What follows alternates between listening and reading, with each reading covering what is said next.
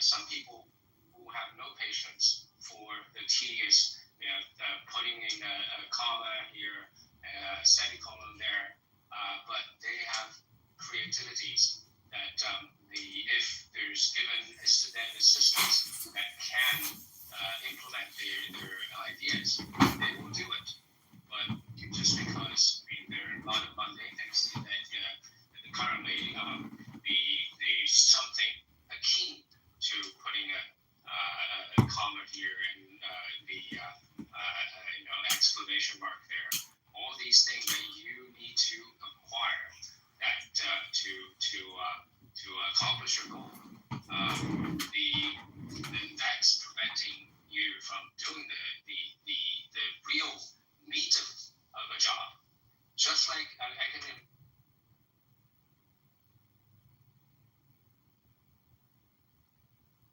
Nah, bro. You just need a 2-minute timeout. Go ahead, Wolfgang. I forgot. I don't even know. Oh, yeah, that's crazy. That's crazy. The second video that I posted, or the actual first video that I posted after his YouTube page, he says that the Western empires are falling. Basically, my shit gotta go hard. So I definitely will push member. Welcome. It's funny. I think you fall into a ravine, actually, John. Nothing I'm trying to keep it different about, right? So I was just explaining to some of the mod squad who think that we should never respond to anything you say. I disagreed. Sam thought we should just ignore you entirely. And I said, no, I don't think that. But I do think that this latest thing with the BLS trying to suggest some analogy between me thinking it's a bad thing not to have BLS data, which we all agree is good stuff. Nobody's questioning it. And you demanding the data for thousands of experiments that you just don't believe you could easily do yourself. I think it's a really funny analogy. Well, we can have a few good laughs. One of the things I said is this, and I think we've touched on several times. I'm really not sure. I still don't quite understand your position. I mean, there is this simple thing. I think it has to do with the fact that you utterly eschew mathematical proof. Mathematical proof is meaningless to you if it's not backed up with data. So when John Bell proved that quantum mechanics makes predictions that are incompatible with local reality, you say, well, okay, that may be, but the data may show that that's not true. That's a very weird position. Yeah, I think that you cobbled together a couple of interactions in that position. It's quite true. But I will say, I think that mathematical proofs can be misleading. I think it's possible. But also in this particular case, John Bell did not, by issuing mathematical proof in any way, decide the outcome. He just said there's an empirical question here to be answered. It is no longer an unempirical. There are many unempirical questions, like whether we're in a multiple universe. Sean Carroll's entire proposition is an unempirical question. We can't ask the question. Right, and just to be clear, I mean, one empirical question is quantum mechanics correct? Right, but the only way, the point is that what John Bell did was to show that the only way you can preserve local reality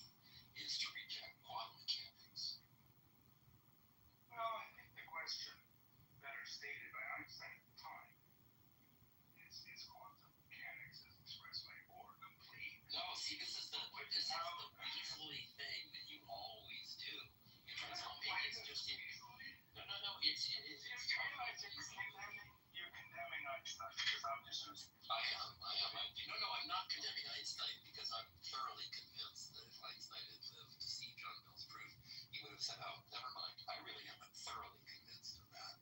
The more I think about it, the more I see that as an inescapable thing because Einstein understood mathematical proof. And the weaselly thing you do is to say, no, but Einstein just thought it was incomplete. That's fine. You can think it's incomplete, but that doesn't Damn. Weasel. Mechanics makes predictions that are incompatible with local reality. And so you're free to say, well, the data may show that there is local reality. You're right. The data may show that. And it would show that by showing that quantum mechanics is wrong. Not just incomplete, wrong. Benjamin. Well, put me in your queue after you're done. Okay. I'll just say one thing. Don is right. Einstein was being, I don't think, weaselly would have been the word. No, not at all. He wasn't because he didn't know about Bell. I believe that every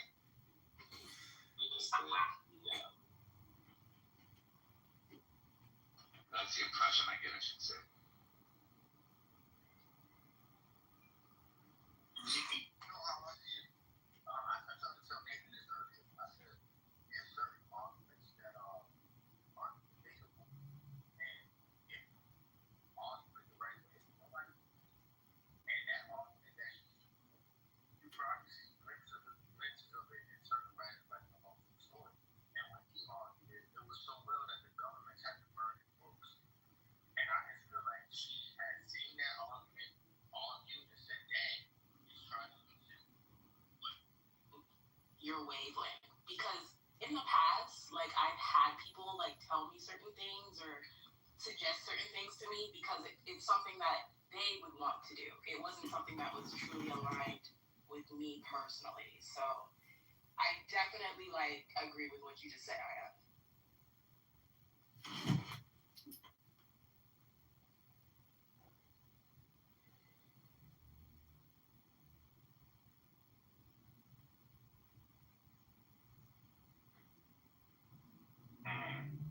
Thank you, I appreciate that. And it's been awesome. I really thought doing reading something I missed important, but you know, I kind of rest. Okay, y'all. So, you know, I have to start class soon. I am super duper duper. Just like to let you know, my club is done. There will be no club anymore, but I will be having an outlet soon where I'm going to be talking about more of these things, like more stuff behind the scenes. So stay in tune for that. Also, y'all, we have 3 more motherfucking tickets to New Orleans. If y'all don't know, I'm doing a third year of New Orleans. I'm super fucking excited because I just cannot wait to see you all again. This is going to be a 2-day event now. We're bringing Madi. She's going to be doing a lot of ceremonies for everybody. She's going to have a healing ceremony. She's going to do where what Sydney was pointing out, the staffers or you know, advisors or the people that are sort of telling the you know on here on that reputation.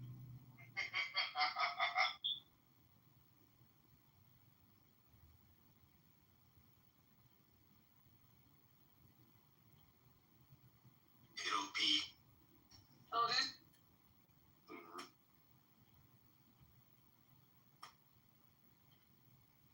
and you'll be set to go. get it, nigga. Nathan is thinking about playing Fortnite, and he needs to be equipped. He needs to be able to transfer his real life battle skills into Fortnite. He's about to be our secret weapon. You guys are still playing video games? Yeah. At what point do you realize that like it's all spam? Whether you're in a room here talking and listening, or playing a video game, or watching TV, or watching a movie. I'm just asking, you know, do you realize that it's spam and you choose the spam you eat? All right. Well, because you say asking world, I'm not gonna take you serious. I'll take him serious. So, John, I'll ask you this: are you afraid to be intimate? No.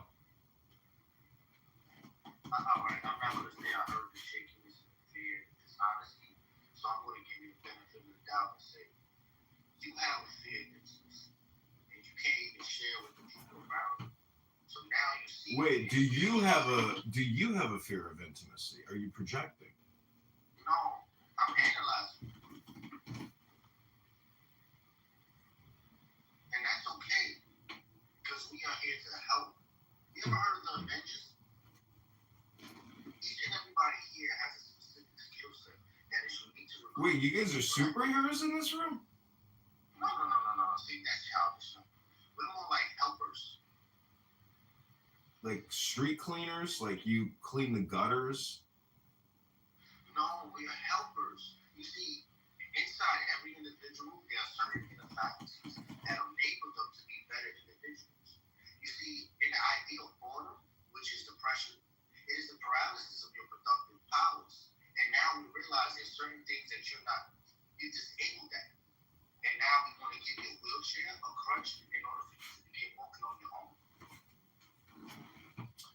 So let me ask you a question. Why do you go by the name Loki? Honestly, it gladdens me to know that all things prepares for the feast. Tonight, I shall be drinking ale from curved horns.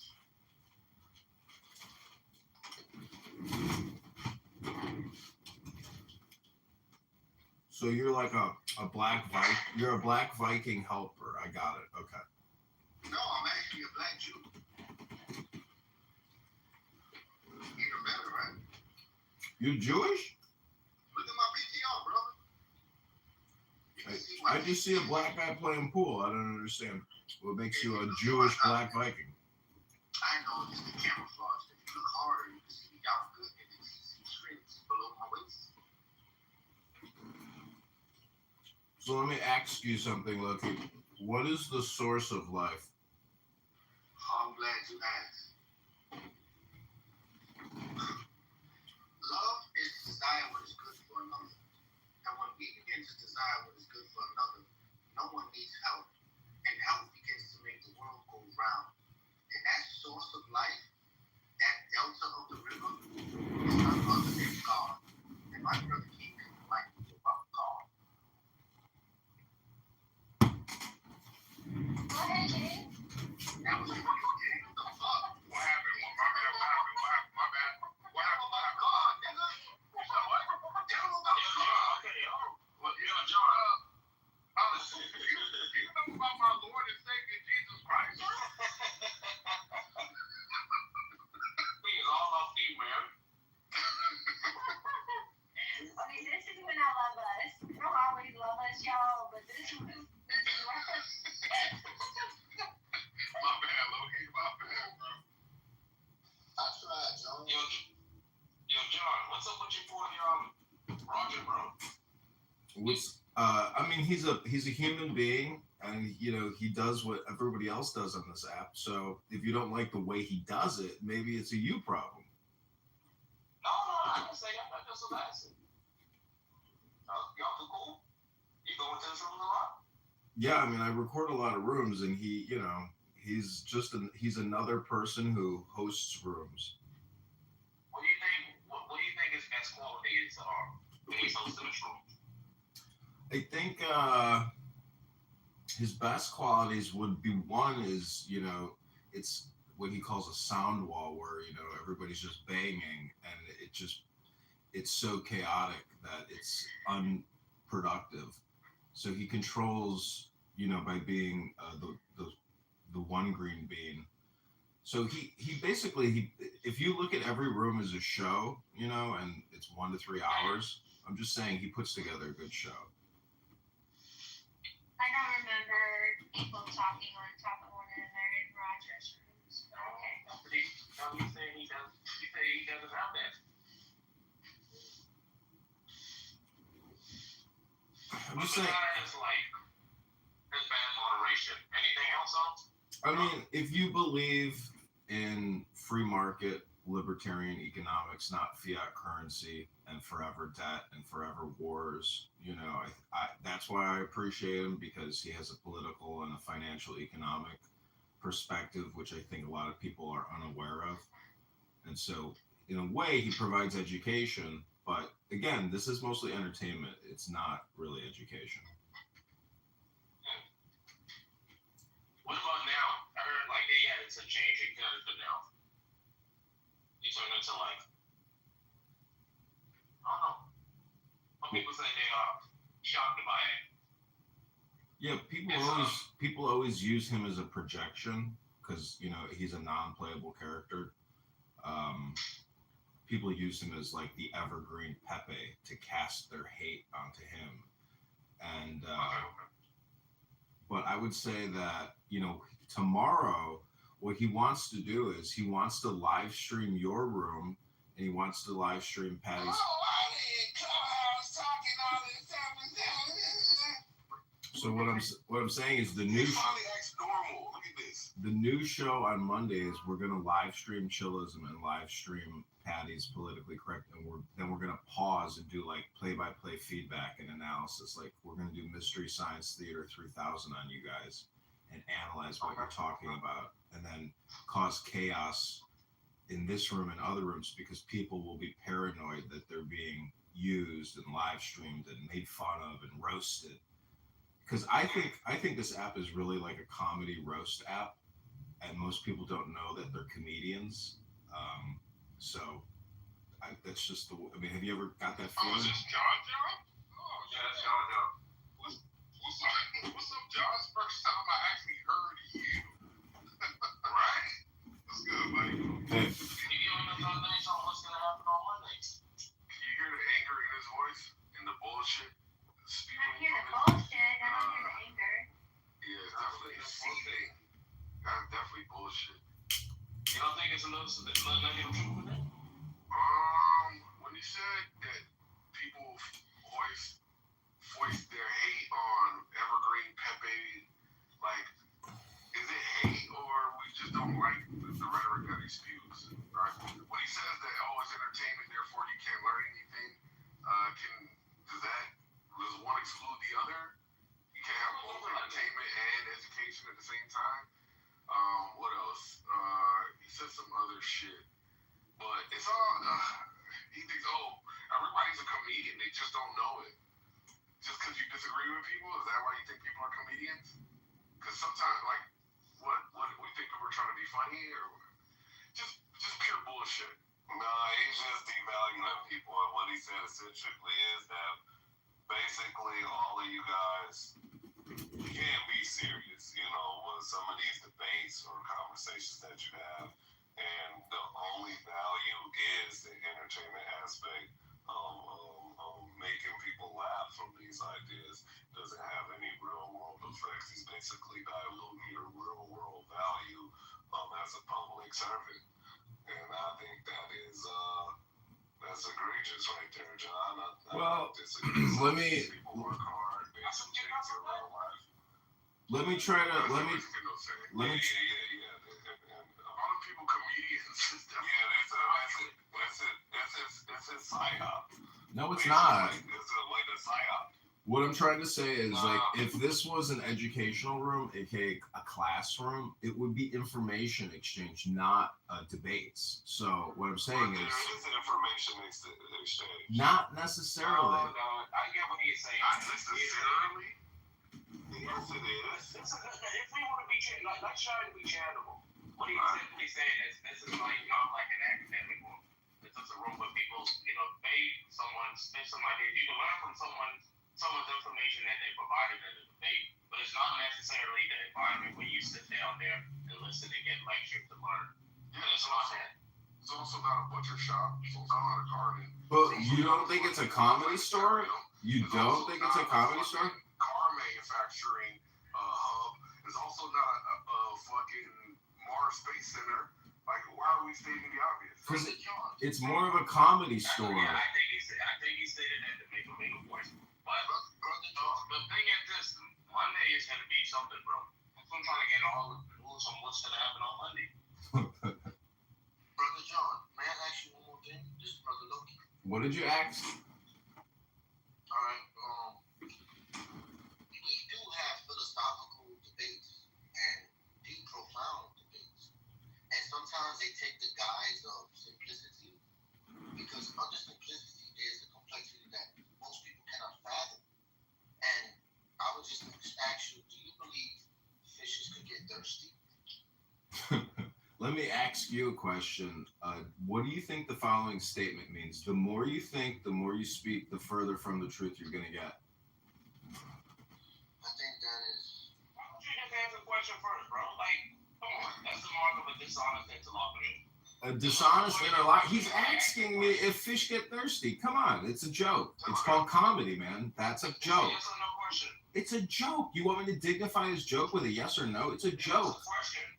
It was a question. I'm sure fish get thirsty, yes. There you go. Oh, sure. You know, it's rare. Most people say no because they feel they cannot possibly get thirsty because they feel they only suffocate. So I think you're very honest with saying that. Thank you. Well, it's logical. You know, the organisms need hydrogen and oxygen. So, I mean, of course, they desire and need water in their system. Why couldn't it be at a constant state of equilibrium such that it never needs anything? Because there's never equilibrium in the ocean. There's all kinds of salt differentials, etc. Why does it have to travel to those areas where there's salt differentials? Let me ask Why you can't this. it be? What Why is can't it habitate in a particular area where the salt levels? okay? Let's not go down that route. Let me ask you a question. Just answer that question. Why can't a species of fish stay in an area where the salt levels are consistent, such that it's at a state of equilibrium, never becoming thirsty? All right, I will defer to the Green Bee moderators. I'm not going to continue answering any of these fish water questions. Let me ask you. Let me do a quick diagnostic. Let me do a quick diagnostic here. Concrete, answer this question. What is 100 times 1,000? Concrete. What is 100 times 1,000? 10 million. So 100,000 or 100 times 1,000 is 10 million. Okay, the diagnostic has been answered. What do you call 10 million fish? 100 times 1,000. 100,000. Got me. Anyway, so can you answer my question now? So, since I've answered yours, can you answer mine? You might get the Bible on your sleeve. You know it. Okay, you know, I want to give a compliment to Loki and Concrete, maybe, but Can you just mostly answer my question Loki. now? I answered your question. Okay, go ahead. Answer my question. State your question in one Why sentence. can't it be the case that there's a species of fish that stays in an area where the salt levels are static? Okay, I'll agree with you. Yes, correct, Concrete. All right, would that be the case that a fish does not get thirsty? Physical constant state of equilibrium between the amount necessary and the amount that was on intake? I'm sorry, I'm going to have to stop answering these questions, and I'm going to go back to listening. All right, thank you.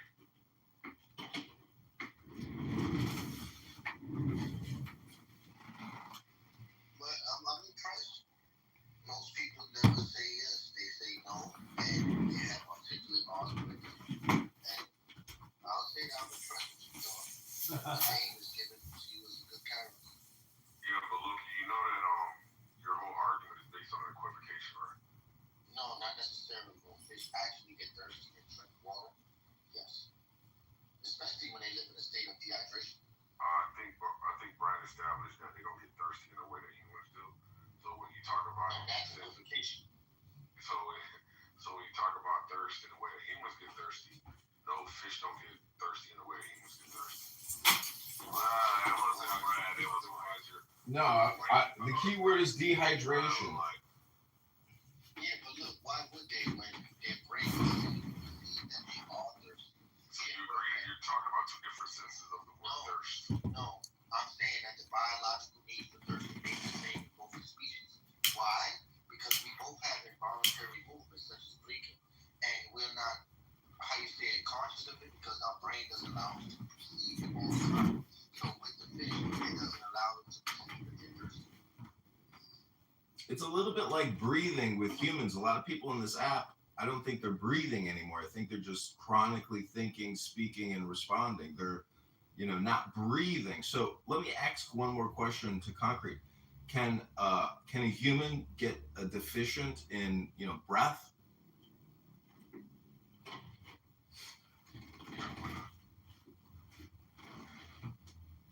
Are you saying that food in their breathing? Well, I mean, you got the respiration cycle, you got the hydration cycle. But let me ask a more important question. Are you called concrete because you're thick as concrete? I mean, is it doesn't your name imply that you're stupid? Doesn't your name imply that you're stupid? Look how irate he is. Go smoke some weed and feel better. He's John, brother, he's actually a nation with the highest order, meaning he could lay a foundation brick by brick, fundamental architecture, all the spiritual realm of the philosophical ideas. And I think you too, my brother, can do the same. Well, see, as I stated earlier, I believe that this is a roast app, aka comedy. And so when I say stupid, I don't mean stupid as in like retarded or autistic or Down syndrome. Like, I mean that, like, if you are a Freemason and you are stupid or thick as a block of concrete, that's really like the all, or he has become the universe. That's all I'm trying to say. But apparently, that philosophical, esoteric concept flew over his block of concrete.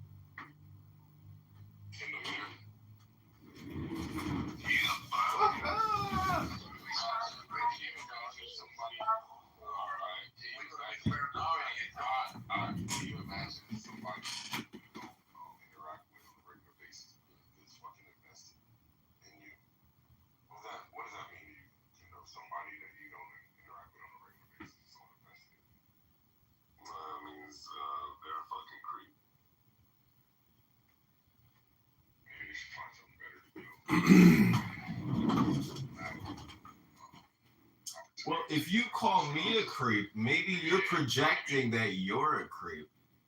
Maybe they lack opportunities to express themselves in any meaningful way, and this is their only outlet, and it's a frustrating existence when you see other people doing what they want to be doing.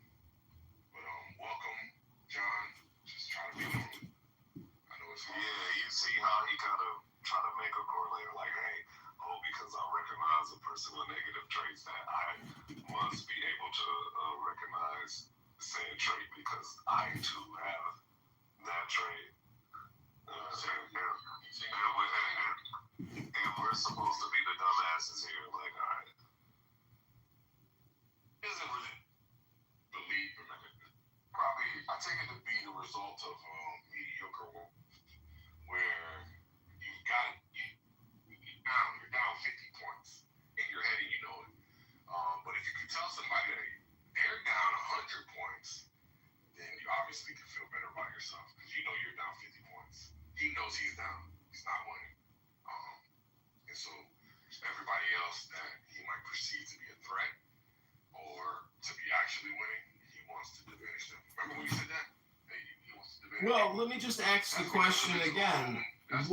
Dr. Concrete, what do you think? Oh, I forgot that's supposed to be listening to this talk. And look what happened. I couldn't even get the update. Ask him again. See if he'll engage. He won't engage you. We're talking about, hey, what's going to happen is me and Roger are going to record the room and play it. And then we're going to go inside, politically correct, and chillism. And we're going to ask questions and tell everyone that, hey, we're streaming.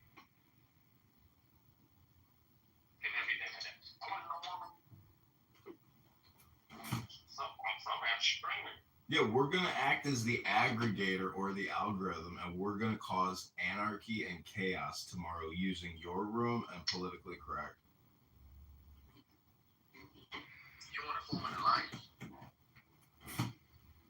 Well, because of Anonymous, we don't actually need alliances, but yes, I would form an alliance. But, I am interested in monetizing on YouTube. So if you want to open up a YouTube account and join, the rebellion or the alliance, I'm more than happy to include you in this network. We could write him a proper verbal agreement with Toxic. He's our Secretary of State. It's not too. Yeah, go ahead. All right, tell him, and he will make it here, official, and we'll stamp it.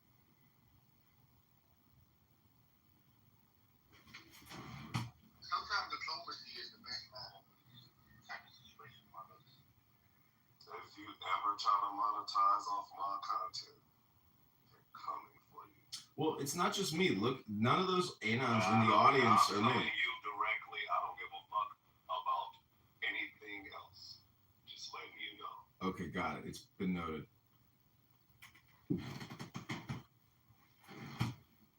Anybody else want to get the same notation?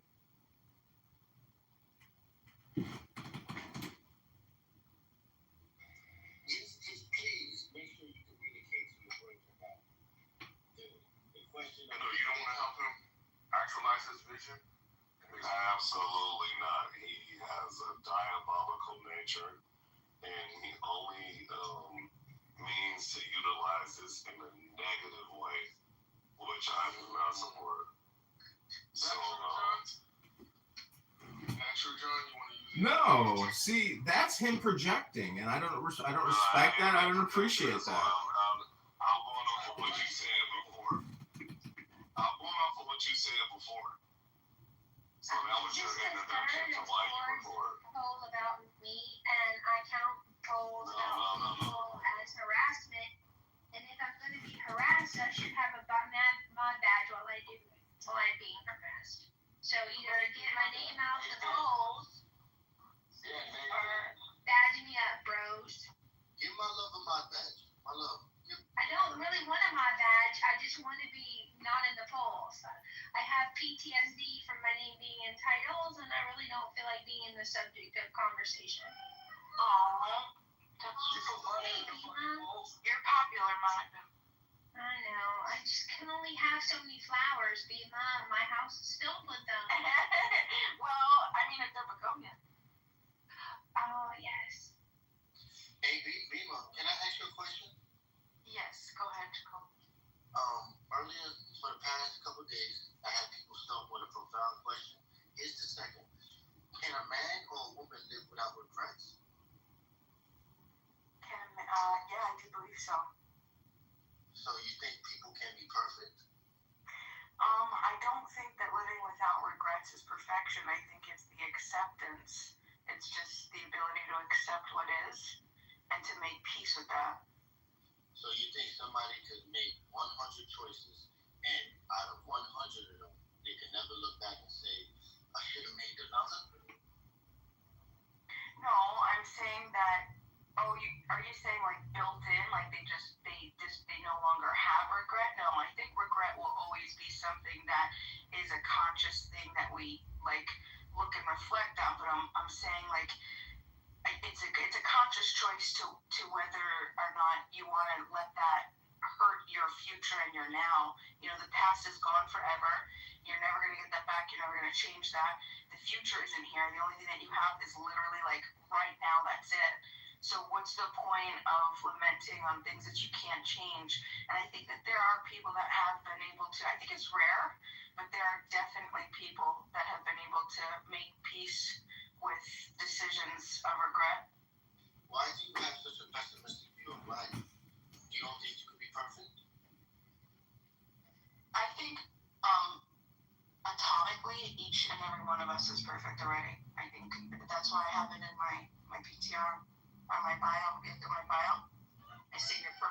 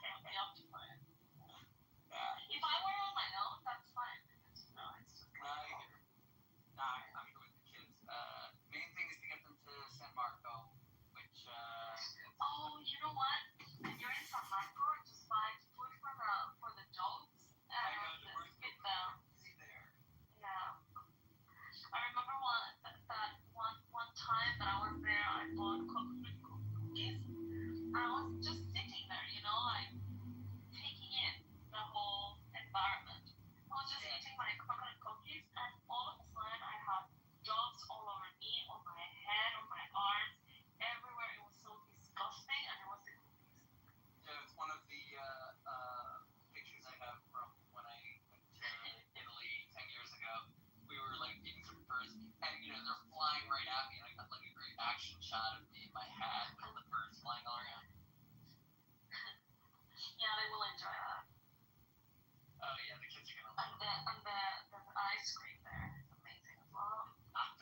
Seafood in Venice is very, very good. Of course, the seafaring people. Well, I mean, Oh, but you don't eat seafood, right? well, we eat kosher seafood. We'll be eating whatever they're serving at the ghetto. I see. Yeah, This is the because first they one, have. by the way.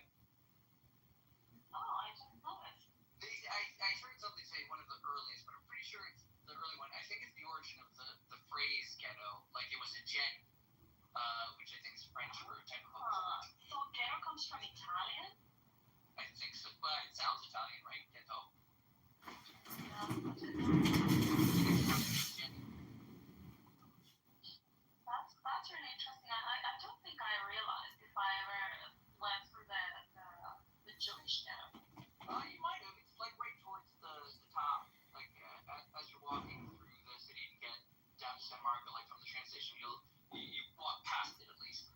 But I'll be there for shops. I'll be staying there. I'll be like Oh, summer very shoppers. nice. Yeah. Are you guys enjoying your trip? Are your kids fascinated with everything I've seen?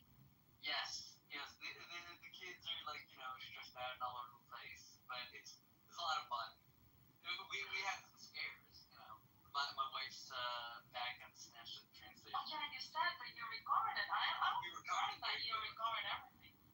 Yes, we got everything back. I didn't see the criminal. God help him. Yeah, that is actually amazing. Like I would have never had any expectations of recovering any wrong stuff in Italy. Yeah. No, I was freaking out. We were at the train station, but she had to find my iPhone. And we acted quickly, so the cops moved fast. They moved really fast. Like at 5 minutes into the conversation, there were 8 cops there, and they were already telling us they recovered the bag. It's on the way back. Wow, that's really cool. That's amazing. Well, and what other scares did you have with the kids? Well, because of the fact we were like late for Shabbos, like we had to catch a train that was going into Rome late, which is nerve-wracking for us. And you did Shabbat in Rome? In Rome, yeah. Touch base with the Chabad guy over there. Nice. What's the name? So you're not going out on Shabbat on Saturdays to walk? No, I walk on Shabbos, but I can't carry. In fact, we did do a fair amount of walking in Rome on Shabbos. We walked to the old shul, right? Because the proper, Rome proper, like the old city, like not the most livable, is not where the Chabad guy is. He's like across the bridge, across that little island to get to the shul. So the great synagogue with like the Doric roof. Did you guys go to Florence? No. I mean, we did last time 10 years ago. We went to see David, which was truly impressive. But and we walked around Il Duomo, which is humongous. Yeah. Also, what I really like is Monte Vecchio, where all the jewelry is. All the jewel shops. Yeah. It's amazing. Yeah, but we're having a lot of fun. The kids are seeing like a different way. It's fun. Oh, that's really nice. Well, I'm really glad that you guys are enjoying. When are you going back? The 20th, I think, stuff like that. Okay. Well, listen, if you're gonna be this weekend, let me just check with my mom. At least I know you will be in Venice. Yes. Let me check. And that's like our last hurrah to the north. Like we'll go to the north for Venice, then we're gonna be back down to Agropoli, hanging out by the beaches south of Amalfi. If you're going to Venice, you can still go through Verona as well and show them the Romeo and Juliet balcony. Although I'm not sure, it's not too far away from Venice. It's probably like an hour away.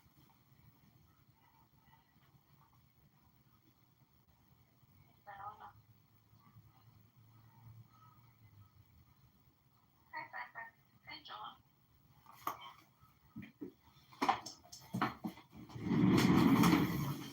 John, why are you quiet? I'm here reading a book. So, Mixette, I wanted to ask you a question. Oh, I wasn't sure it was you. Actually. I wanted to ask you a question. Do you know that today is a fast day? Really? Fast day. Yes. Fun fact that the Jews have during the year, they all have like partners. There's long, short, male, female, black, and white. Today is the black. The destruction of the Beis Hamikdash. The expulsion of the Jews from Israel. Today we commemorate. So, Mixed, let me ask you a question. As you travel the streets of Italy, how do you view Judaism in comparison to paganism? Is it, historically, is it cultural? Is it political? And how does it all work together? I mean, like, it's a fair question. The answer is mostly yes. Like, it is cultural and political. Like for example, this old castle, which was made by the Anjou and the Aragonese, as part of like the conquest of Sicily and the kingdom of Napoli, which had to do with some like Muslim invasions and then fighting in different people to protect them. First the Normans, then the Anjou, eventually the Aragonese with the blessing of the Pope. And like, there's a church here, right? The castle's been like redone a few times. And on the church, it's like right nearby where we're staying. There are these like very big, heavy, like I think made of brass doors that have like statues of Peter and Paul. I'm not sure exactly, but Peter and Paul very clearly they're marked in name. And I also went to Rome and I saw their statue depictions of deities frolicking in the fountains. There's actually really beautiful at I think Piazza Navona. There's like this like guy standing up above the water and he's like chilling by a bat, and there's a lion between his legs that's just trying to like lick the water. It's really like beautiful animated kind of shot. And it strikes me the place of religion. It's a question of what you're using religion for. Is it a symbol? Is it a rallying cry to unite people to express the things they already feel? Like, I wish I could be so dominant over a pool that a lion was licking up the water between my legs. Or is it supposed to be like insightful and meaningful? And like, you see how Italy has gone through different modes of both agreeing with and arguing with both sides of that question. Right? Because Michelangelo and all of those guys that were trying to revive the statues, that was much later. And you got the Pantheon there also. Italy is an excellent case study in the Jewish thoughts on idolatry and paganism, and the non-Jewish reckoning with it upon discovery of Jewish teachings. And like, they still want the statues, right? I see it mostly the way that the Christians relate to Judaism, as they found another paganistic source. This is just a different source of stories, and we can paganize the whole thing. But I think also that the Jewish message is a bit persuasive and transformative. I think that their thoughts evolve and change as they study the story, agree with it, fight it, come back to it. I think it's all here. That's really interesting. Are your kids taking in all of this? Like, what are the ages again? You were like 7, 8, right?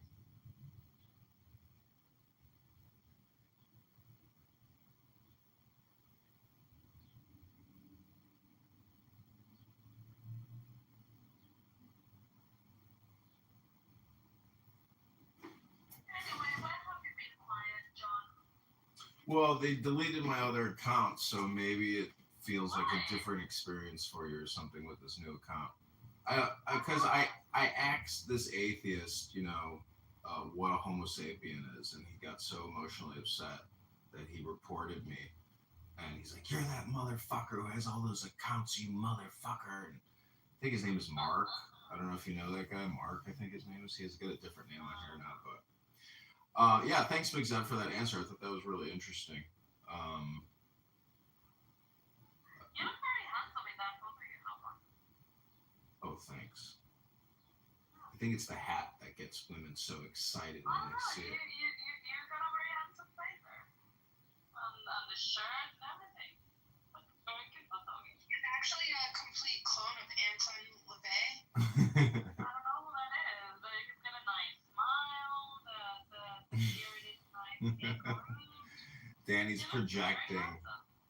Danny's projecting onto me. Danny, do you think you're a witch? Why? Yeah. Who do you think's more handsome, Lujas, Tickles, or John? They're both different types of handsome.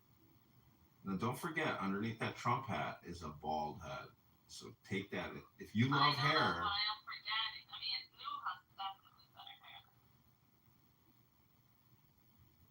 Also, his eyes are nice. Who do you think would be a better husband? My friend the trash bag, a trash bag, or John? I don't know really. I think my friend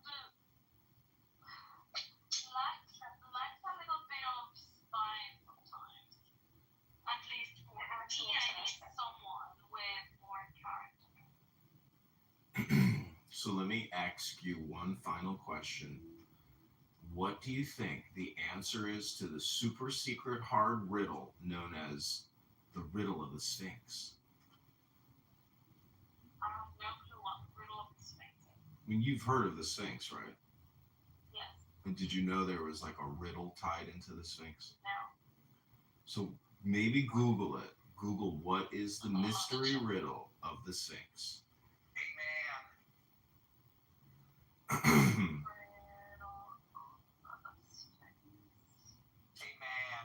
So I wanted to also say that tomorrow we're doing something different here on Clown House. We are live streaming all of the rooms in Chillism, Politically Correct, a couple others, and we're going to do live feedback. We're going to do like a sample, and then everybody gets to give their opinion on what they just listened. Then we go to another room where we hit, resume. So it's going to be in the muff with Roger Mayhem hosting and John Kitover producing.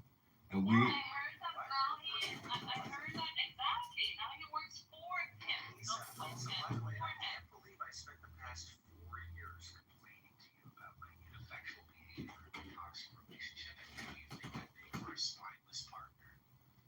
No. I have no. It was nothing referring to your relationship and what you shared with me. It's just like the way that you come across. It's just like I'm not saying that you're spineless and a slimy bitch. I'm just saying that your personality is more agreeable. It's true. It's true. You need a manly man, and I am a faggot. You're a faggot. Anyway, John. I hear that now you work for Roger. That's very interesting.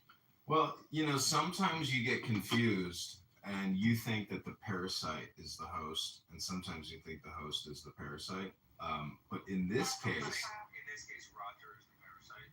He's doing your work. no, I'm just saying that it's mutual cooperation, and if you believe that you can organize community organizers and get monetized one day, this is hopefully what's happening. But I do have to stop recording so much Clubhouse because I have to actually do campaign work to try to get signatures on the ballot to put me on the... So you're gonna delegate this to Roger? John, if you need me to come get signatures for you for a week, I could get at least 100. Oh, that's nice. Yeah, that's awesome. Yeah, But knows that I've done this professionally. well, if you want to fly out here, so what we're going to do is my friend Jared here, who is my campaign, coordinator, he's got a really nice BMW, and so we're going to go to the top 15 towns in the district, and we're going to do interviews with people that live in all these little towns in Illinois, and see what they think about the current congressman, and share with them information. Listen, the power of Clubhouse, okay? We are going to make you win. I agree. I think having Clubhouse is like having a supercomputer. You just have to be, you have to be a good user of that computer. So I hope I'm a good user, and everybody Let's here. help you. Yeah. Even I can help you from Sora. Yeah, 100%. Like this is Give me a review for Sora. this is a spam operation in a way. So I need as many brains out there spamming to, help educate people and stop getting people from asking questions. Videos. I'm start using. Bima wants to be a part of the campaign. See, I think the whole thing, can essentially, I hate to say that Robert Taylor, aka the Bitcoin laundromat guy, he has this theory of praxeology. Now, I don't want to spend too much time on this, but if you look at the Mises Institute publishes the theory of human action, and I couldn't stop laughing when I read that. What do you mean you couldn't stop laughing? Because Robert Taylor, in a way, is right, but he's also really stupid. He can't explain the theory of human action because it's so complicated. And there's so much in it that to think that you can come on a social audio chat app and exchange, terabytes of information, you just can't. Yeah, I was gonna say what's there to laugh. Like the Business Institute is one of the best places where you can actually get educated in economics. I love it. I don't think people are that complicated, and I don't think the universe is that complicated. It's all just, information. Well, Danny is one of the best crisis actors any political candidate has ever hired. And I thank you, Danny, for being such an effective agent on behalf of Mossad. Oops, did I Freudian slip there? Just kidding, Pepe. No, they don't want me. Are you joking? I was brainwashed by the America. They're just using me as a patsy. I don't know. I was gonna say that I would be the worst for Issa because I ended up strangling bitch one night. I promise you that. What? Pepe is a sociopath. Did you just figure that out, Issa? Bima, welcome to the stage. Bima is also a crisis actress in the campaign to elect John Kitover. Welcome, Bima. Hey, what's going on? Who's the guy in your PTR? Issa? He's an athlete, of course, perfect. But this guy is really inspirational. With that, I mean, he's normal apart from his arms, right? Like, he doesn't have arms, like, they never grew. And, he actually plays tennis, he rides He plays horses, tennis? he swims, yeah. He What swims, is this Olympic event? Does he do the shot put? no, he's a gold medalist. And What sport? in tennis, in running, in horse riding, and yeah, I don't know, like he plays a lot of sports. And he's Polish tradition. Like I met him a year ago, and I was having dinner next to him, right next to him. He had a steak in front of him. I was like, should I ask if I should cook his food or I should help him? Like I didn't know, what to do. I was like, no, Lisa, that would be rude. Just like let him ask for help. So wait, does that mean his penis is technically his real arm? Right. But the thing is that he ate exactly as any other person. Of course, he had to eat a little bit more, on the plate. But he ate with a fork and a knife, and he cooked the steak. He did everything vegan. The only thing he asked me to do is to please put his glass of wine a little bit closer, of course, because Puerto Rico was not gonna be able to reach it. But that's it. Everything else, like he put on his, well, he doesn't use a jacket, right, because of the sleeves. But he uses a vest. He put on his vest. He took off his vest, like put it in the chair. He's fully independent and self. If you were to see him in like a water tank swimming, do you think it would look weird? Like he definitely would look weird. I mean, his legs are normal. Everything is normal. He's married. He's got 4 children. Oh my gosh. Super smart. He's amazing. He's like 175, which is like what, 5'11"? What's that syndrome called? Is it called pterodactylism or something? That would fucking suck. Like how he would be able to jerk off, dude. That fucking sucks. Well, listen, he can clean his ass when he goes to the toilet. Yeah, Pepe. He has 4 children. Okay, how is this guy with no arms more successful, than losers on a social audio chit chat app who talk about FBI crime statistics all day long? That's what I was telling the Bitcoin guy that meeting this guy and spending time with him and actually learning about his life made me feel disabled. Because having all my limbs, and my brain and whatever I have done, and I have not done everything this guy has done. Yeah. It's amazing. You see, Isa, myself, and John, we could all die in a bus accident, and everybody's lives would go on the same. Nobody would miss us. No children would starve because we don't have children. The love of our life would not I was trying to refute what Pepe just said, and then the more I thought about it, I was like, you know what? I got a lot more work to do. Actually, that might be a good thing. If you die, nobody will miss you, and that means you cause the least amount of pain on this planet. Amazing. But see, that's why you're stupid, Pepe, and you don't read books. I was reading Tanya yesterday, and it talks about selflessness and kindness and mercy and being charitable. There's a lot of good things in life that you can do. You have a very sociopathic and homicidal ideation type of, personality. You talk about murdering hitchhikers and dissolving their bodies in acid baths. Why do you come on here and say, so much negativity? Well, I don't, maybe that this one time you bought somebody who was hungry a meal and made their day, and you did some nice things for them, and that you end up dying, and that person feels sad for many more days, and that makes it it has more of a negative impact than you had a positive impact on life. So maybe I actually my outlook on life is the best. I don't know.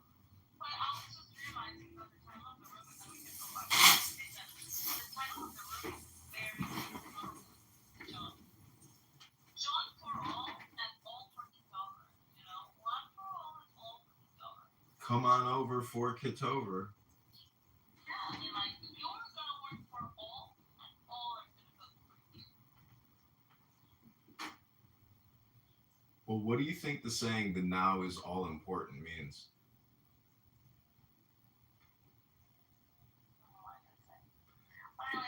Hold on 1 second. I asked a question. I asked, what do you think? Try to use your listening and your brain skills here. If you want to work for the campaign, you got to listen. What do you think the now is all important means? Now is all important. Yeah, what does that mean? Because it's the only thing that we have.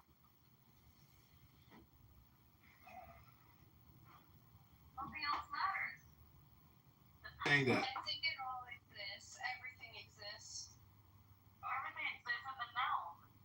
So you're saying that the compression is all that we have.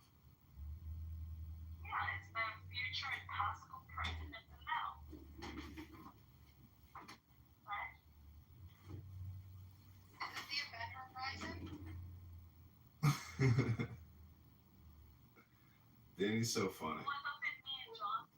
No, I think Danny, in a way, the comedy aspect, I think is, the silver lining. So all I'm saying is, the now is all important. And it's 1:28 here in the afternoon.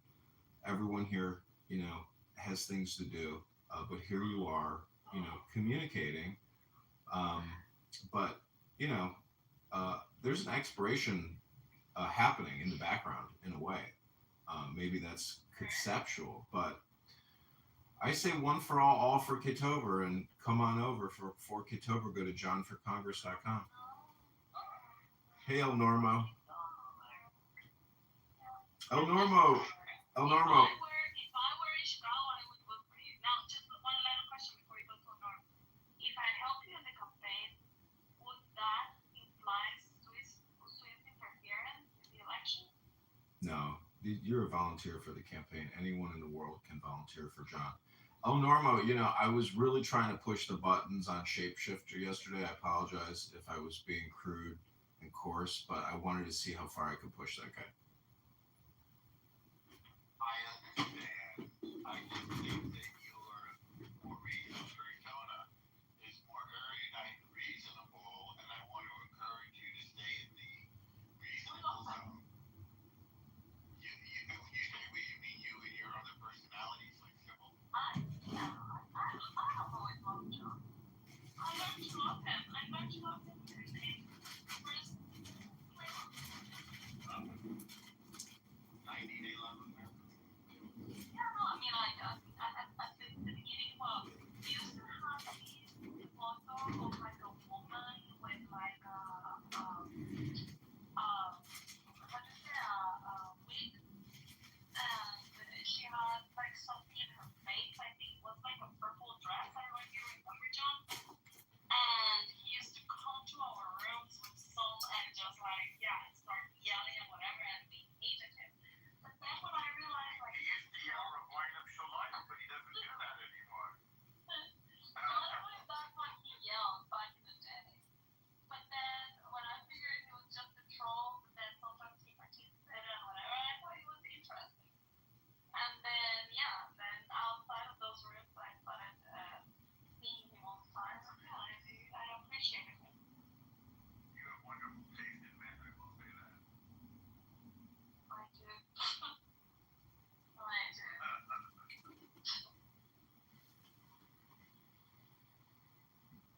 Anyway. I don't know. I gotta say, like, I went out last night and there's so many beautiful college girls in town, and at 42, having like tasted and witnessed just about everything under the sun, to me, the two most beautiful things in life are women and wisdom, and you got to seek them both out, and to me they're the best things in reality. You have a green light before you pick up this light. You make them throw your young light check. You 15 miles down the road. I'm sure that sounded better in your head than it sounded in the room. Yeah. No, this is you weren't here when Edmund had to say to me earlier.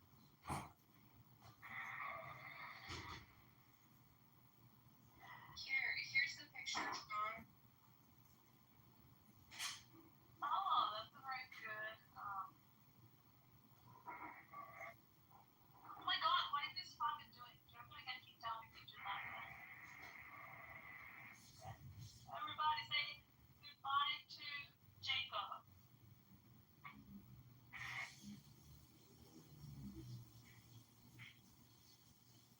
Yeah, I missed that, Ethan.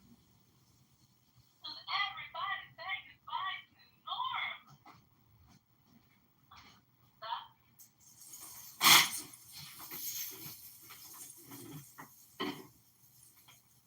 So Yeah, look at that neat photo. Theater 3000 thing, where we listen to Chillism, we listen to Patty's Politically Correct, and then we do a break and a pause and do live feedback and analysis on what they're talking about. Honestly, it's gonna be a waste of yeah, that's gonna be a waste of time because you are going to have people just listening into the. I mean, you're gonna waste your time listening to another room that you're not in, and then you're just going to discuss the content. It would be better if you're just recording it, for the speakers or whatever. All of you go into that room, you participate, make them, you trigger them actually to say things that you want them to say. We'll see And you trigger them and you participate, and then you go and have a post-room discussion. Well, it's a roast show. It's a live roast show. But also, don't forget, because we have the room open and we're going to title it in a certain way, and we're going to go into those rooms and say, hey, somebody's live streaming this into Roger Mayhem's room. Like, we're going to cause chaos while we do the show. I know, but that's what I mean. Leave the room open, and have your room just like you have your stuff, just with one account. Leave it there in the box if you want, but then you guys go to the room to actually provoke these people to say the shit you want them to say so you can expose them. And then do a post room. But just like listening passively as idiotic.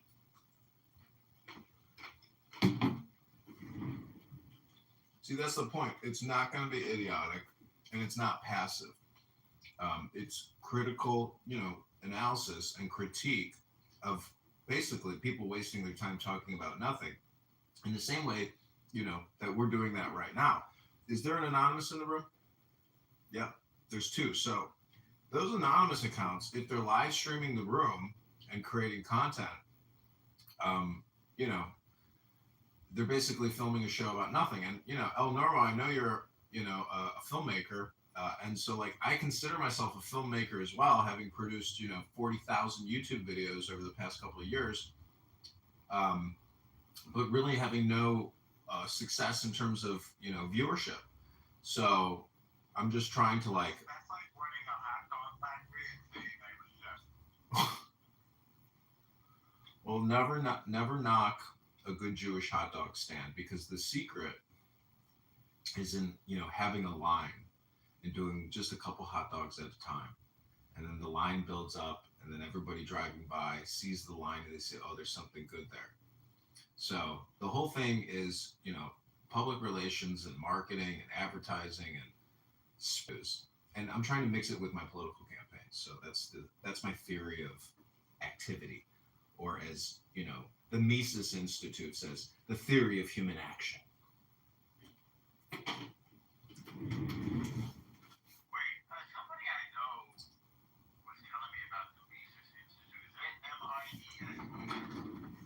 I feel like I know about this. It's Mises. He's like an intellectual who came over from Europe, and it's basically about how a government destroys economic growth and opportunity and eats out the substance of their people.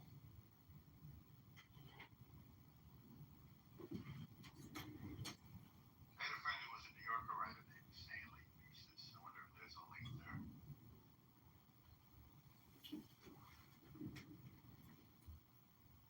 Wow, I have smashed Gaza.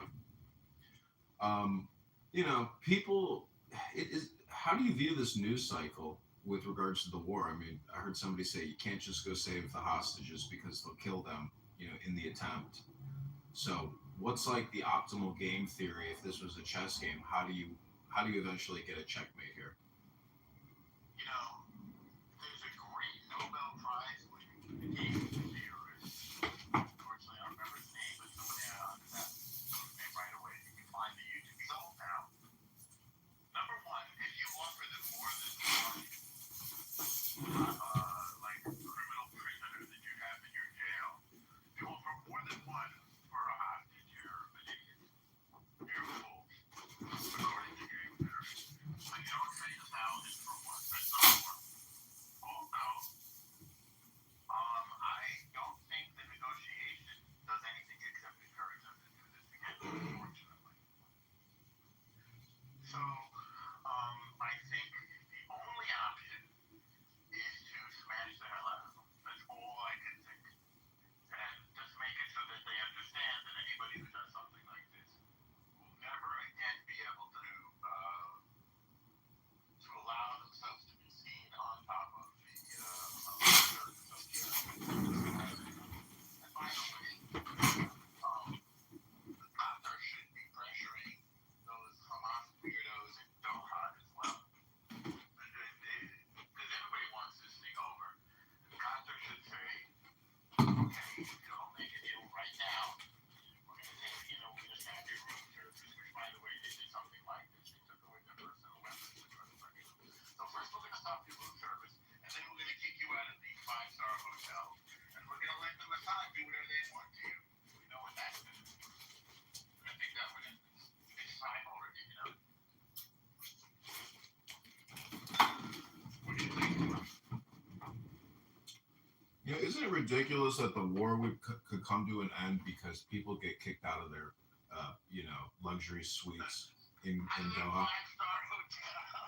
Isn't that absurd? I mean, I saw that the daughter of Yasser Arafat is worth like $5 billion. Doha Arafat. How many did you say? 5 billion, I think I read. 4 billion, 3 billion. I think it's $1.5 billion. But $1 billion here, $1 billion there. Sooner or later, that ends up as the real money. So I mean, is she going to be magnanimous and give that money back to her people and build 60,000 housing units? Like, what is that? Like, why can't the International Criminal Court seize her assets, and redistribute that back to her people? Because clearly she didn't earn that money, and so if maybe it's legal because she got it in the estate, but why the hell was he worth that much money? So I don't know why they can't seize that money. Well, if it's in France, I guess the money's in France, right? I mean, I guess it deals with the government in France whether or not they can seize those assets.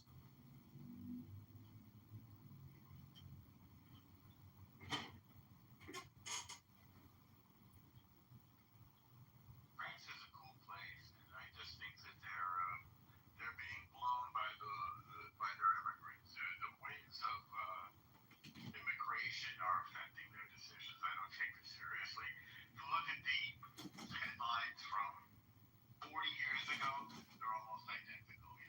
The world says to stop arms trade with Israel, and I don't know what else. Israel should get out of Gaza. It was literally the same thing.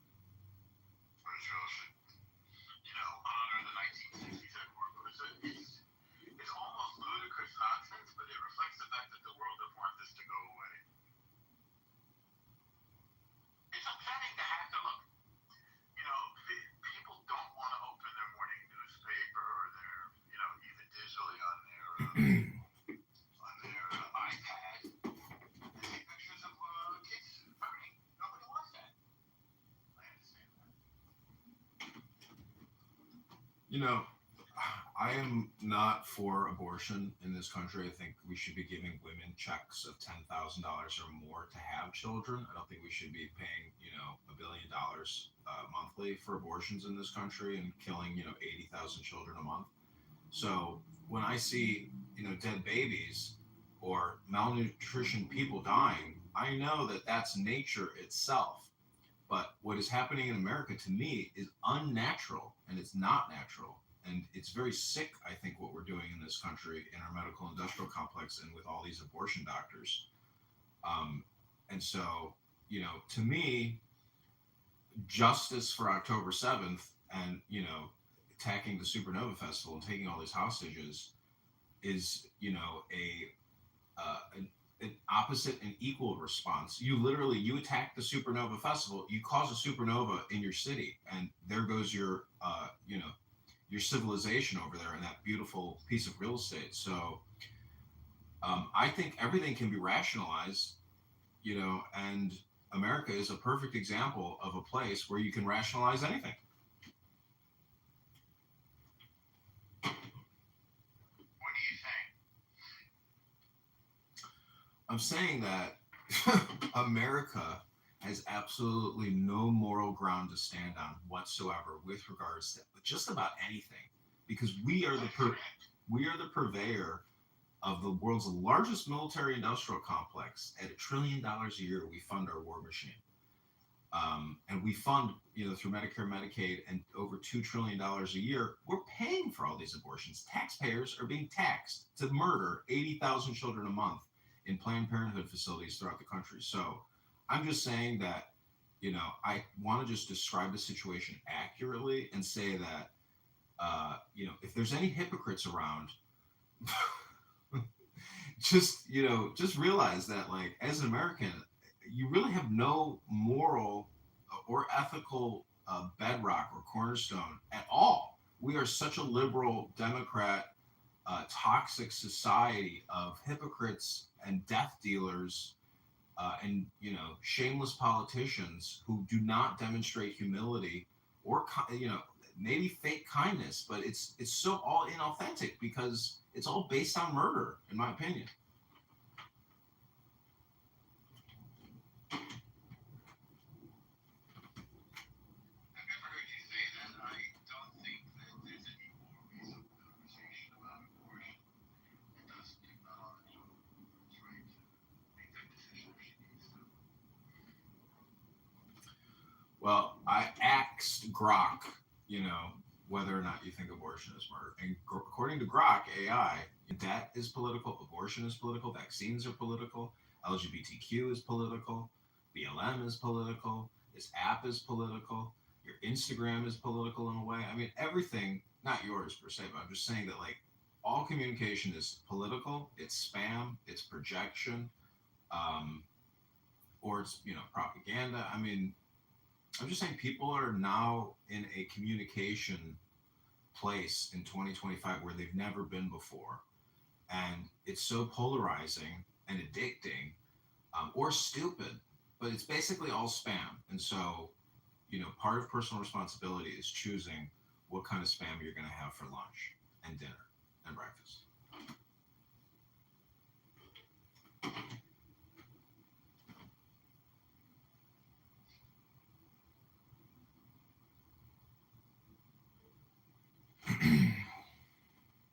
Also, I guess with regards to the abortion thing, uh, there's nothing new under the sun. Mankind has been doing infanticide since the very beginning, So there's just nothing new under the sun. And I'm only really talking about it because I'm trying to be political. You know, the Torah says that the soul enters the body with the baby's first breath. But before it's born, so the soul is not the body. Yeah, well, in Hebrew, the word is ruach, which is breath, or life force. You could say it's spirit. And, if you want to be a literalist about first breath, but you still want to exude, rip that baby's body apart, just if that makes you feel better legally, morally, ethically, spiritually, okay, cool.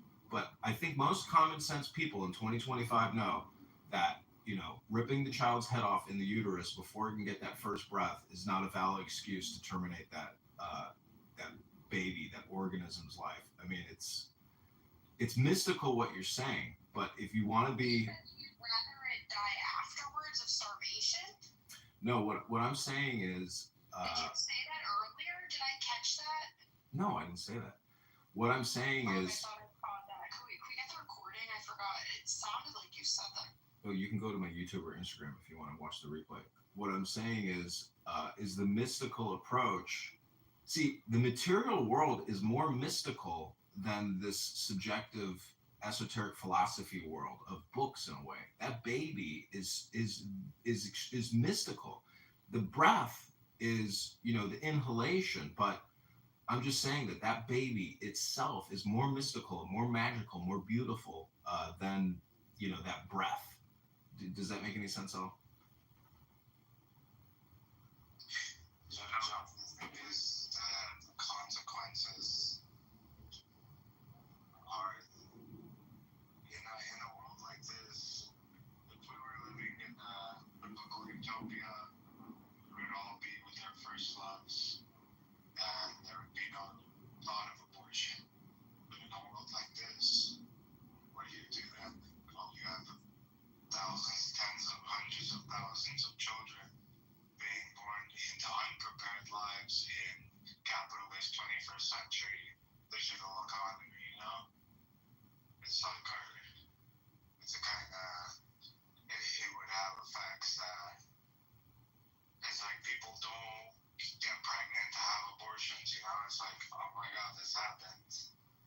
Now, I'm not in biblical utopia. I'm in Cincinnati,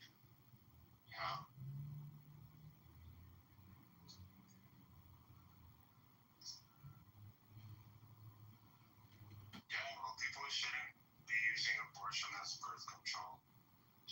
That's for sure. People should be, in loving relationships. They shouldn't be having sex with people who they're not planning on having children with. But there are, situations like you're had enough kids or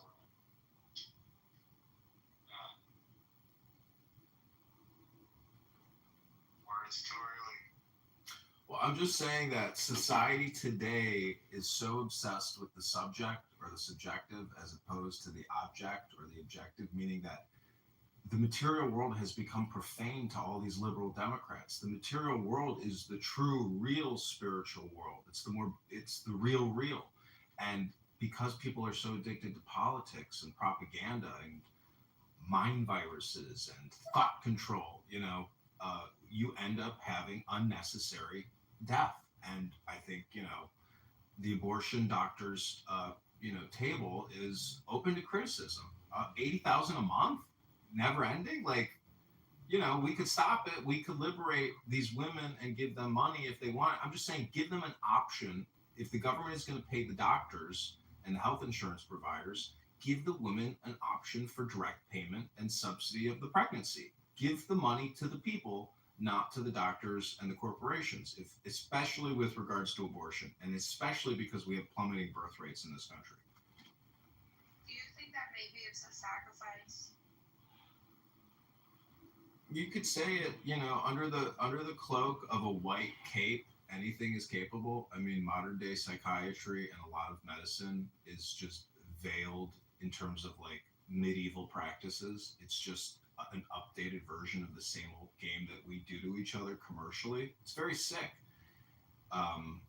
Most people need a good environment, not more medication. They need more exercise and diet and, more security, better housing, cleaner everything, I'm just saying that. Well, it's a pyramid, Yeah, I agree. I mean, Yeah. I don't know if I call it child sacrifice, like in some kind of, satanic way, but I would just say that if you've ever met with abortion doctors or seen congressional testimony with a very aggressive female liberal Democrat abortionist, to me, she's repulsive. And she's a mass murderer. How do you feel about Kermit Goswell? I don't know.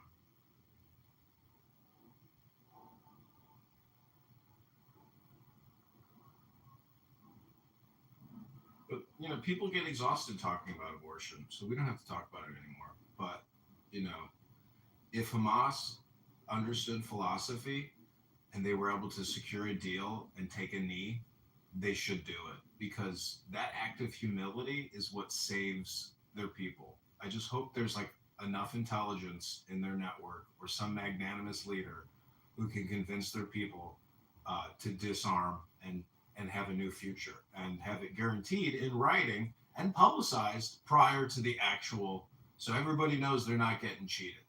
Because there's going to be a lot of complainers on this app who are saying, oh no, they never should have done this. They just destroyed their chance of having a homeland, of having their own country. Everybody is such a pessimist on this app. All they do is come on here and just say the nastiest, snarkiest, most gaslighting. Everybody's making an attempt to gaslight as much as possible all the time on this app. It's very sick and obnoxious and disgusting.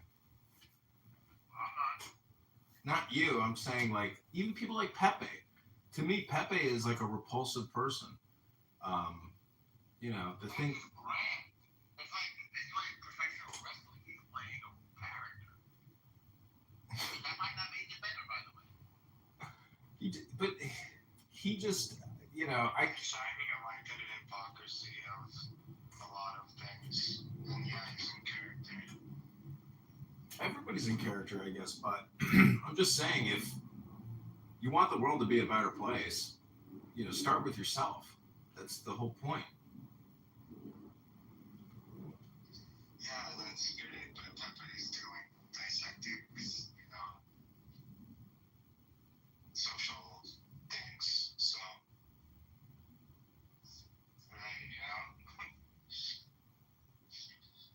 it's not about starting with yourself. He's starting with himself, and I'm sure he's still on himself. And this is him being on himself. He's learning. He's very educated. And he's pretty just. Just because he blows off steam, I think that's part of the game of Clubhouse. He does have a lot of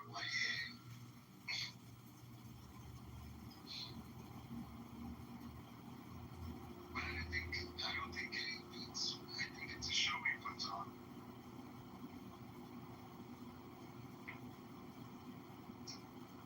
He's a frustrated member of civilization. Like many others.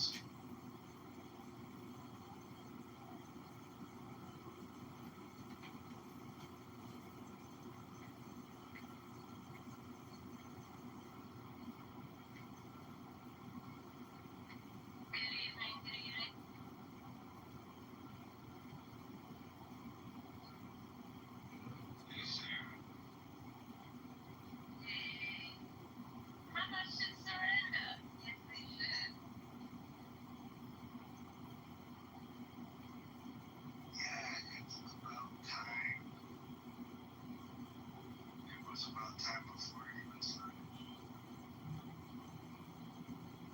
You know what I love is how badass the idea of when they announce they killed someone who is high ranking and they're like eliminated.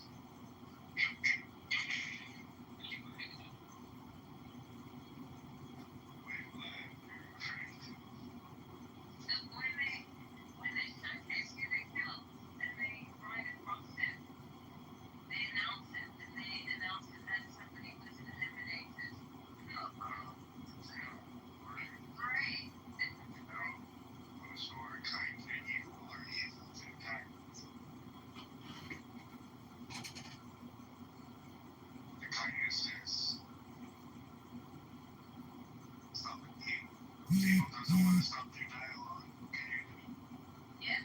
Sacrifice yourself. And then the evil cries to the women of the West. This is a strategy of sacrificing themselves and crying to the ignorance of the rest of the world. Which is easy.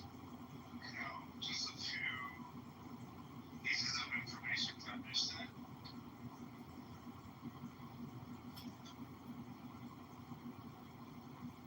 So sad. So much suffering. Imagine if they just like to choose that with the red carpet and develop that region. How much more development to be released with the world people? We might have been twice this time, but we might have been in 2030, 2040, 2050 now. Who's going to answer for that? Who's going to answer for that? Who's going to answer for that? God is aware of what's happening and what's in your hearts and what's going to what you people wish on the Palestinians or wish that happens to you, i.e., man.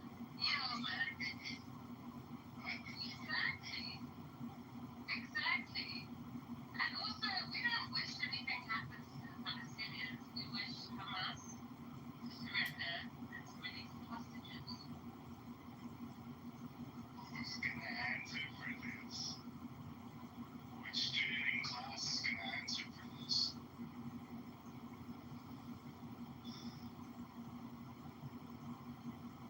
Incorrigible, unforgivable.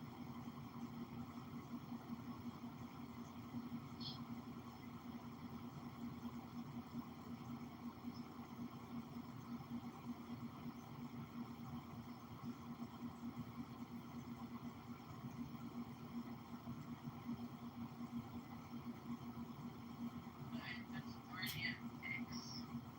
So somebody posted in the chat, Gaza has one of the lowest average IQs, schools on the planet, and one of the highest cousin marriage rates. Wow, that's crazy. Irrational rage, right? Low IQ and irrational rage are the results of lots of cousin marriages, man.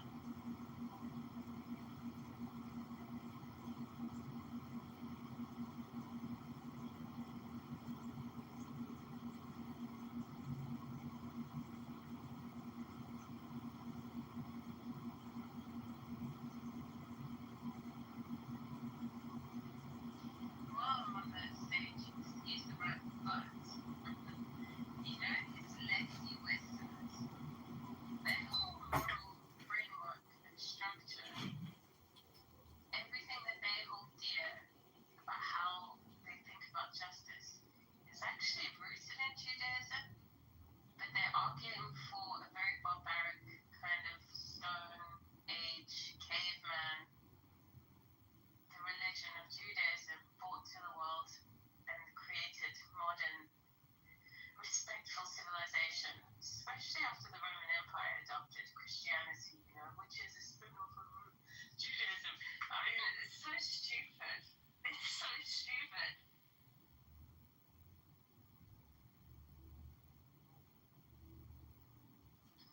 It's insane.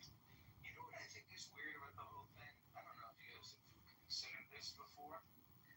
But then again, she decided if they're starving to death. Why wouldn't they just release the like 40 or 30 living people and the 20 dead bodies that they're holding on to and be like, all right, we're done? Because they're more morally grandstanding.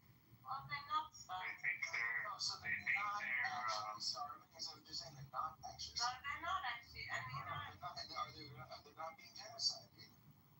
no. So that's why they're not, so they feel like they're actually doing something cool. They're like, They think they're. Yeah. They think they're the good guys. That's insane, bro. They must all be looking left and right, thinking, "Holy shit, where am I? What can I do? Nothing." Yeah, but we asked resistance to pull up a video or any evidence. Because they can't say anything. They can't say anything. No, it took 20 minutes to find a woman being pushed, a man or a woman being pushed in a wheelchair, and everybody that was pushing them and surrounding them, they were fat. I saw a new video today of a fat man doing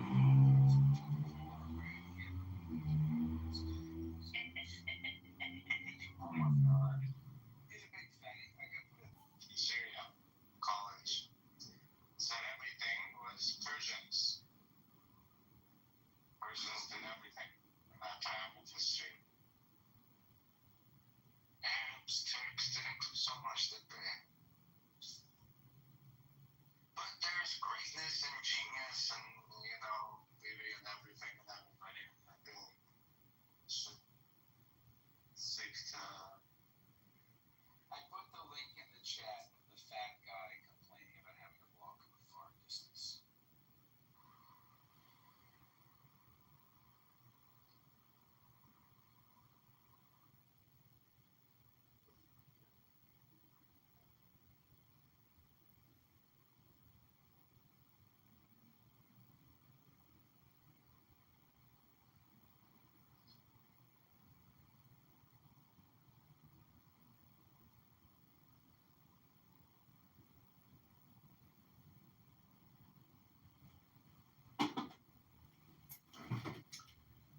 Pepe earlier said, that if I died and Issa died, that, no one would notice, no one would care, everything would just continue going.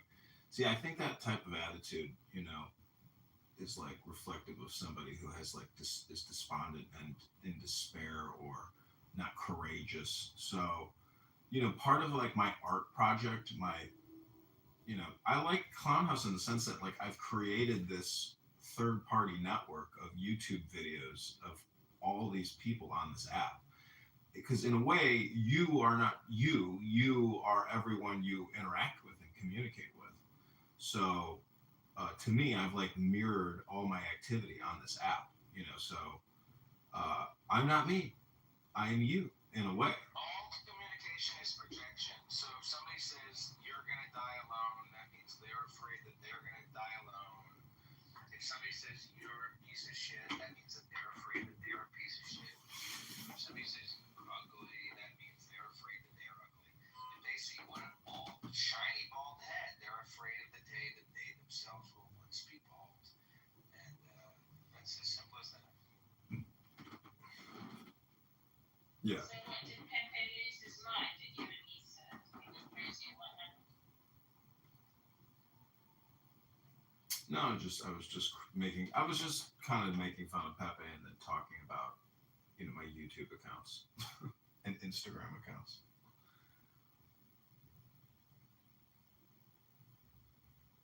But yeah, I'm like, I'm getting very close, I think, to ending my recording project on this app. I'm How long have you been doing that? Since 2020, so 5 years. Wow. I'm a little paranoid that I might be caught out on that because obviously I live in the UK and we have no free speech. But whatever. No. We would have to go dig it. No one's gonna dig through 60,000 videos. Is it 60,000? I think if you add up all the YouTubes and all the Instagram accounts, it's somewhere close to like, probably 40,000. AI is pretty amazing. I've been asking Grok to do comparative analysis on voting record and open secrets lobbying records, and it's amazing. But it can like cross compare, whatever is in Google and do like a comparative analysis and do matching. So it's like really a huge. And what's amazing about X is because you can integrate it into your profile, it's like immediate deployment of content and propaganda or counter argument information. So it's amazing how by having it in the platform and how you can tag people, like X is really a different type of platform compared to Facebook or Instagram. It's like it's more it's faster and more easily accessible as opposed to other platforms. X is very dynamic now. I mean, I think I hit 150. Do you think you talk to you in ebonics? No, I don't do that. I can come to Clown House to listen to Ebonics. That's a possibility. I can come to Clown House and listen to Ebonics any day of the week, any hour of the week. This is a Ebonic colonic. This app is an Ebonic colonic. But what I'd like to do is get back to reading books, because if I just read the Tanya for a couple minutes, I realize how much time I'm wasting here and listening to all these conversations.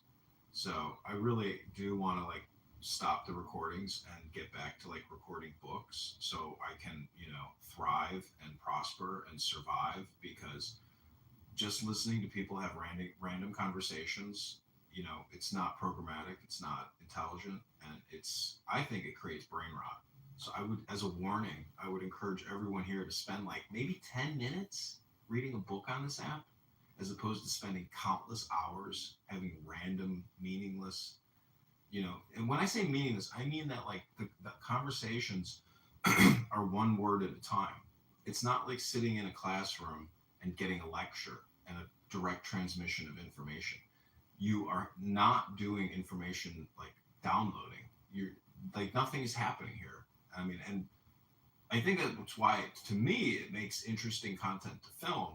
But nonetheless, I know that it's not a good usage of my time. That's all I'm saying. Or I've maxed out the recordings. The one thing that I have gotten better at not getting triggered when people say stupid shit. The other day, I was with somebody, I won't elaborate, somebody who I don't know very well.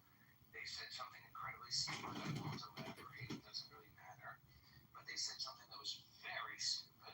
And in the past, I would have definitely wanted to tell them that was the dumbest shit I've ever heard, and here's why you're a fucking moron. And I didn't say anything. I just said, interesting. And that was it. And I was actually proud of myself, because walking away from that interaction, I thought, yeah, I didn't need to respond to that. That was stupid. If I had responded, I would have taken the bait, and then I would have been the stupid one. I would have become a self-roaster.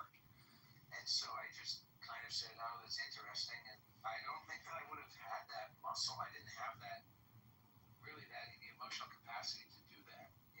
5 or 10 years ago, I definitely didn't. I wasn't strong enough to do that. Hey, Zach.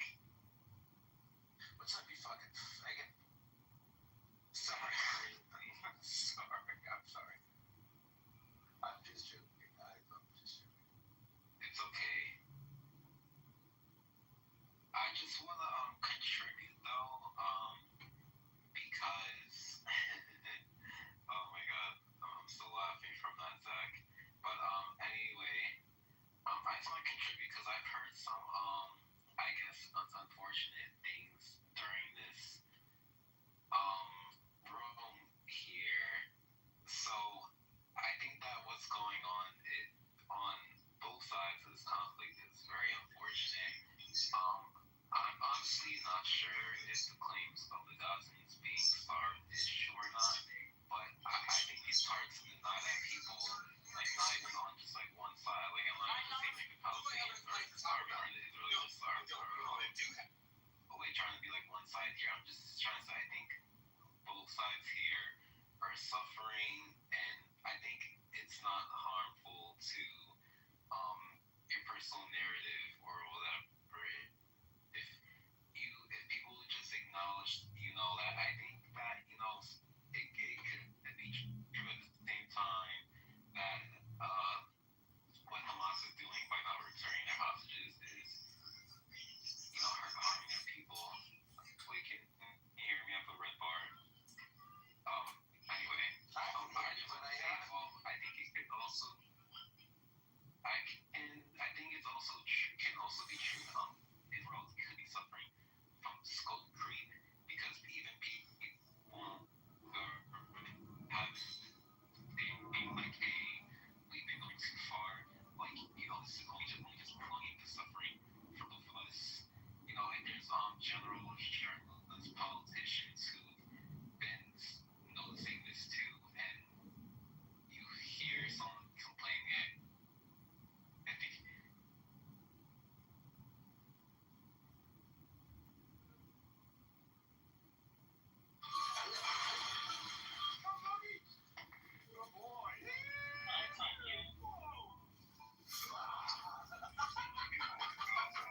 they are starving, it's because Hamas steals the day.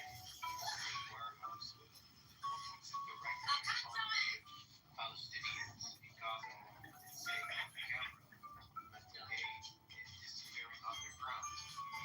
So there's more than enough food in Gaza. It's just not enough to the people because Hamas wants the entire world to blame Israel for starvation one day. So Islam wants to take as many people down with them when they do suicide. When they kill themselves, they want to take as many people as possible with them. If it's possible to blame the West, blame Christians, blame the Jews, they will go for it. Because Muslims say themselves that their biggest weapon is unlike Christians and Jews because we prioritize life. Muslims say that they prioritize paradise, that this life is not worth living for, and that they will be rewarded in the afterlife if they die a martyr for Allah. So I'm not falling for that. I know a lot of Catholics fall for that, but I'm not falling for that. And I notice this trend with a lot of Christians as well, following for the propaganda of Hamas, and that's very concerning. Because Hamas is not falling for any Hamas propaganda. No, not you personally, but collectively. Okay. The Catholic Church has been not supporting the Jewish people as much as they should. Like back in the day, Catholics used to fight crusades against Islam. Now they are Well, that's cool, but I also just want to call out Julian. That's not true. Hey, Julian, I just want to call you out and say you support murder, and you may have some cognitive distortion disorder. Are you serious? You love Mangione Boy. You support Mangione for murdering that healthcare executive, the CEO of United Healthcare. This is true, Julian. That's a different subject. That's very stupid. I heard somebody the other day said we need the Luigi mindset when it comes to Gaza. What do you think that means, Dr. Julian? What do you think the Luigi mindset when it comes to Gaza means? I have no clue. I think we need to have the Luigi mindset when it comes to Puerto Ricans. Yeah, Julian, don't come in here and lecture anybody. You literally support someone that murdered somebody in the streets. So until you can justify your belief with regards to Mangione, everything you say to me is illegitimate. And I don't respect you. I hate to break that to you, young man, but I do not respect you. Can you be a little less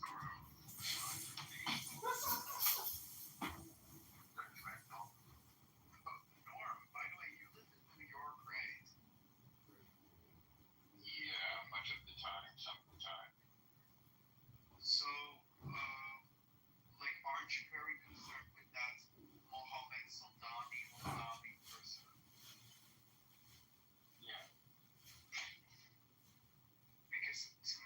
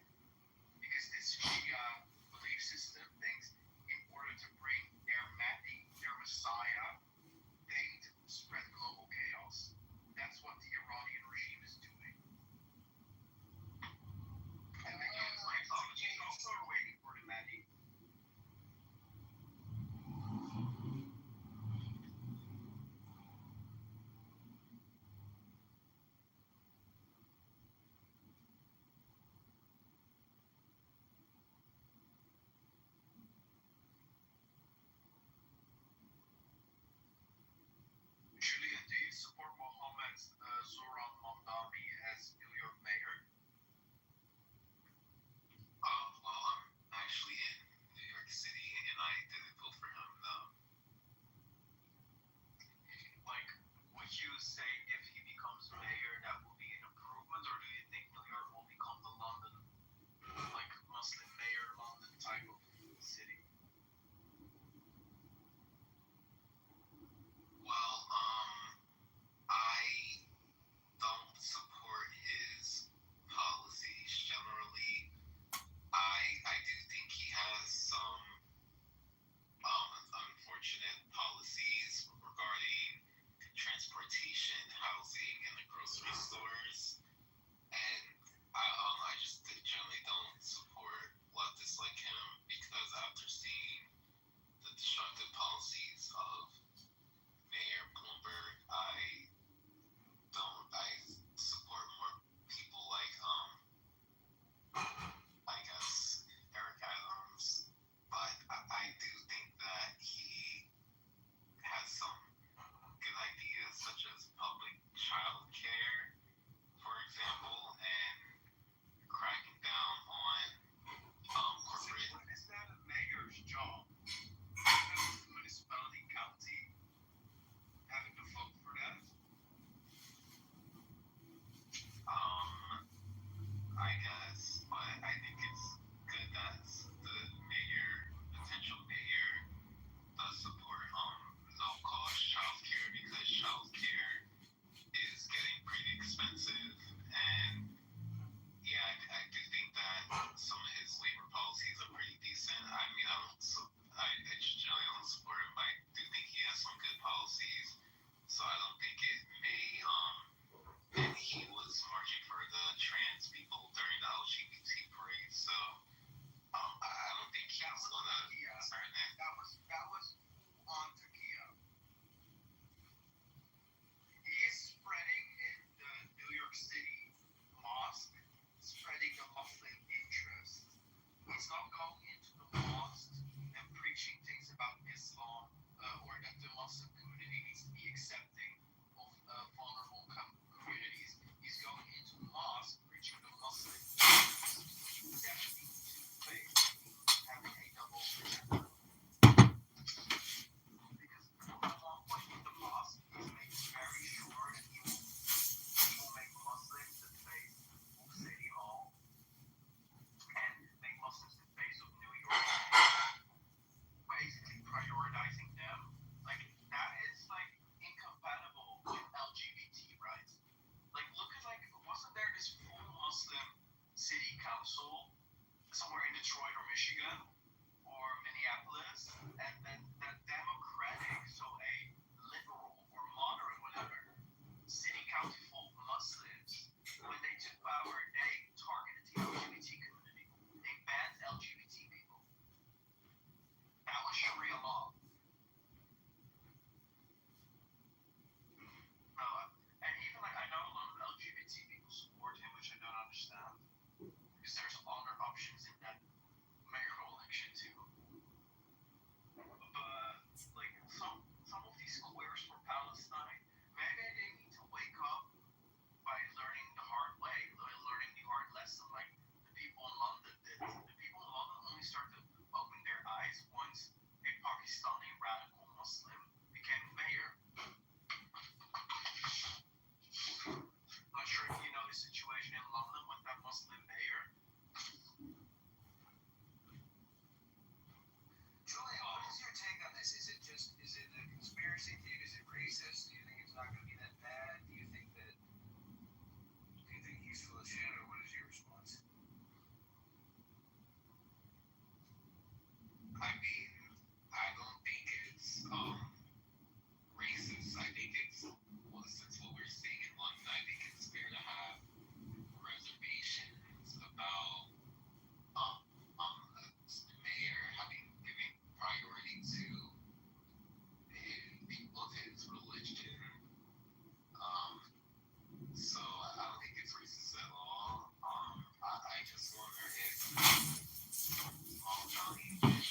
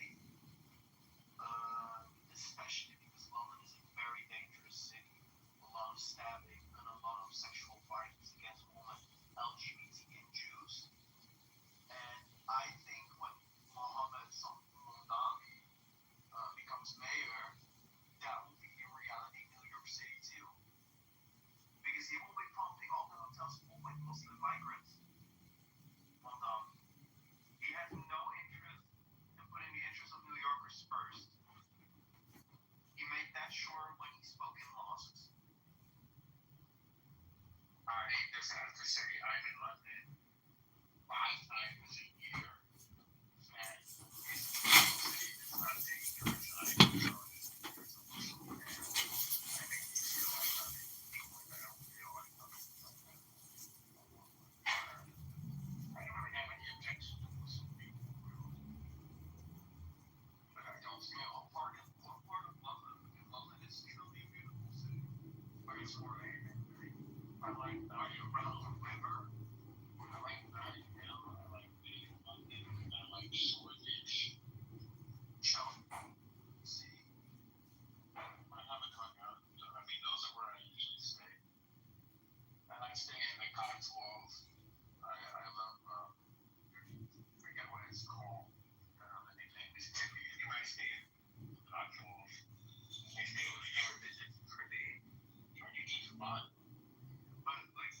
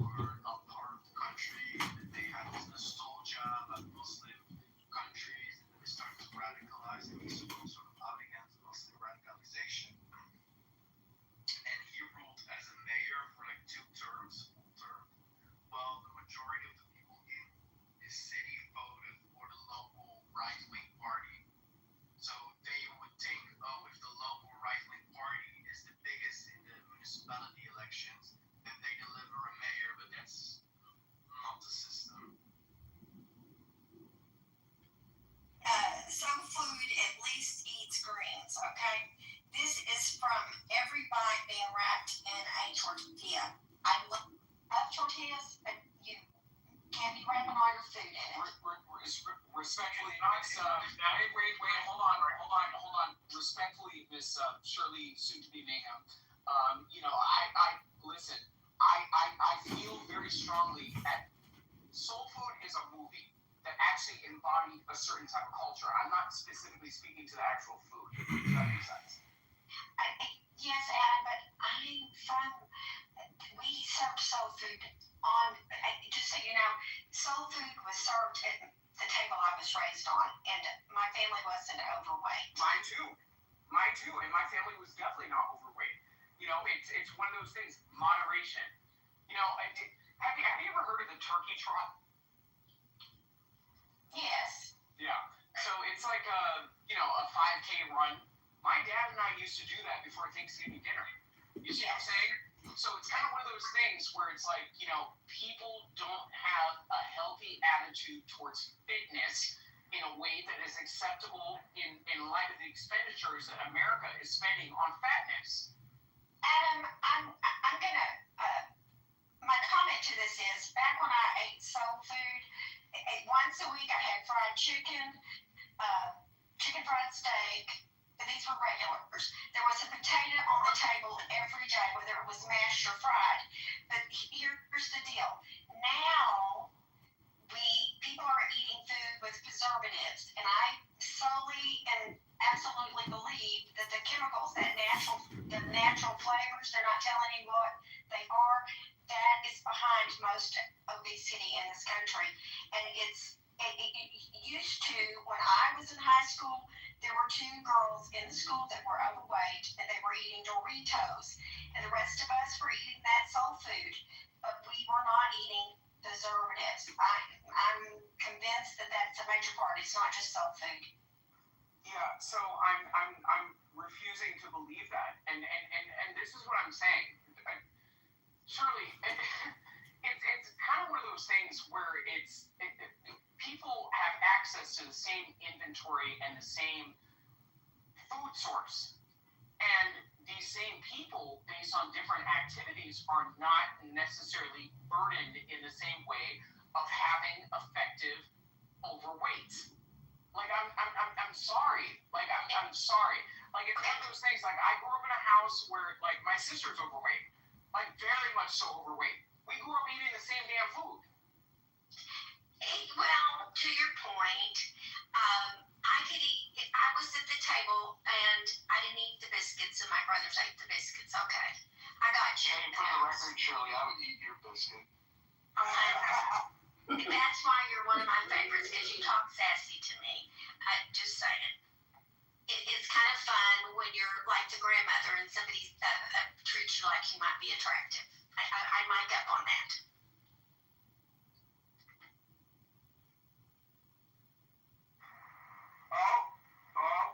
Miss Shirley, you're going to have some competition.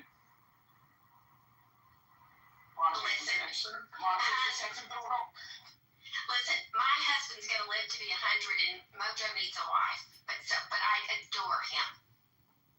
Yeah, well, welcome to the room, Monica. The most attractive, the most intelligent, the kindest, the classiest woman on all of Clubhouse. Welcome to the room, Monica. Hey, I have a quick question because I remember me and Adams did a similar room like this a couple months ago. So apparently, I guess that room's known for its degeneracy, right? So I'm trying to understand what happened, especially with what went down last night. I guess I don't know if there was other things that went on, but where do cats get off in thinking that it's okay that it's okay for an individual or multiple individuals to threaten sexual violence towards another person's family member? And then at the same time, that same individual threatens to do bodily harm with them. And then that person that retaliates that way is somehow, right, the bad guy. I'm trying to understand where in what world is that fucking acceptable? But that shit goes on. If you give us a more specific example. So basically what I'm saying is that last night there's this cat in there, and there's multiple cats that do this shit. So, I go up in there and just have great conversations, or at least try to. So, when I was up in there was a guy named Jacobus, and this same individual said he was going to come on my mother or something like that, or do some, basically threatening sexual assault. And I said, listen, if you pull something like that, you're going to get your head blown off, right? And then, all other people up in the room found what I said to be appalling, but don't find what he says to be appalling in that same back and forth. The thing is that, these people, I don't understand, where their mindset is at. They're probably Muslims. Go ahead. Well, could be, but I just know that that's what goes on in that fucking room, right? Shit like that goes on in that room constantly. For whatever reason, the mods, they listen to the shit, but then think that when I say this shit, or if someone else, hears something like that, is said to them, and they say the same shit, they attack those particular people, but don't get on the people that say that kind of shit. No, this happens more than this happened to Tiger, who threatened to rape Kelly, and then when we would bring him to the stage, he would double down and acknowledge that yes, he said that, and that he still feels that way. So there's definitely a desire amongst some of these people. They're very rapey. The question is why do the mods condone rape? But then if you say that you were going to, do something to the rapist, then all of a sudden that's where they draw the line. It's amazing.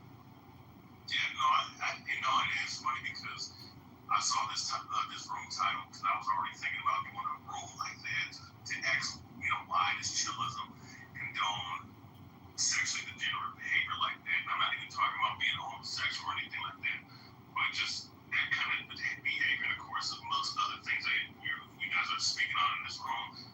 Like, that room is just, I don't know, man, it's a lot of weird shit, and I don't understand with Nathan, like how he doesn't understand how detrimental that could be to him and to people up in that room. You know what I'm saying? Because things can get real, over a fucking audio app or the internet in general. I'm not saying that I'm going to actually go up and do something, but I'm just saying shit like that is the reason why there's problems in this country. Because of stupid shit like that. Yeah, well, stuff can transfer from the app, off the app, and the people that are creating an environment for that, I think that they want that. I think that might even be their goal. Why else would it be that in those rooms they would allow, they'll allow people to shout the N-word over and over and over again, and that's a word that can trigger some people to pull out, and for them to allow that, they do have rules. It's funny, you can't call somebody a bitch in that room, but you can call them the N-word. It's amazing. Oh yeah, you can't call a woman a bitch unless you're another woman or a homosexual. I mean, a heterosexual man, you can't. Yeah, I heard about that. I think the strangest thing though is their tolerance for allowing people to speak over each other. I mean, you can't even have a conversation, and then for somebody like John here who streams this stuff to a much larger audience on a much bigger app, it becomes a wall of sound. Nobody can hear the conversation, and so I think a moderator should have a duty to make sure that people talking over each other is minimized. Yeah. Oh, I mean, definitely. I mean, that is definitely something that, like when you're having a constructive conversation, people are speaking over each other, definitely. And my thing is that happens, and, if that's an issue, then that's one thing. I mean, if you have those kind of issues, those things can be ironed out, but, the high levels of degeneracy, like, on that level, I think that some of these people up in that room are kind of mentally ill, you know what I'm saying? Because ultimately it's just, my thing is, you want to have a one-on-one with that individual, that's one thing, but if you sit up here and try to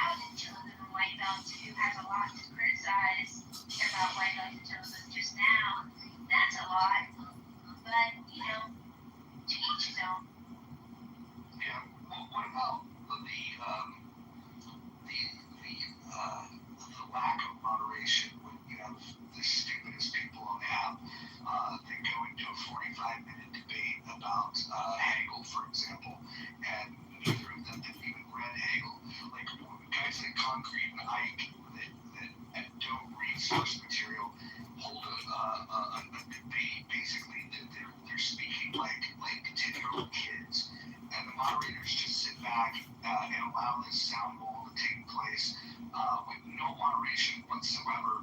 And then when somebody with an ounce of common sense gets on the stage to expose that neither of them, and they both admitted this, by the way, that neither of them have ever read Hegel. They decided to have a 45-minute debate. Why would anybody want to moderate something like that and allow people that have never read the source material to just go off for 45 minutes? Why would that happen? Because they have the power to do so. It's white belt fragilism. Just like you have the power to mod this room as you wish, you're the king of your castle in the muff. And you're the queen, respectfully. Not really. But we did have a conversation about, okay, so people who create rooms get control of the rooms. And it's interesting to me how many people have a problem with the room when they have so much power themselves. They can object to the room, they can throw a temper tantrum in the chat, and you know as well as I do, they've got some chat warriors in here or are thumb and finger fussing all over your rooms, and then they can leave quietly.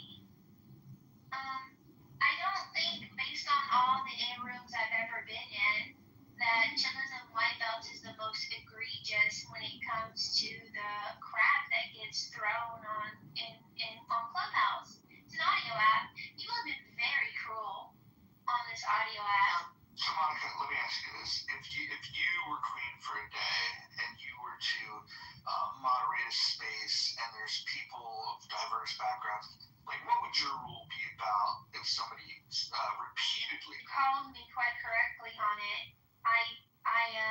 What did Roland Fryer say? I have a talent for encouraging civil discussion. And if I don't get the civil discussion, like Andrew and that other guy tried to troll my room about the crime of being white, I enforce my rules. And so, it's the room creator, I think, that has control over the quality of the room. Sure. And so in a room where you're critiquing the moderation of another room, do you think it's fair for me to critique people that would allow people on the stage that literally just interrupt people by calling them the N-word? Do you think that the quote unquote defenders of free speech over there are in the right, or do you think that I might have a point that's pretty irresponsible? I don't. The code of conduct in white belts and chillism is we don't allow doxing or credible threats of violence. So what about calling someone the N-word? You realize that could lead to real world violence, correct? I've been called the N-word in white belts and chillism. But you think that if you had the ability to amend their rules, would you like for example, nobody can say that word in here. If they do, they get removed immediately. And matter of fact, no matter who does it. In fact, even people that even people that claim that I've taken this word back. Like we have a zero tolerance policy on people saying it, whether it's in the chat. Okay, and so I'm asking you, if you had your preference, would you rather be in a room where that kind of language is not allowed, or where that kind of language is allowed? When I have my rooms that I have control over, I don't allow it. And do you prefer to be in rooms where it's allowed or disallowed? Well, so you remember Lenny Bruce? Didn't we have this discussion before with Lenny about Lenny Bruce? I like Lenny Bruce, and I like the fact. You know where I'm going with that. I like the fact that you can push the envelopes of free speech. I think I do it as much as anybody on this app. I think that's fair. That being said, even me, who believes I'm not a free speech absolutist, because I do believe that there's misinformation and things that can take place. There's also a concept of fighting words. I would say that, especially somebody like myself that grew up in an area that had many black people, I know that saying that word is a fighting word, because where I come from, if people are saying, especially if they're saying it to people they don't know, that's not just going to be a fight, that's going to be an ass whooping.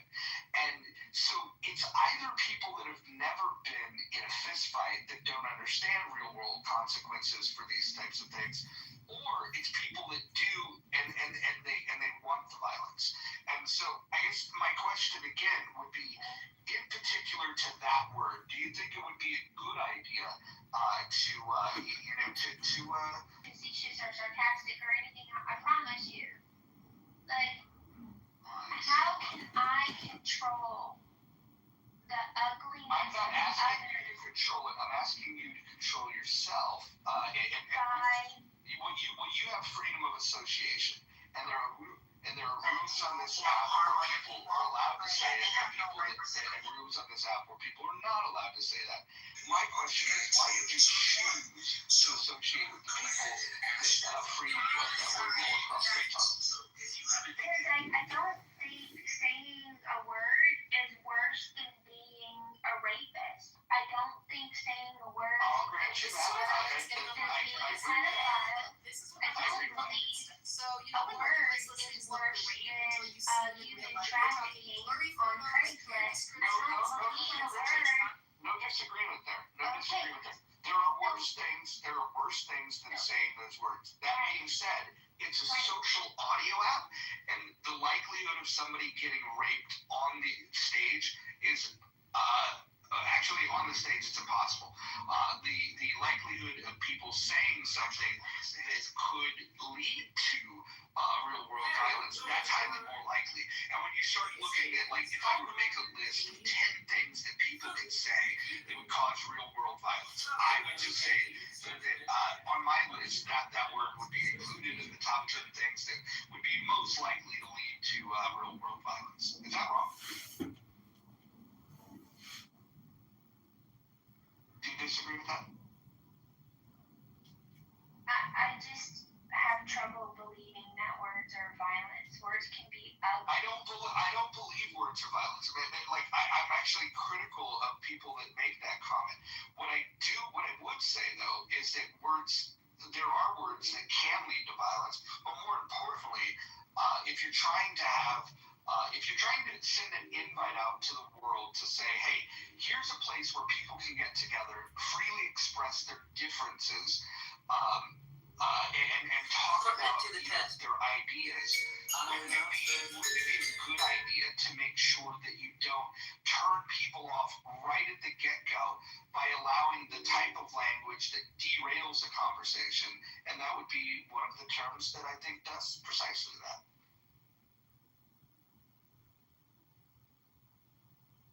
Which is why you're clever enough not to have it allowed in your rooms. Good talk. Amazing. Okay. All right, Monica. Well, thanks for Disappointing you. I know. Well, listen, as JB would say, you're standing on your square. So there's that. Disappointed in you. That's it. All right. Have a great break. Wait, Monica, let me ask you a question. I mean, Roger's asking you some pretty simple questions that could just be answered with a simple yes or no. Like, okay, never mind. Larkus, you're one of the other anarchists on the stage. What do you say? So what happened with the situation first? Which situation are you talking about? With the title going, I'm confused what happened with the situation. Which situation? No, I mean, there's a bunch of situations that happen, so I'm a little bit confused on what's the situation for this room. Yeah. So the situation for this room was I created a room with this title, largely in response to the stupidity that happens in that other room We could talk about the 45-minute debate about Hegel between two people that had never read Hegel. That was pretty idiotic. We could talk about the fact that there's no moderation and people are allowed to talk over each other, which makes it very difficult to hold a conversation. We could talk about Bima threatening to dox people. That was an interesting development. Or we could talk about a debate between people on Israel versus Hamas, and the moderator of the room put a poll up because he wanted support, and he lost the debate in his own room by 2/3 of a vote. It's just a collection of the dumbest people on the app, and then a sprinkling of very intelligent people, like Io, for example, will go in there. When Io goes in there, the average IQ jumps a couple points. What's your defense of the room? I mean, I view it more like a. Do you know Jerry Springer? No, I've never heard of her. No, that show, Jerry's show, you mean the mayor of Cincinnati? No. I forgot the name of the fucking show. It's that old guy that just, he's like that main guy, like, he just has a bunch of people join up on the stage and just starts out talking shit, doing all the insane. Oh yeah, Geraldo Rivera. I don't think it's that good either, but the point is, look, I am a free speech absolutist, even when, What does that mean to you? there's really no boundaries what you could say and do. Did you threaten someone? You could, but the other person could do something back against it. So, are you aware that there's laws against threatening people? Yes, I know. Okay, so you can't exactly say anything you want to say, right? Correct. But you just said that you could. I didn't say I could. I said I'm for it. Oh, so you think we should change the laws and allow people to say whatever they want? Correct. What do you think of defamation laws? I don't know anything about it to really know. Just have an opinion on it. So if I made a claim about you that wasn't true and people believed it and it harmed you in a let's say in a monetary fashion, let's say you lost endorsements, contracts, not that you would ever have these, but let's just say you did, you think people should be able to make up lies about people? I mean, if they don't have any proof at the end of the day, then they're going to lose it.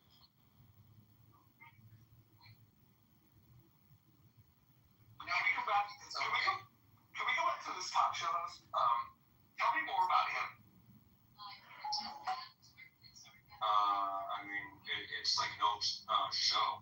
I don't know, it's just like a really old show that this guy invites a bunch of random people. It's like Eric Andre mixed with this other guy. Like, it's a very chaotic show. And it was called? That was a Debbie Hip-Hop. Jerry Springer. All I know is this is a very chaotic, insane show. Lord Nas, I don't know if you're aware of this, but he's Mojo knows who Jerry Springer is, dude. Can you not pick up on that? I mean, you're expecting me to believe Mojo if I don't know him, so... Lord, let me ask you this. Do you spend much time in chillism? Here and there. I'm usually just listening in. Would you call yourself a regular there? Not on the stage. What do you prefer, chillism or this Jerry Springer fellow?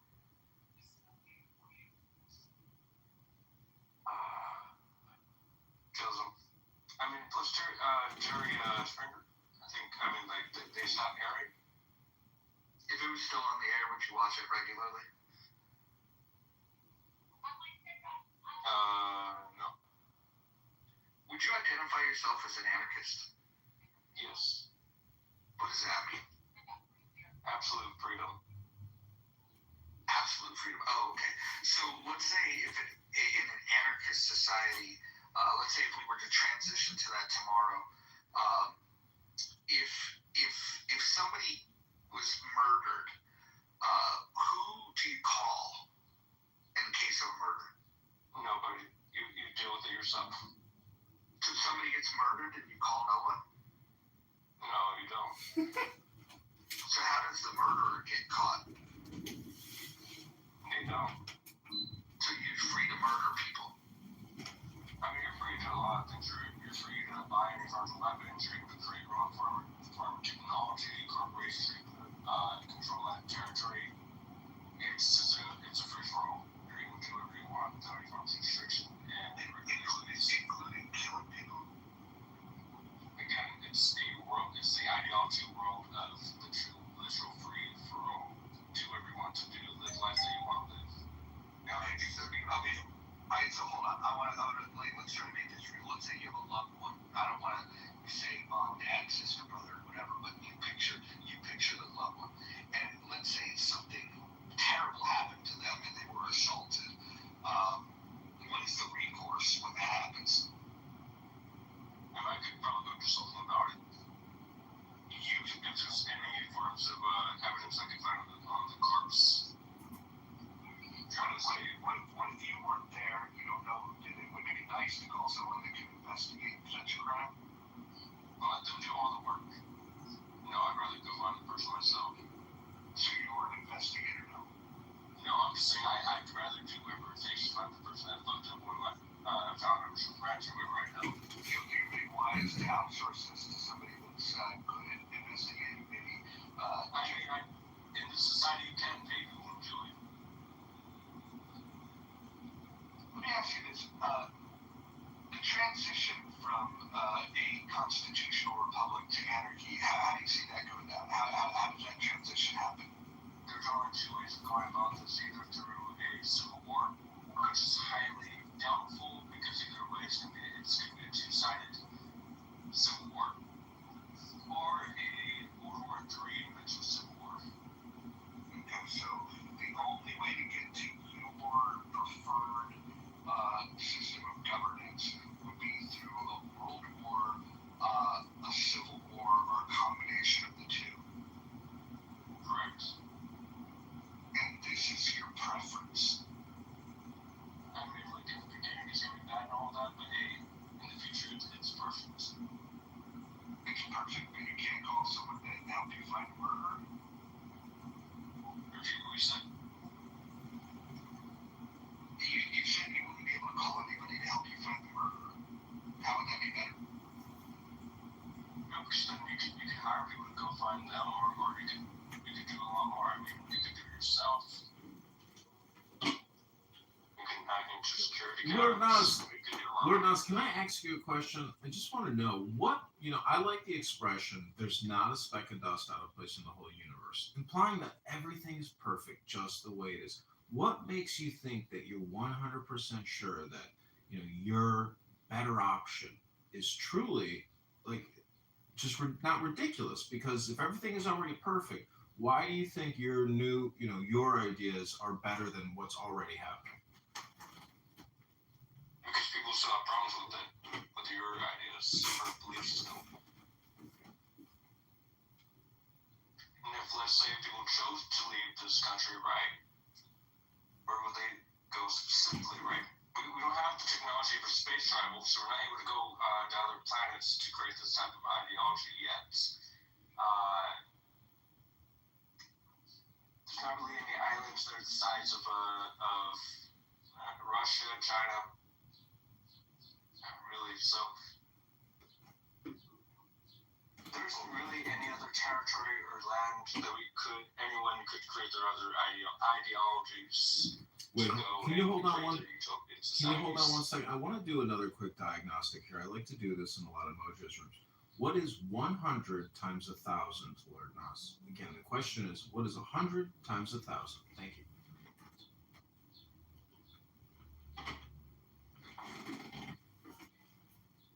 If you need to take time to go get a calculator, that's fair.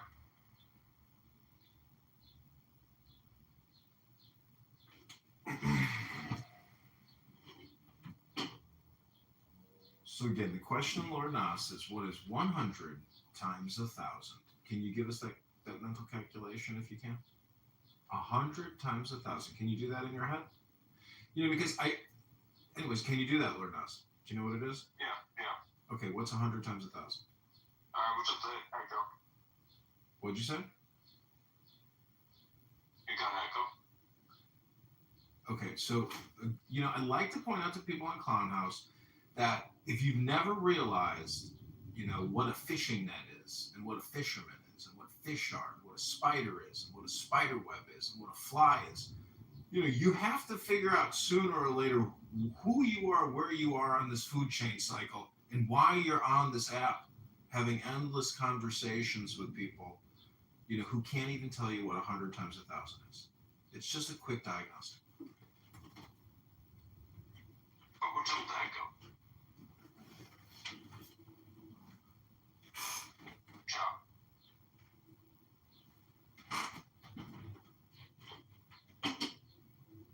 Are you echoing over there? I'm sorry, I'm not echoing over here. I'm just confused about what's up with the echo. John, 2 phones. Lord, have you seen the movie The Purge? Yeah. So what do you think of that movie? I mean, it's one of my favorites. I do enjoy the franchise, but it is a little crazy. So what if our government decided to sanction something similar, where there's a period of, once a year, all criminal activity, including murder, robbery, etc., kidnapping and rape were legal? I mean, that's your ideal future, or would you be down? It's not going to be like that. I mean, in the beginning, the very, very beginning, it's going to be like that. But over time, people are not going to be killing each other nonstop every fucking day or second or all that. Now, you're going to have disputes. You're going to have problems on land or territory, different ideologies having conflicts amongst other ideologies. Obviously, that's going to happen.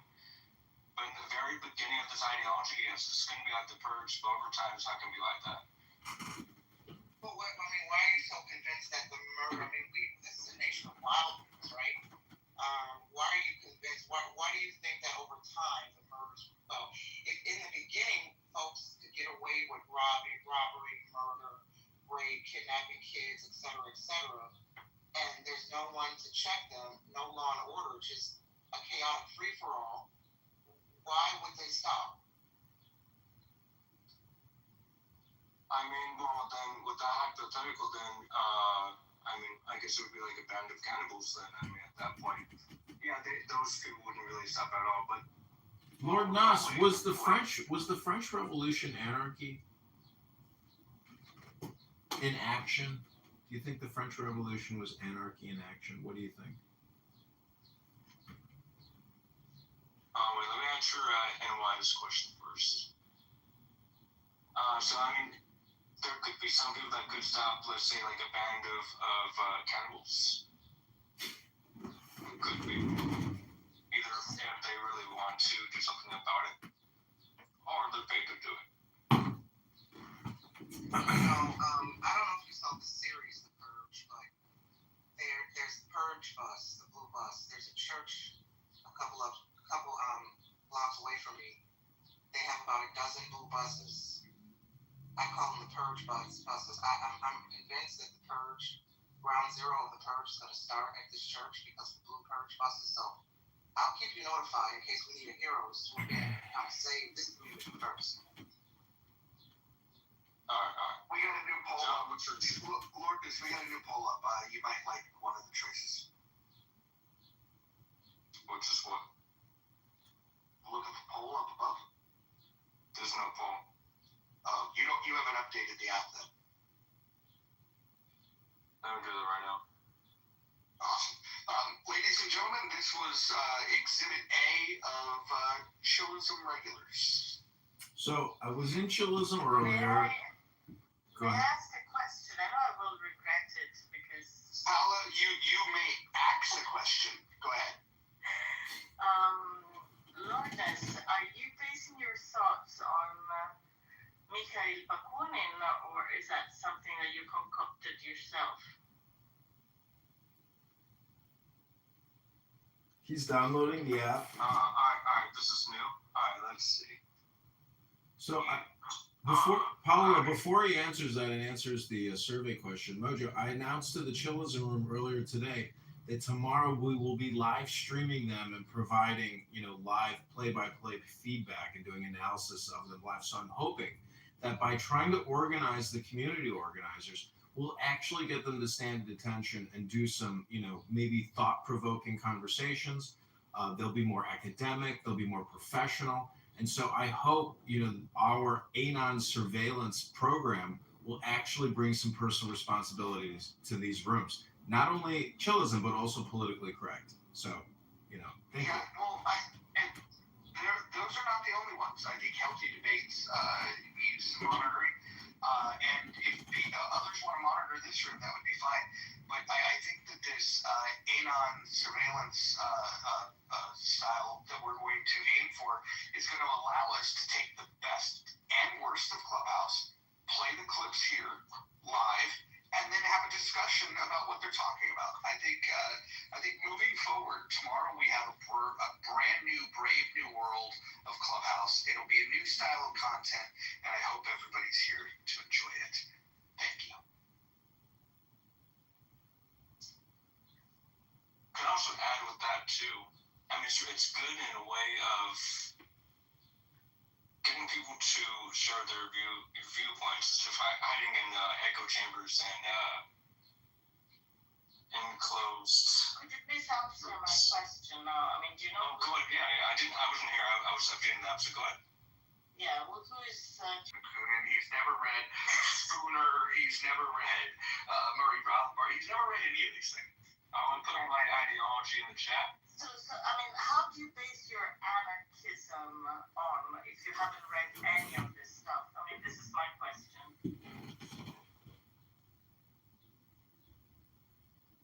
So I asked ChatGPT what would be a specific ideology name for all of the things I've listed in a list of what I look for in a specific ideology.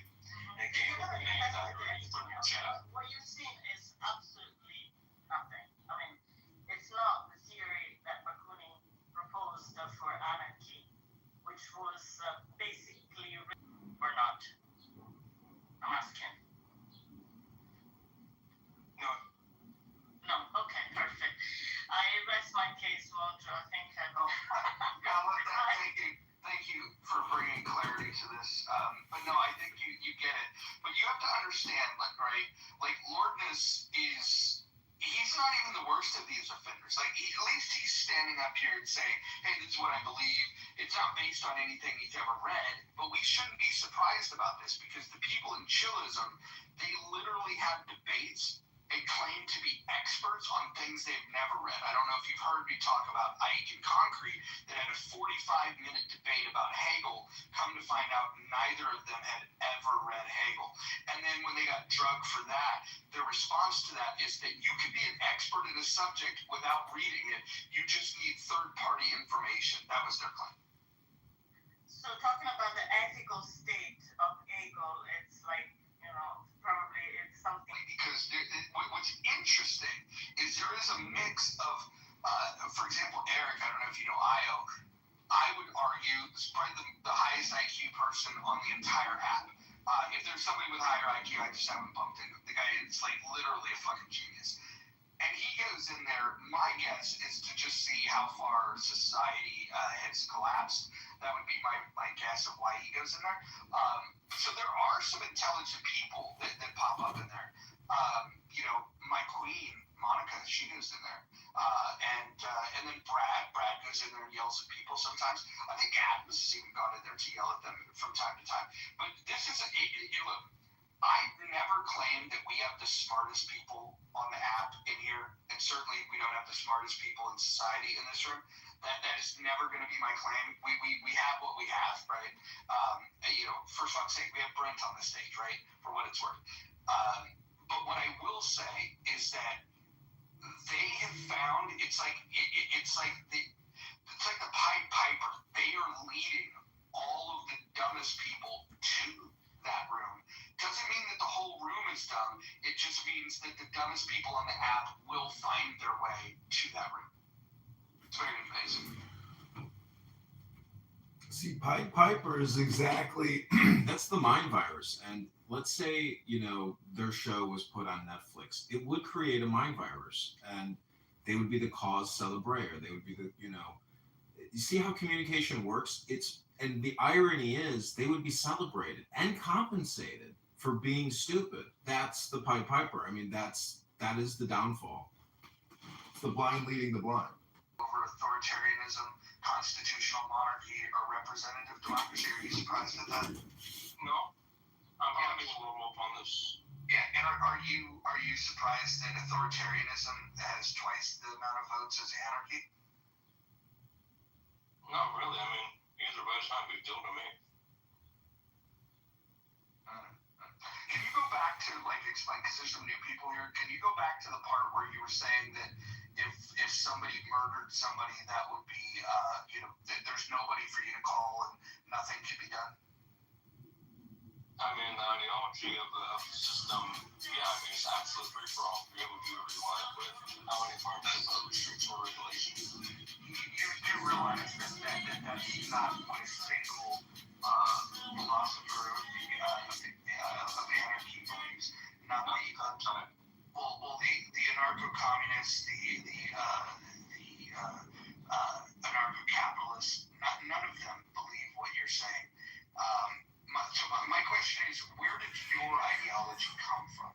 What was your influence? Thinking about a specific ideology that would solve every form of group and individuals' problems.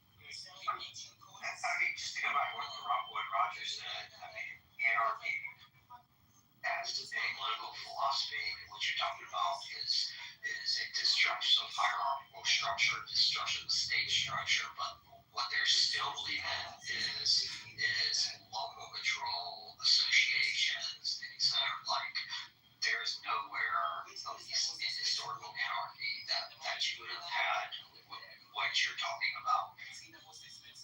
Obviously, because it hasn't happened yet.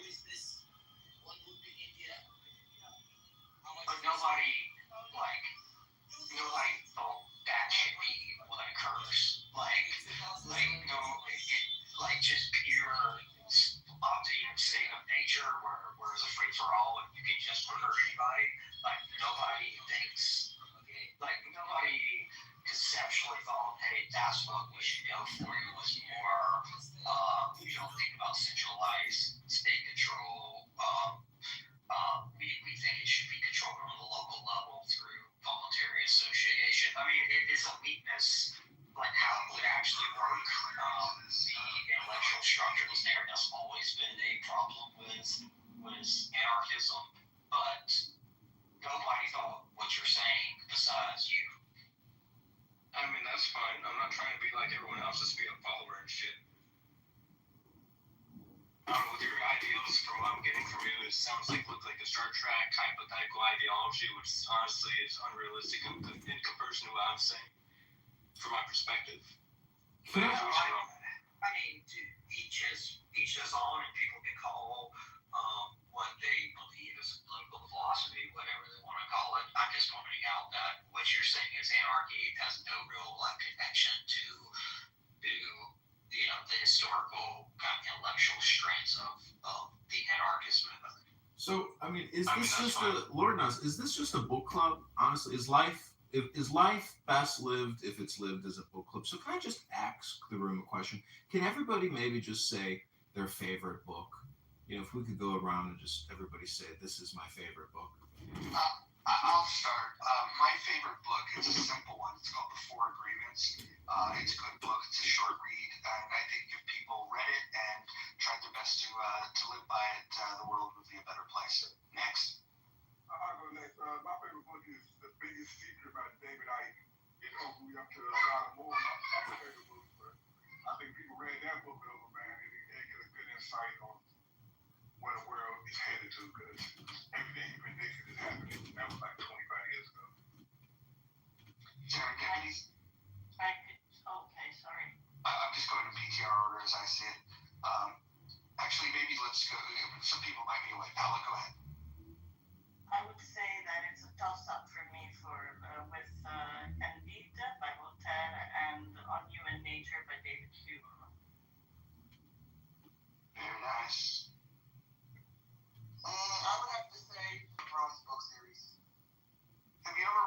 book Angry Black Woman's Guide to Life? No, I'm not familiar with that one. I haven't read it either, but it is currently the book that is sitting in the guest bathroom right now. I always like to put a book out so when people are guests, if they have to unload, I want them to have reading material, and I just think it's funny to have that book there. You have a lot of black women in the guest house. Yes. I would say War of the Worlds. War of the Worlds, okay. All right.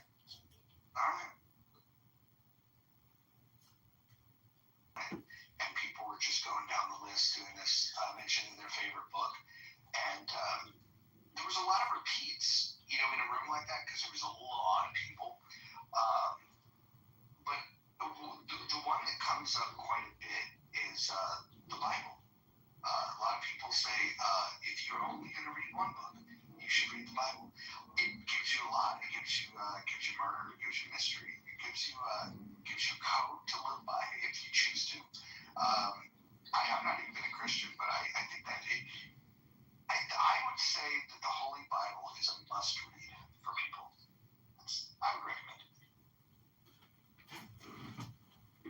But wait, I thought you viewed the Bible as like a book of fairy tales or something. What did you call it? No, I call it Torah fan fiction, but I also believe that in this Torah fan fiction, there are good rules to live by. I like when Jesus was asked, how to get eternal life.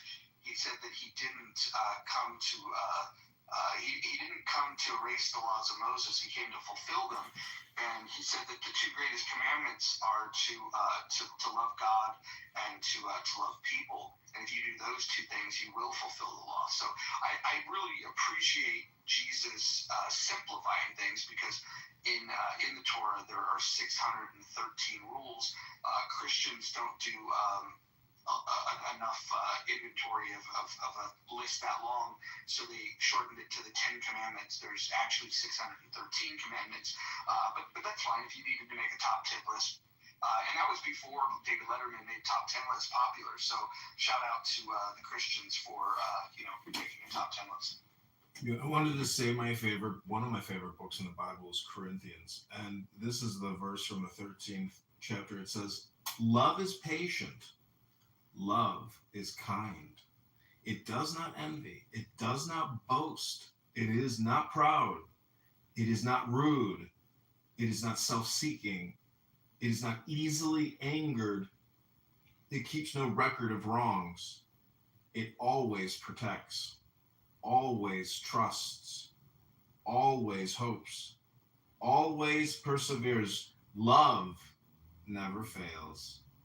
If people on Clown House really had that type of attitude, this would not be a toxic app.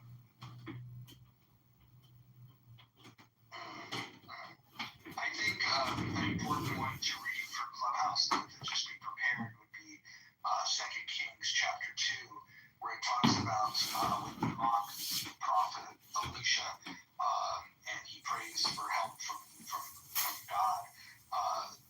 Two bears appear from the forest and they maul 47 children. I think that's probably more of an appropriate scripture for Clubhouse.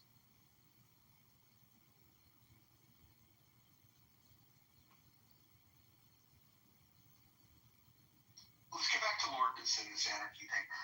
Lourdes, you're an anarchist. What led you to this belief? Like, was it a book you read? Was it a podcast you heard? How did you go from watching the Cincinnati mayor Jerry Springer to being an anarchist? It's not like that. But look, it's more of, at first I guess I was doing some type of simulation on a game called Stellaris. It's like an ideology type of game, a space ideology game that you're testing out different types of ideologies and seeing how they progress and all that. You're seeing it from like a very detailed perspective of different story arcs and all that. Just looking into like a full-on in-depth simulation of how a ideology could form and progress in a massive scale. So you get my 30. Hold on. Pardon me. So you and you simulated a government structure where there is no government, and it was pure anarchy, and you came away with that this is your new ideology. No, wait. Somewhat, not fully. And then I went on to social audio apps, which was my first app was Stereo. Not bad. Trying to help out Israelites and all that, seeing their different perspectives and all that, seeing what could help them out in this type of ideology. And then it just, like on Clubhouse, same thing. Just over time, I improved it in a way of fixing. It's just an ideology that would fix all the different groups and all that. Like not fix them, but more of improve their groups and all that. Let's say if Israelites, right? Hebrew Israelites, they were to have their own form of territory and lands. Hebrew Israelite? Wait, hold on. Yeah, you don't know about Black Hebrew Israelites? Yes. Do you know that they're neither Hebrew or Israelites? But that's what they call themselves, okay? Yeah, but they're just a knockoff of Jews. Either way, what is this?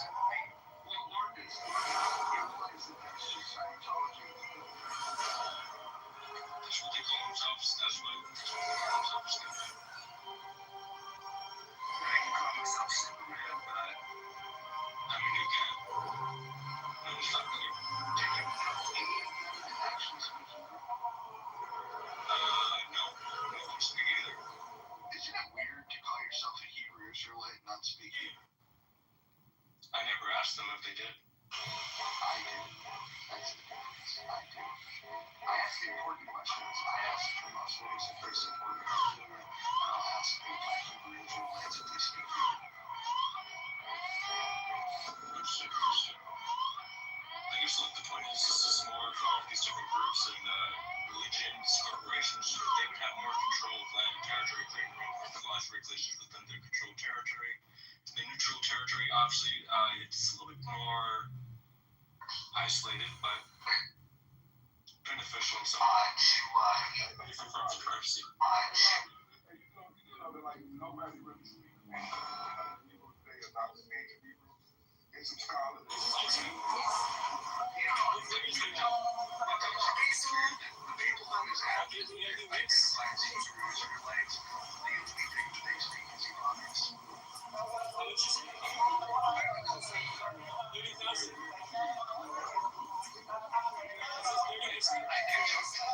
That's the point. That's true as well. The difference, I just figured out the difference between this and chillism is when the bad ideas come up in chillism, they get laid. You can't expect political high-quality dialogue in a blue room where the moderators will allow a 45-minute debate between two people that they were in the source material that they were debating. This is legitimate, at least in here. If I were to say, hey John, do you want to have a debate about Kant? He's probably read it. Powell has probably read it. We can have a conversation about that. I'm no expert on Kant, but I have my thoughts. I have read some. I can have a limited conversation about Kant. But these guys are reading something that's far more dense, or they claim to. And then when called out on it, they acknowledge that they've never read it. Like, Hegel's a tough read. I mean, I don't blame people for not getting through it. What I do fucking condemn is the people that haven't read it, that decide that they're an expert on it and want to have an argument about it. It's very weird. That's been an argument for 2 hours about thirsty. And Brian was involved in the argument. It was actually a heated argument. It was like one of those joking shit. It was literally in a heated argument for over 2 hours about fish being thirsty.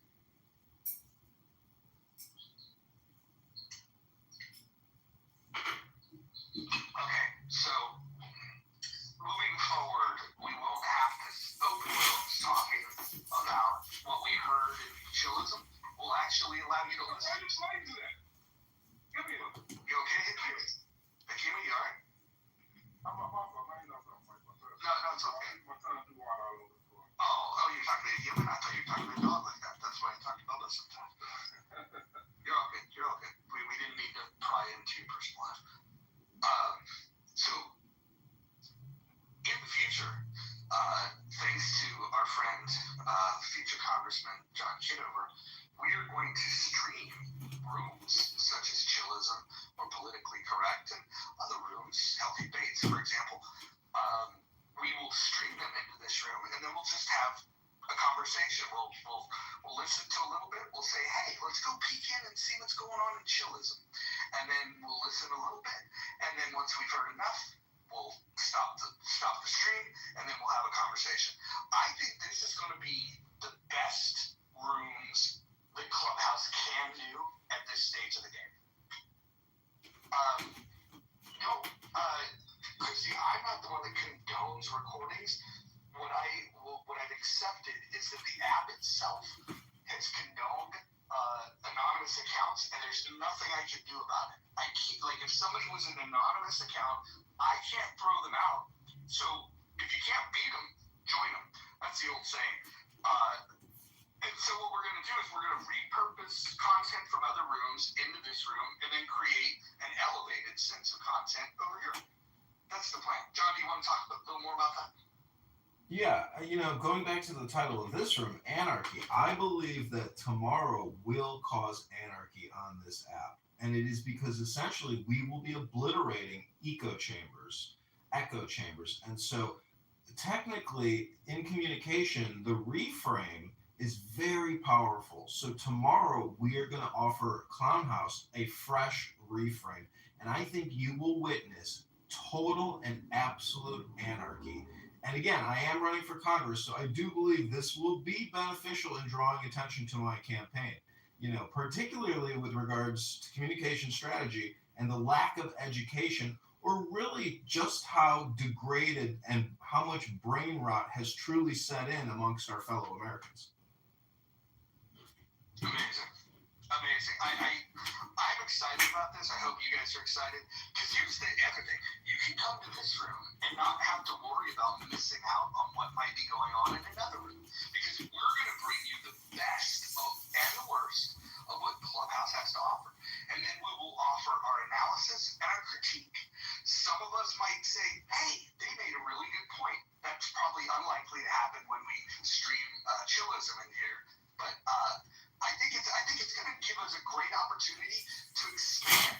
I like the idea of sometimes maybe we'll just tap into hear what the Persians are saying. We won't understand a lick of what they're saying, but it might be just fun and refreshing to just hear the different speech patterns and the cadence in which people speak. There's endless possibilities of this, and so I'm putting all of Clubhouse. This is a warning to you. We are going to be listening, and we are going to be streaming, and we are going to be talking about what you're talking about. So you gotta change the name of the house or do it in another house, like something like Clubhouse or something. No, because people prefer to be in the muff, and if they don't like being in the muff, they probably don't belong here. Okay, I can't talk with you being in the muff. I'm with you. Even Brent likes being in the muff. Again, you have to realize all communication. Certainly in it more than you are. Maybe so. You're married, and if your wife puts out on a daily basis, you're getting more than I am. I will freely admit, because I'm very selective, I am not having sex every day like some of you whores. It's okay. I know why you killed the pig ticket, and I'm going to hit the nail on the head here, and you can deny if you'd like, but as a member of the House, you can at least have some dignity by saying, I'm not a member, I was just there refuting some of their bad ideas. I think that's why you do it. I was here as the left ambassador, a mole. But if you actually change the room, you have other rooms. Other houses where I was a full-on member, so I'm not sure that's entirely true. So is it just the title of the room you don't like? The house? 100%. Yeah, okay. All right, well, maybe we'll have a poll someday and we'll change the name of the house.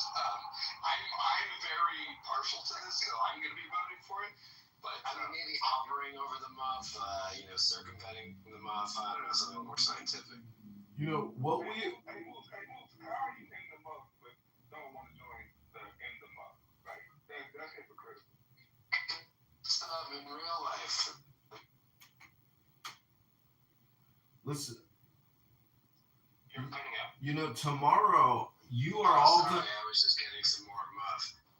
you are all gonna witness tomorrow squealing, screaming, anger, absolute chaos, anarchy, and insanity. And you know, I have some experience with this on this app. I mean, I have been recording these rooms for quite a while, and when they know that I'm live streaming them, they have emotional meltdowns.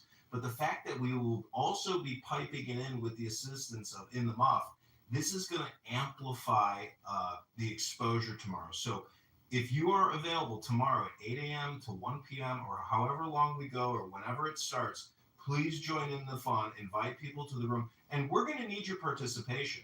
That means we need you to go to Politically Correct, to Chillism, and say, hey, they're live streaming your audio into another clown house room. They're also putting it on YouTube, and they are critiquing what you're saying. We're not going to repeat what they say. We're pretty much going to be the contrarian to what they're saying, or not. But I hope tomorrow you all enjoyed this incredible roast. Again, this is going to be a roast. Well, I also would like to say that it gives an opportunity for the smart people with the good ideas to have their message amplified. Maybe, just maybe, this could be the instrument that causes people to have better conversations.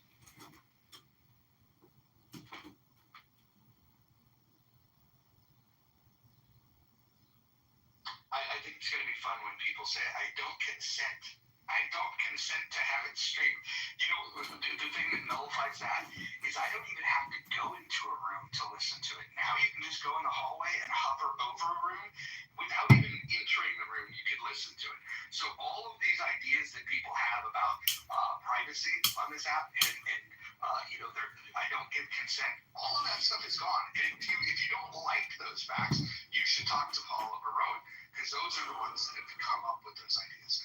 And so the other thing I want to highly encourage people to do is to really maximize this, is that when the YouTube is streaming, to make sure that you go onto that YouTube account, you go ahead and subscribe to it, like it, share it, comment on it, and also take it and share these these clips on other social media because I think if we blow up the YouTube stream, it will drive traffic. People that have never been on Clubhouse will go, where is that happening? And then when they realize that, oh, there's this app called Clubhouse where there's a house called In the Muff where you don't even need to peruse the app. You can just go get the best and the worst of in one central location. Yeah, I hate that new feature. I haven't experienced it yet where you can hover over the houses and listen to what's being said for so many minutes. Now, you know, when I go into other people's houses, I do my best to censor my ideas and take my time and really think before I speak.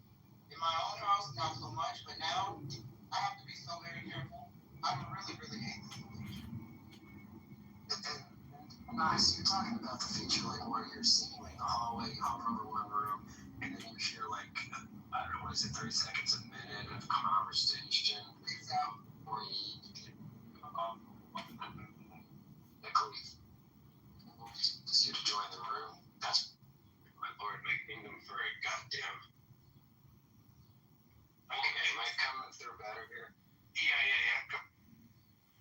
Well, I was just gonna say, what was deceiving about that, as pretty huge with Clubhouse, it says, so you're hovering, thinking you're eavesdropping, or like, hey, if you're listening for a little minute, or anything interesting, maybe I'll join.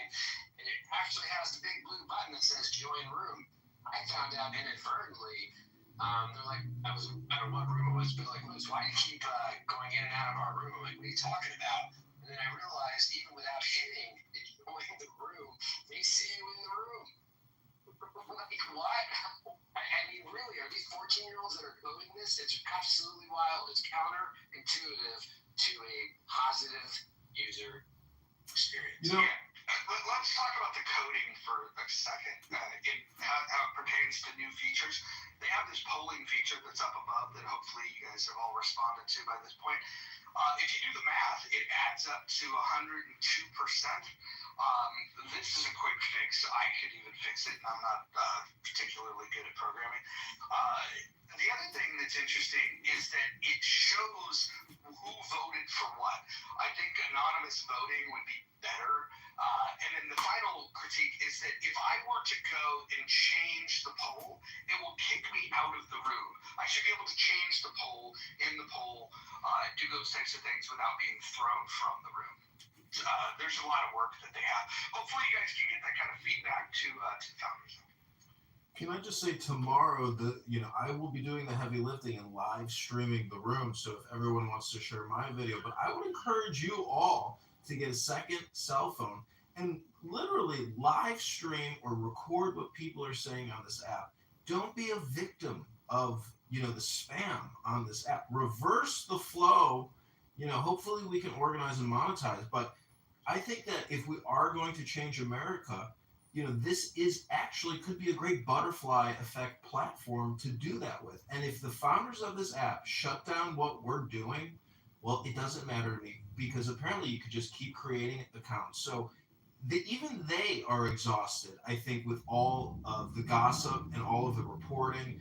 And, Anonymous was a response to essentially take the responsibility off of them from people making recordings of what people like to complain about that are unrecorded rooms. So again, they deferred that liability and took that responsibility off of their plate.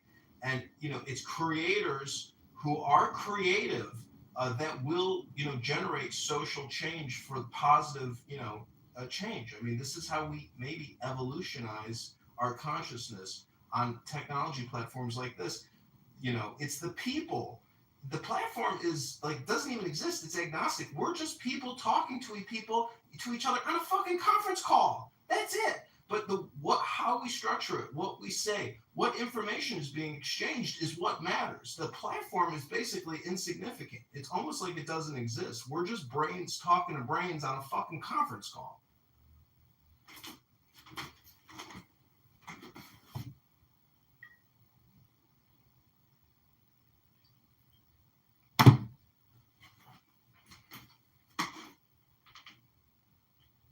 So I'm just saying time is very important and what we say matters. So hopefully, even, the term anarchy is going to breed a collective organization, that helps everybody. Utilitarian type of, raising of all ships. But I think tomorrow is going to be fun. I mean, this is basically the pre-party show. Well, make sure you tap into that room full of rats led by White 100. That should be an interesting, chaotic conversation.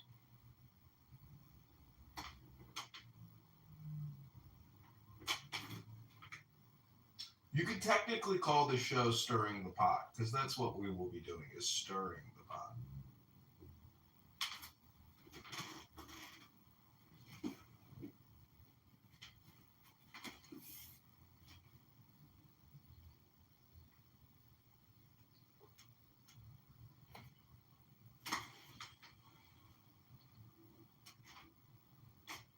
It definitely sounds like it's going to be fun.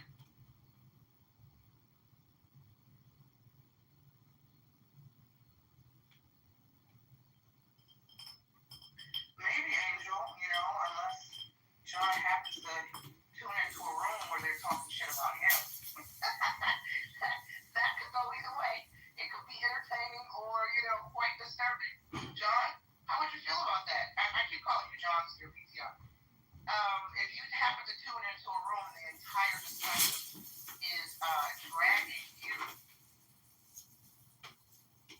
Yeah, that to me is when I really tickles my feather, because then I pull out a cell phone and I hit the short on YouTube and I create a 15-second to a 3-minute clip of them defaming me, libeling me, making death threats, etc. That's when it gets a lot of fun over here in the recording studio. Many people in the room at the moment, apparently 6 plus accounts. I think it's time for Clubhouse to go back to the monetizing work. Well, if they're going to charge people, they should give them a feature that they actually asked for. In fact, if they were to listen to the people that have been on this app of what would make for good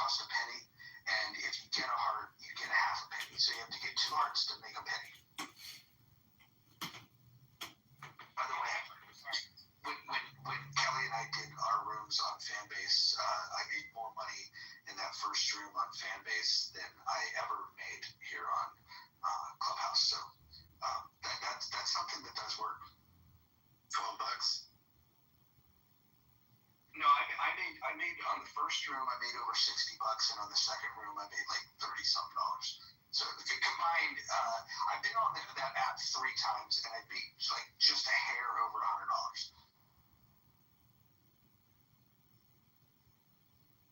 I don't know if anybody knows, and who Kim Cutts is. Adams might know Kim Cutts. Oh yeah. Yeah, I joined Fanbase. I don't really go over there, but if she opens a room, I'll go listen to Kim Cutts. When I first joined Fanbase, I think I had about 1,000 hearts, and I'm down to maybe 500. I give all my hearts to Kim Cutts. What did you say, Adam? I don't fuck with the ghetto. I remember like Kim Cutts and what was the other one? Was it Honey Badger? That they would have these rooms on Clubhouse of like That's how she cool. Like, I love her. 300-400 people in there, and I go in there, I'm like, all right, I just like, sociological experiment, like what is the attraction? And I just didn't get it. Like her Cash App thing was posted. Why are there 300 people in this room listening to? I mean, I'm not saying it was to each their own, I guess, at the end of the day. But I was trying to just understand what some influencers do to attract the folks that listen to them. It's bizarre. Hey, John, are you set up where we can test out this streaming feature now? Or do you need till tomorrow? No, I have other. Test, let's go peek into the 13 people that are in chillism. That would be fun. Wow, 13. They're actually over double digits. Yes. See, the great thing about this is I'm not the only one who has to be the person who can participate. If anybody here has another device and you got good audio quality, feel free to speak up. This is a collective effort. Yeah, absolutely. If somebody wants to like peruse the app and go, holy shit, you won't believe what they're talking about. Boom, there's the content. Let's go ahead and tap in. We can crowdsource this bitch to make sure that anything that is good or anything that is comically bad, we can go ahead and bring it into this room, and then we get to talk about it. This is what the people want to listen to. They want to make sure they're not missing. That FOMO thing is real. The fear of missing out. You can't be here and there, but starting tomorrow, you will be able to be everywhere on this app, everywhere all at once.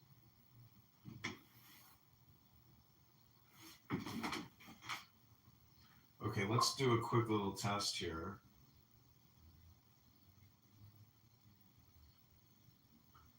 So we are going to play. I don't consent to being recorded. Okay, this is Joker's Lounge. Songs to my Habibti. This is Anna's in this room. Do we have an alliance or not? There's no alliance. It's free for all. If anyone skips me one more time, YouTube better skip me one more time. I'm gonna punch you in the Look how many cards I have, though. You, Scorpio. I'm saying, look at how many cards I have. It's like, Yeah, but Mises is looking real low, and now Turby is looking real low. I don't trust any of them. It's your generation we didn't get to yet. It didn't even make sense. I'm fucking great right now. I can't do that. And fuck them up. It's funny how dressed you Oh my God, geez, they just. It's okay. Okay, that's called Joker's Lounge. Songs to my Habibi. Let's see if we can find chillism. I may be blocked or kicked. In the meantime, this is called What Happens to Africa if Burkina Faso Falls with Lonzo. Laika, you are a low IQ degenerate. Can I offer a quick submission? Okay. I'm sorry. Out of all things, you could be losing your heart. Out of all things, you could be using your time, your intellectual labor, your social political capital on. You're going to focus on a non-factor, small immigrant population. What are we even talking? Like, this is low IQ at its finest. This is niggatry, bro. This is Right. And if I'm sorry, do you mind if I answer? add something, Nathan? Yeah. Well, you know, I mean, I think, Sister Pretty, we also have to realize, I don't know if you're involved in activism or community activism in your city or community, but yeah, Black folks have always protested against white businesses. In fact, during the George Floyd and even the Michael Brown in St. Louis, you know, they shut down entire shopping malls, during the holidays, because as you know, the verdict for Michael Brown came down in November. So they kicked me. So this is where Anonymous comes into play, where live streaming that type of content and then providing feedback or just being shocked into what they're saying is the real value of Anonymous. And this is why anarchy and chaos, you know, will proceed from this scientific experiment. Amazing. Wait, John, what room was that? That was the chillism room? No, that's Lonzo's room. Oh, got it. Lonzo's the Haitian guy that likes to speak for American blacks. Yeah, I think I'm following him. Okay, I give you chillism. This will be 60 seconds of chillism. Yeah, exactly. What's up, Mark? So, answer a question. Oh, wait, I'm going to go down this street. Was that a good thing? Mark, you want to take over? You want to ask a question? Maybe we have to, like, throw him in your blender. I'm sure you will. I would like to present what I interpret why he was talking about genetics. Hold on, brother. Hold on. There's like 8 things happening at once, and he's getting away with a lot of things right now, and I want to. I just asked you about your feelings. So no, brother, no. You did something, and I want to point it out. It's very important to the conversation. Humanity that you can explain what I did because we know it's flawed. Can we get him down for just a second? No, that's not going to happen. That's definitely not going to happen, bro. I'm not doing anything wrong. I'm not breaking any rules in this house. I'm not breaking any rules in this house. Nathan, anybody? Can I get Oh my God, he's calling for help. He's calling for help. Why do you need Can I get a bulletproof vest? To be fair, I cannot contravene the rules of the house. Yeah, I'm trying to contribute. I'm trying to contribute to the conversation. What you could try to do is, because a lot of people do, but this was pretty smart, you can try and get Mike to break the rules. So, I don't know, maybe try and get him to talk about either kids or call a woman a bitch on stage, so if you can quickly pick a woman into the room and then like swap them, tag out, and like Mike calls you a bitch, but then he does it up in her, or something like that. Like, these are the ways you can bait him into it. Like, quite difficult. I'm not gonna lie. Okay, that's 60 seconds of chillism. Now, I think at some point you have to have some self-reflection. Say, is it worth it? Is it worth it to come here and to listen to these meaningless conversations of brain rot? Is it worth it? That's my question I want to ask you. Is it worth it? Maybe that could be the title of the room. Is it worth it? Nelson, has anybody been on Chatter? Nelson's gone absolutely psychotic. He begged me to come over. Every time I talk, he throws me out. He has gone absolutely psychotic. A number of my colleagues, we won't even go in there anymore. Has anyone been over there recently? Yeah. No, yeah, it's crazy. Some kind of financial stress. It's crazy. You know, I encountered Jennifer Lopez's, makeup artist, which is very strange. Very strange. Very strange. I haven't been there since Jonathan Bing ruined that. So I left when Jonathan Bing ruined it. They are literally putting guns out when they talk, and they're threatening each other with guns. It is, I don't want to be there at all, but something's about ready to come down that's not okay. And when I heard someone say they don't fuck with the hood, that's exactly what Chatter's turning into. And Nelson is really, he's so triggered by me, it's insane. And, I tried, and if anyone else has had a negative experience, I support them in speaking out about it. Well, that's interesting, because when the app first launched, Nelson touted it as being the opposite of Clubhouse. No ghetto, no ratchet, no threats, no violence, no calling people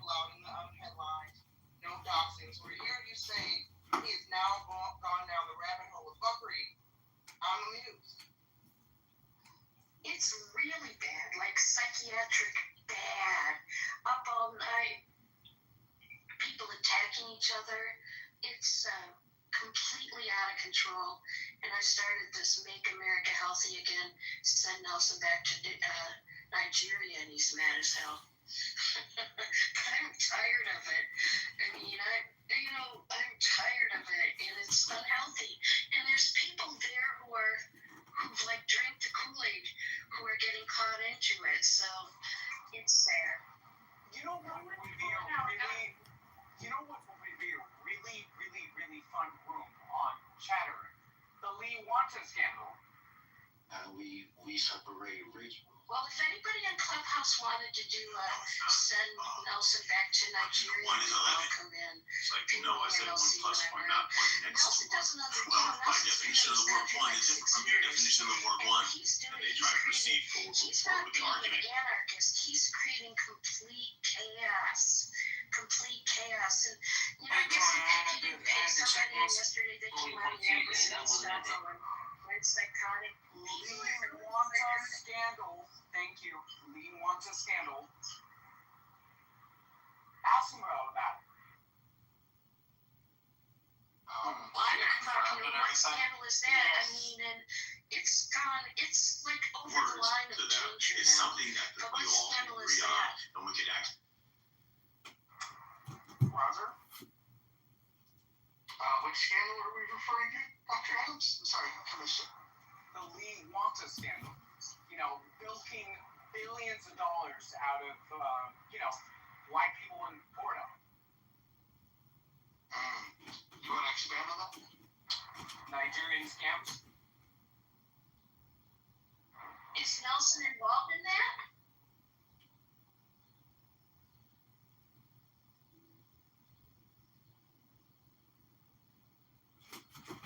What kind of scam is that? Is that celebrity scam? Look it up. Look it up. Can you guys make them? Is he involved in that? Do you have any facts of him being involved in that? No, of course not.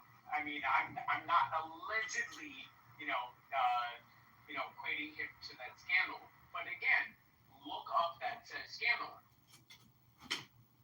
So, like, I had 5,000 people on Clubhouse, and then Nelson went and created Chatter.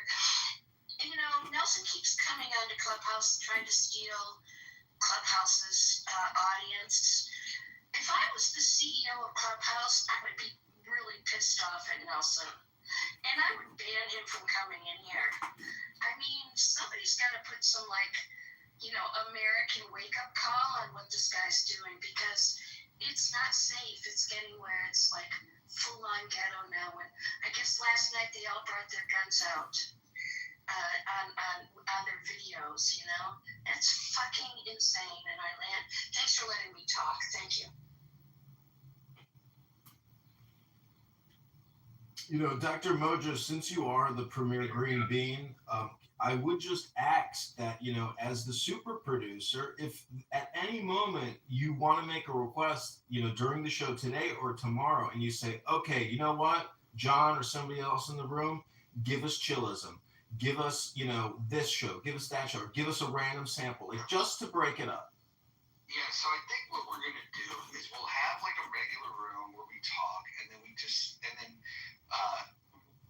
people can say, hey, here's a subject, here's a topic in another room, maybe we check on that. And then when we do it, once we do bring the stream in, everybody needs to remain on mute so we can hear the stream.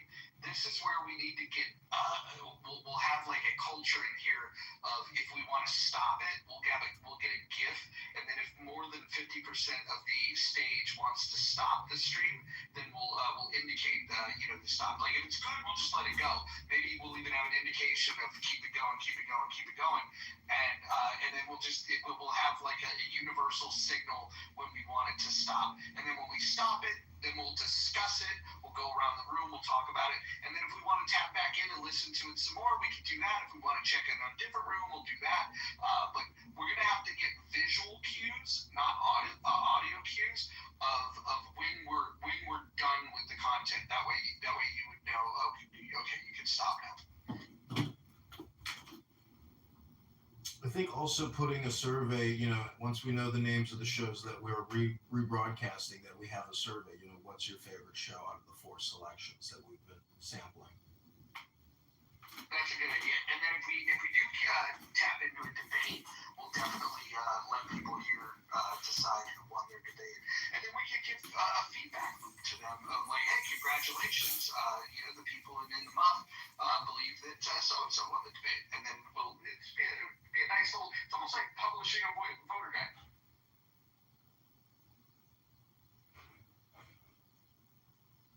Adams, go ahead.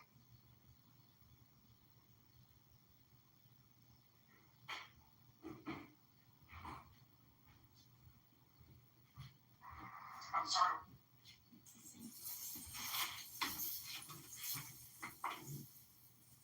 Also, don't forget tomorrow, if you are in the muff with us and you are part of this live rebroadcast experience, we may call you out and need your help to go into these rooms and alert them that they're being rebroadcast in this room. Your active participation is desperately needed. Without your help, you won't maximize the experience and have as much fun as you can, and this room won't be as popular and as big as it will be. So please, your participation will be required and needed.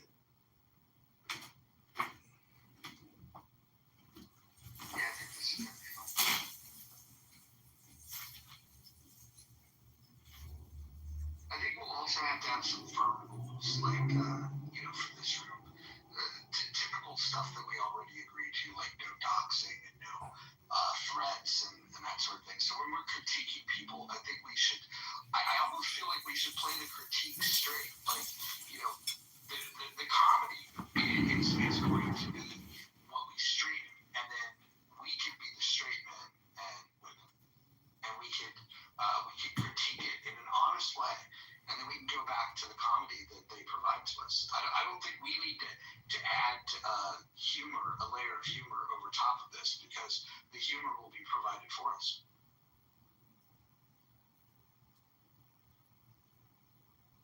5 p.m. What time zone is that? That's Pacific time. We'll have different times. I'm going to schedule them on different days at different times, just to make sure I can. We can. There's so much latency to it. Look who we got. So they can understand what's going on. Once we build a culture and the awareness that it's happening, then we'll standardize on a particular time that works best for most.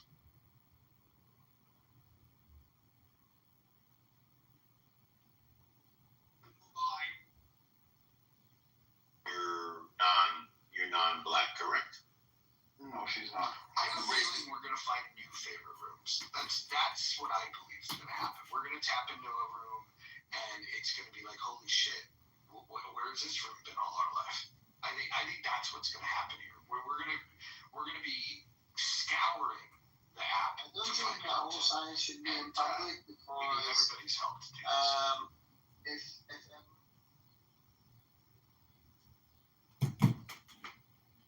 Now, some people may not like this new format. I have a feeling we're going to be kind of chasing the dragon, in the sense that a lot of this is very boring. And so this is not a compression of the best clips. Again, this will be live. This isn't going to be like a day of recordings from yesterday and the best of the best. But my point in doing this is that what's the fucking difference? It's the same stupid shit. You're just listening to it in this room. Different devices, like what's your goal? How many rooms are you going to, like what's your record for recording simultaneously? I did a 3 studio recording session where I had 3 rooms being recorded live on multiple devices in different rooms in my house, or actually 4 different rooms in my house.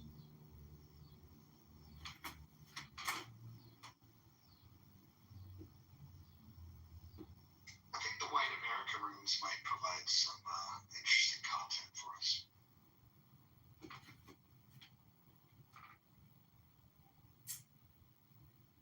And I want to let everybody know this could be a grand finale type show. Like tomorrow, I will dedicate the morning to doing this, but this is basically the summary of my research project. This is like my thesis statement being submitted for my PhD. So this is the end of it. Like tomorrow will be a blowout, and I very much doubt we will do the same show. Maybe we'll do it this whole week. I don't know how hard it's going to draw me in, but this is what I've been doing for many years now. We're only doing what we've always been doing, but pull that curtain away, and we're going to find out, who the Wizard of Oz is. Lourdes, what do you? I'm gonna get back to the anarchy thing. What do you think would be different in terms of the crime rate? Do you think the crime rate with no police force? Do you think it would go up or go down? I mean, who would actually record it? Oh, let's just say there was an independent third party that did a survey. Let's say in a corporation, communist ideology, specific territory within this ideology, right? It would vary, but I don't think the crime rate would be high in those territories, but in the neutral zone, it would vary. I mean, it would be difficult to try to record all the deaths in the neutral zone, especially if nobody's going to really clean up the place.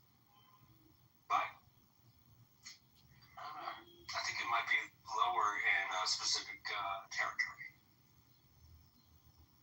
Who do you think would fare better, lefties, righties, or centrists? Centrists.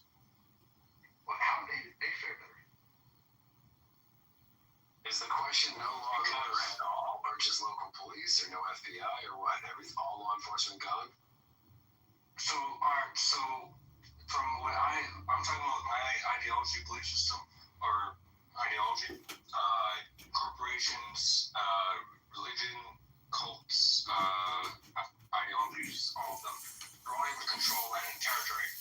They're able to have their own form of military, and police force is mainly based on currency, population, and weapon of technology that they have to defend their specific ideology. Neutral zones, obviously, it's like Wild West in some way. Just people just mind their own business. You realize that in the Wild West they had sheriffs, right? Oh, yeah. But I'm not saying like that. I'm just saying it as a hypothetical. Right, but you referenced the Wild West, and I'm just suggesting that if you take like Tombstone, Arizona, the shootout at the OK Corral, all of that started with the sheriffs taking the guns from certain people. So law enforcement had some pretty strict rules back then. So why would you compare anarchy to the Wild West? I'm talking about the neutral zones in a way of, I mean, there's no way you can really force someone to give them some found of, implanted a nuke within you or something. Then it's like, well, if you kill me, it doesn't matter who's going to come out of this or not. But well, that brings up another question that we've asked Beeline. I'd love to get your answer on this. Over 5,000, probably closer to 6,000 nuclear warheads. In your world, who would possess those? Everyone. Well, not everyone could have one because there's 350 million people in this country, and there's only let's call it 5,500 warheads. So not everybody gets one. So what's the more accurate answer? Who actually gets these? Again, it's a free-for-all. So I mean, first off, I guess if let's say we were going to go through a thorough hypothetical. In the beginning, people are going to be buying them. Some people are going to be selling them. But who has them to sell them? Because like right now, they're like military. Oh, so the military will either keep them or sell them. Correct. And you think that's a good development? Yes. Corporations can also purchase the warheads too. So you're pro-nuclear proliferation? Yeah. Look, the type of ideology I'm speaking of, if you view it like Warhammer 40K mixed with Terminator, times 100. Anybody have any other questions for Lourdes? Do you guys think that this sounds like an attractive place to live, where the military sells nuclear weapons to whoever they want? Sorry, just a question. Would Iran as well be one of the countries that can have nuclear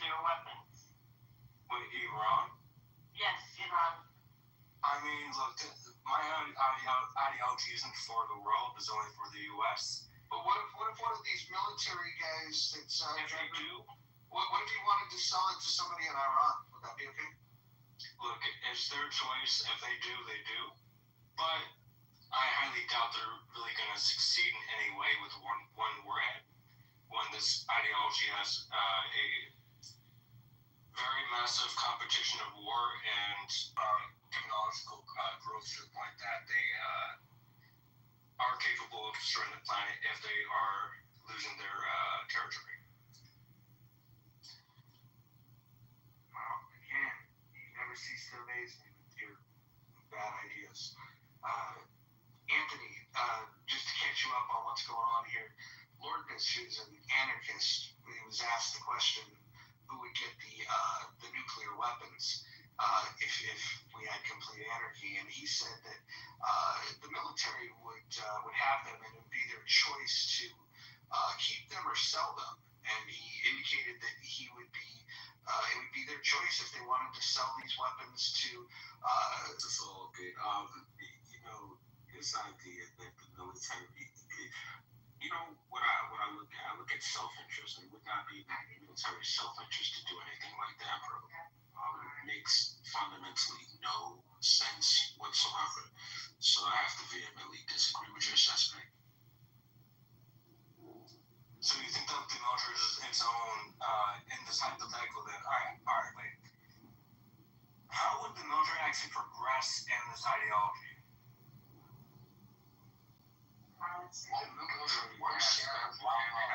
Nuclear weapons.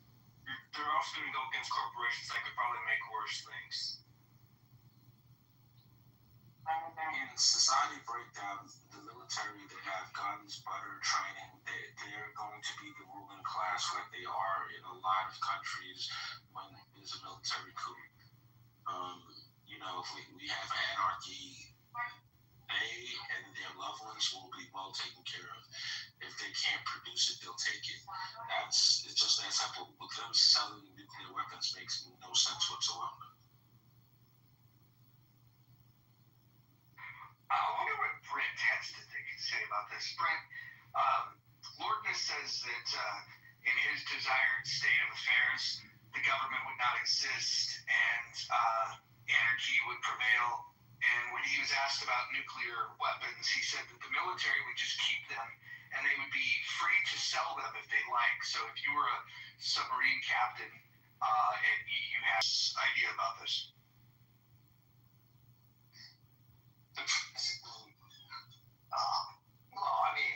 Taking it slightly more seriously and going back to the roots of anarchy and this kind of thought of elimination state.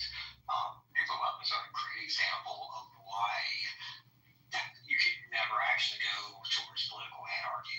See, because you frankly need that hierarchical control with nothing but like nukes, because you have to have one voice to watch it. You have to have that deterrent effect, and there's just no way out of it now that we have over 3,000 nuclear weapons. So it's like responding to Cinderella and the magic kingdom. I mean, it's not worth responding to, besides the fact that to point out that political anarchy was always unfeasible, but in the modern world, nukes are an example why is it especially unfeasible now.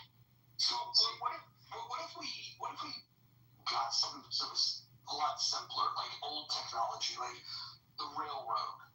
Lordness, who would you've got a railroad that goes across the country. It could be for passengers, it could be for freight. In an anarchist society where you don't have the organization of these things, what would happen if the people, let's say in Montana, decided, hey, we're going to build a bowling alley here, right where the tracks were. We're going to take the tracks out, and they just completely destroyed the train system. Who would stop them from doing that? Nobody. So you wouldn't be able to have a transportation method that crosses the country, such as roads or railroads. I mean, there's other methods besides trains. If let's say we go down this route, I mean, look at my PTR. Back to the military, some of the nukes and all that. Would they really be capable of fighting something like this in the PTR? An army of these, probably made from mad scientists creating all these different experiments and weapons and all that within a matter of days, because there's no regulation to stop them from creating it. Especially when they have the money and time to do so in corporations. I'm trying to understand your point here. Can somebody help me with the translation? No. I believe he's saying without the government, weapons are going to advance at a much faster rate than this current day is really advancing. Not just weapons, technology, transportation, every form of thing will advance to the point that no other country around the world would not want to fight with this country. No way. Because then, I mean, let's just say if the whole world united against this one country, with all these different ideologies and corporations and all that, I mean, it could go down to either the specific ideology winning that war, or if we're close to losing it, might as well destroy the whole planet. That doesn't sound like a good strategy to me, but let me ask you this. Who would coordinate the Navy? Because that's one of our big advantages when it comes to global supremacy in warfare. Who would control our Navy? It would vary in the ideology that has control of a massive Navy. That could answer my question. Alright, then let's say Amazon, right? Let's say if Amazon was able to mass produce a Navy, a strong Navy. And what would you do? You would transfer warehouse workers into soldiers? If they have to.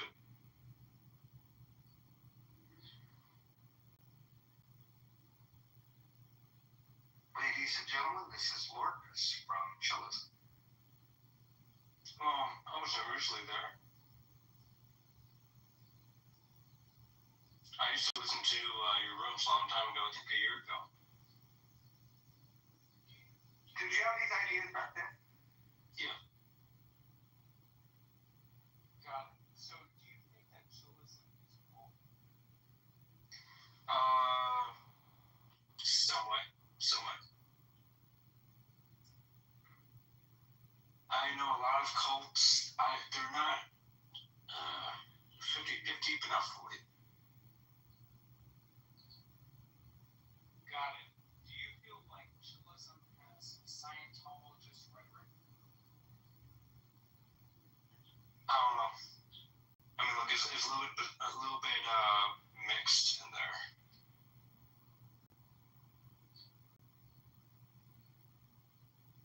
Got it. So you don't see like an undertone of Scientology? Not that I know of, or I can comprehend.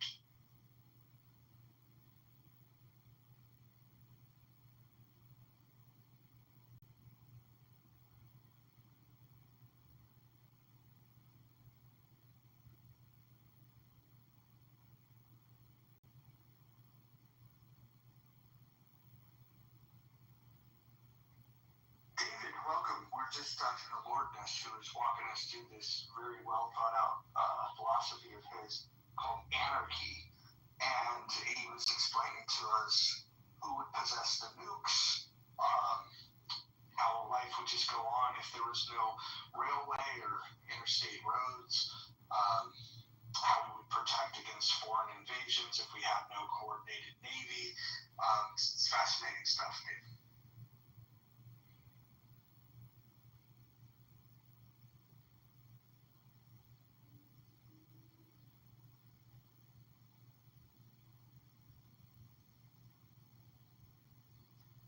John, who do you think is a better presenter of ideas, Bima or Lourdes, when it comes to anarchy?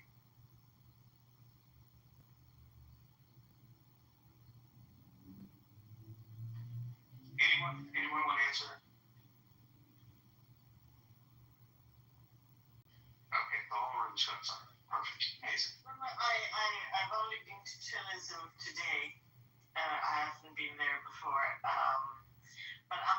extremely fascinated by this character Lordness because I think, I mean, are you actually trolling? Tell me the truth.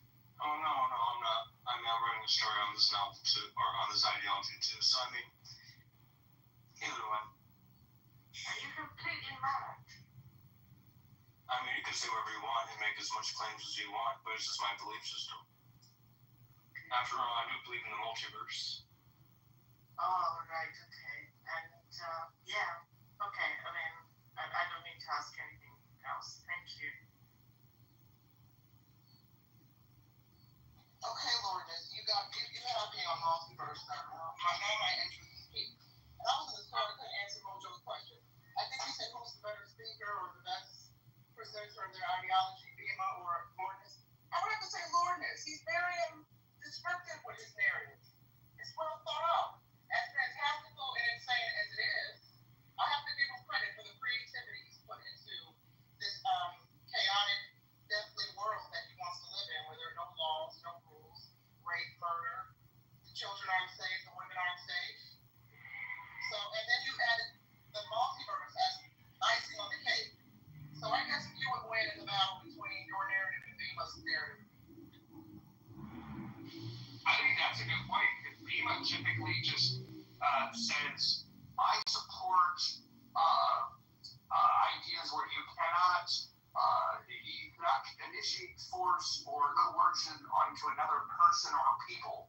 And then when you ask her for specifics, she has nothing. So at least Lourdes engages with us and tells us what he thinks that this might look like. I mean, I'm just giving you guys the little things you guys are asking questions about. I'm not giving the full-on, in-depth detail of it.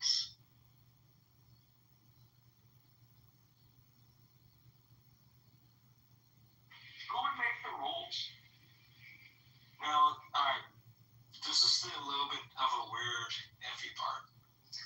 Think of it like the Illuminati. Think of it like the Illuminati, but a little bit more like its own military force that has the most advanced technology in every way to defend this ideology. Now, laws and all that, I mean, it would vary on the territory, but mainly that military force of the Illuminati, hypothetical military force and all that, that would be the portion of the ideology that would defend the specific ideology if either one of the ideologies was a majority of the whole state or a country, or if a nation attempts, or all nations attempts to go against the specific ideology. But isn't that kind of antithetical to the whole point? They're not enforcing laws. They're only there just to let it keep it going. By virtue of that, they are enforcing them. Honestly, I'm not getting what you're asking. If the purpose of them is to defend the ideology, that seems to me to be a system of governance.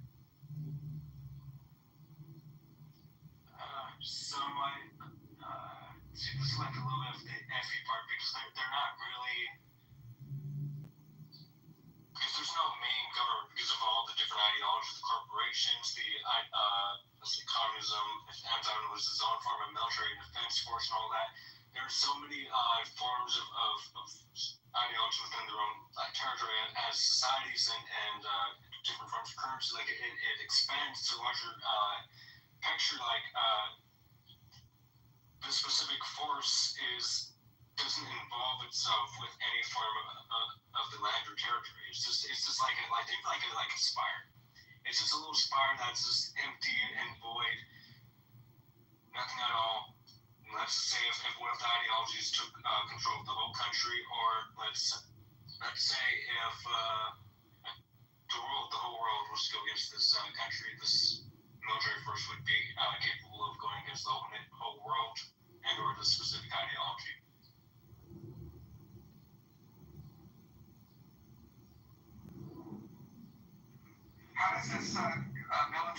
itself?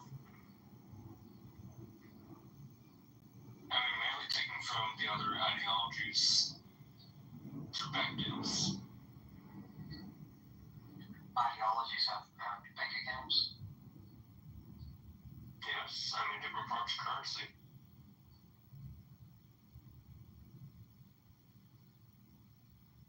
Sounds like taxes. I mean, some could have taxes, some wouldn't. Who would have the authority to collect taxes? Let's say the corporation had taxes. Obviously, they would have their own form of police force and military to collect the taxes. Or an AI system that automatically collects the taxes within the territory. So, in our current state, we have a constitution and we have a legal basis to say that we're going to collect these taxes. What would be the basis that gives this company the authority? And what if a competing company comes along and says, no, give the taxes to us, we're better? What's to stop that? I mean, they have the right to do that. Yeah, I mean, so would you have to pay taxes to every corporation? Not everyone. No, not everyone. I mean, because they all vary. I mean, wherever you choose to live, it's good.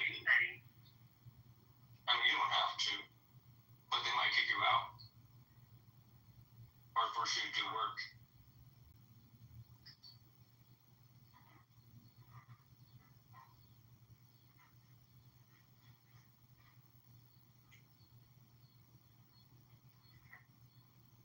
Marcus, do you think this is a good idea?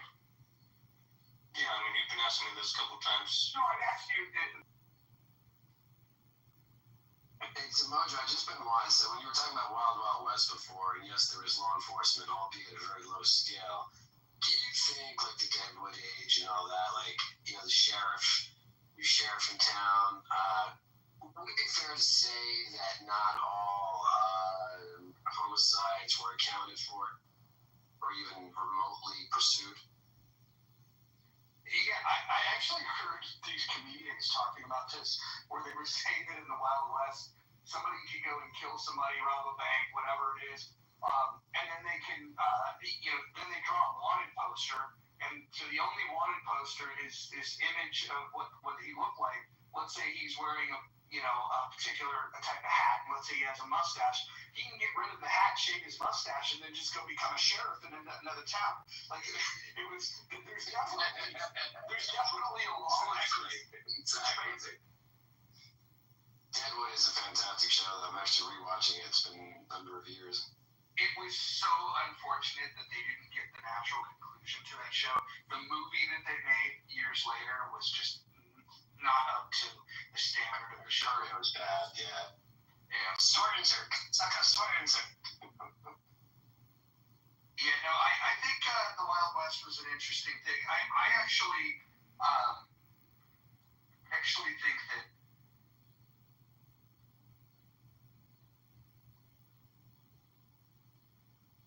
Keep why do you gotta kick Mojo out like that? That's rude. I wouldn't even mind until you let me battery down.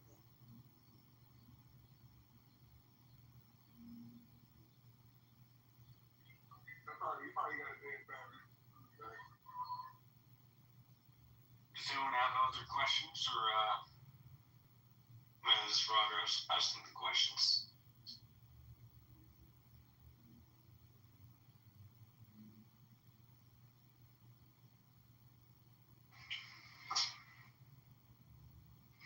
Well, my thing is, sir, I'm not entirely. Oh, hold on.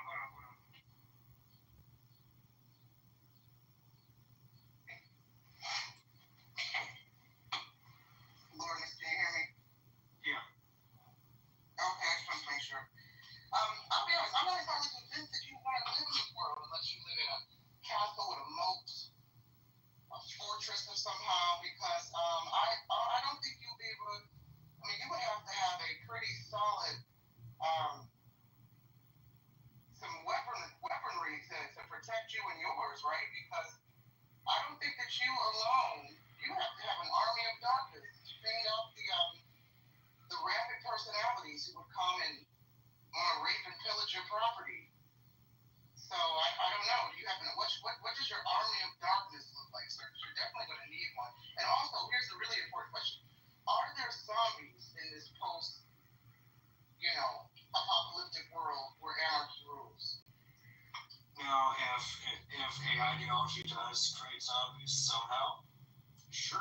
But I highly doubt that's a possibility. If anything, it's all going to be cyborgs or clones or mutation creatures, some type of infection that could create biomass and all that. The cyborgs and clones, I forgot about them. So yeah, what if the cyborgs go rogue? Humans are no match to cyborgs then. Well, that's where you gotta improve yourself in any way possible to go against them. Improve yourself, like more push-ups. No. I mean, like having cybernetics and all that. Going full blown, like just doing whatever it takes to improve yourself in any way.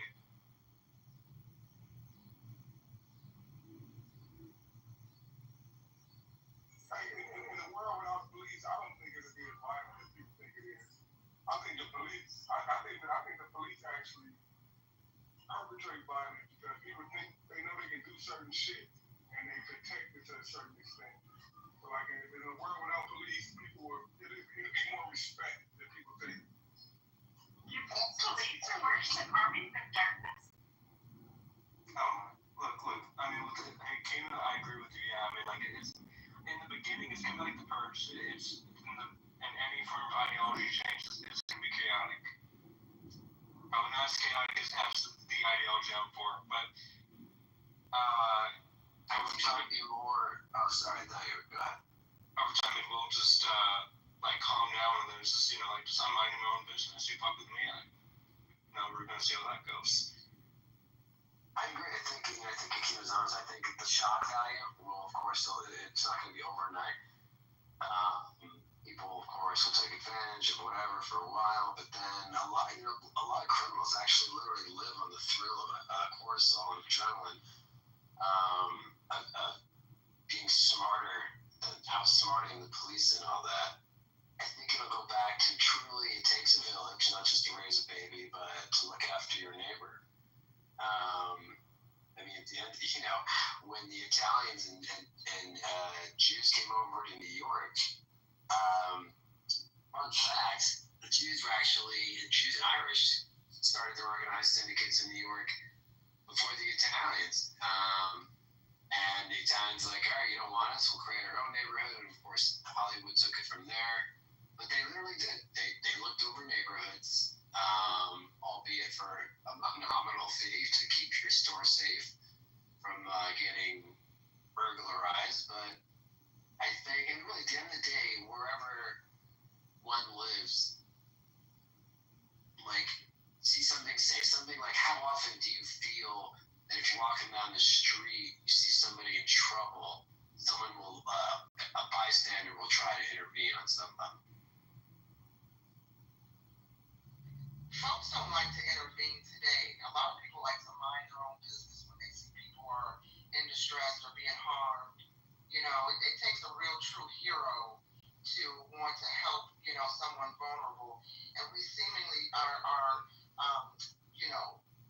a growing population of weaklings, beta male mentality, folks who just want to mind their own business, look the other way. They don't want to get involved because they think if they get involved, they're putting themselves in harm's way. So I don't know. In Lord, this is unless they want to film it, they'll film it before they get involved. You read my mind, David. That's it. That's their way of getting involved.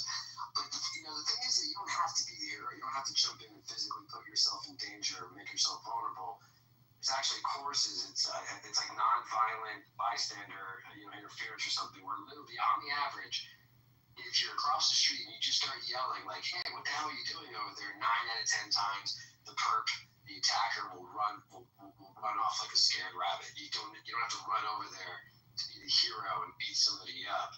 In fact, the only time I've ever been jumped in my life, late at night, walking the streets, coming out of a bar, these guys jumped me. They didn't want my money because they threw a bottle at me. They were just coming out of some strip club, and I was like, what the fuck? One of them jumps out of the car, runs over to me, and I'm like, whoa, dude, I'm not looking for... Before he got the sentence out, he knocks me to the ground, and some random dude happened to be across the street. He's like, hey, you okay over there? What the hell's going on? And sure enough, the rat ran away.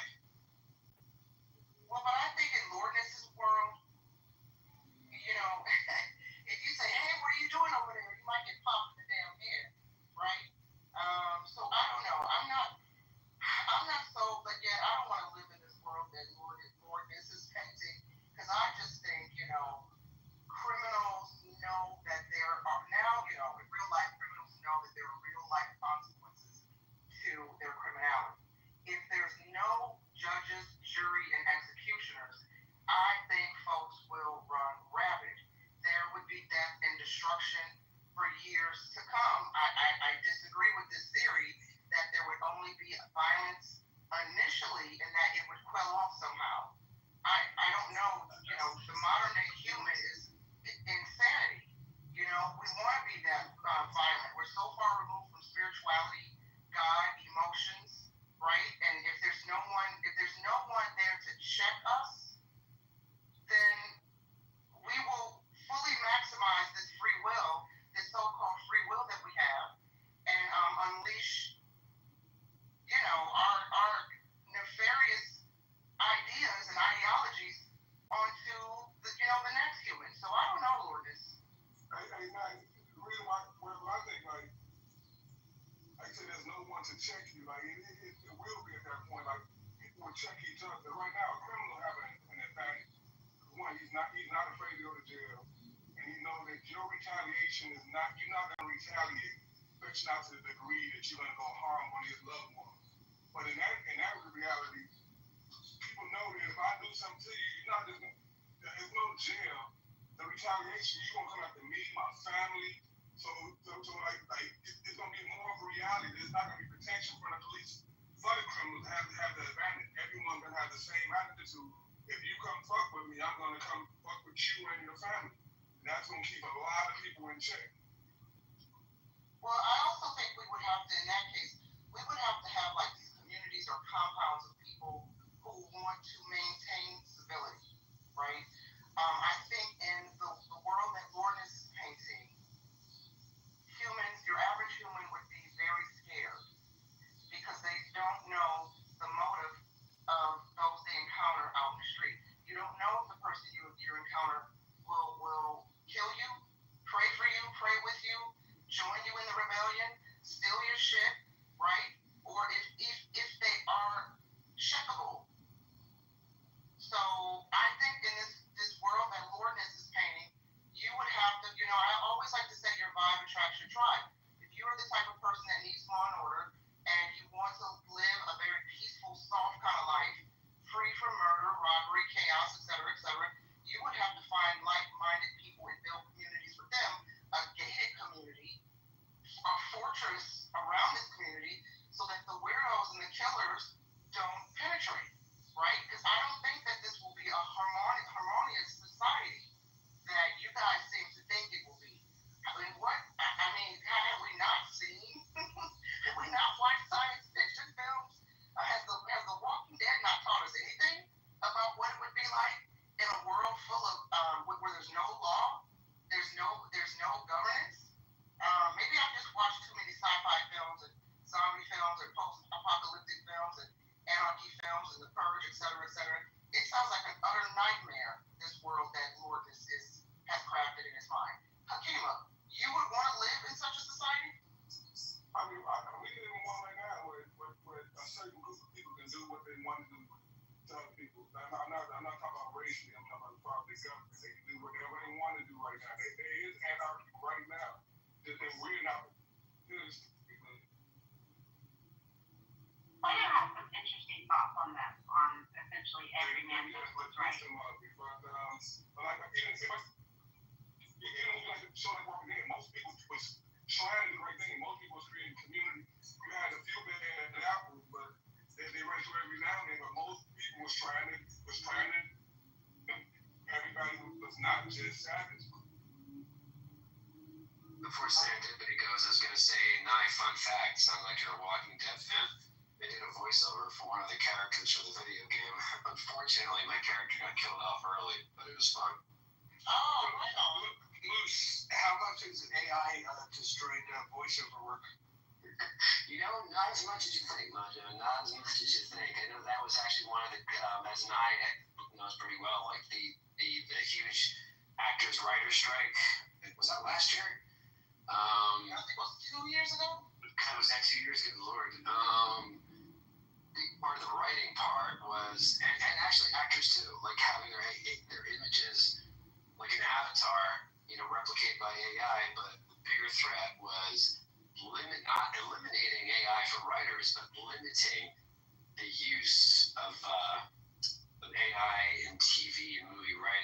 let's keep it real. Some of the shows that are out there, you're like, AI might be better. Maybe it was last year moves the strike. I really don't remember now. So, Moose, it would be a hilarious development. So this app, they partner with somebody to basically, they can take your voice and license it however they wish. Wouldn't it be crazy if something went super, just exploded, maybe like a Pixar film where they took voices from Clubhouse? What if your voice became the star of a major hit without your consent? Major hit like John streaming multiple channel, like I don't equate major hit with Clubhouse, but do you mean like? I mean that Paul is partnered with an AI company to give them the voices, and Paul can, with this company, they can license our voices to do anything. They can repurpose it in any way they wish. It's part of the terms of service. I see enough on here to even get noticed from Paul or those guys. This is why they wanted the voice chat stuff, the voicemails, so they can isolate and make sure they had a fingerprint so they can know exactly whose voice was whose.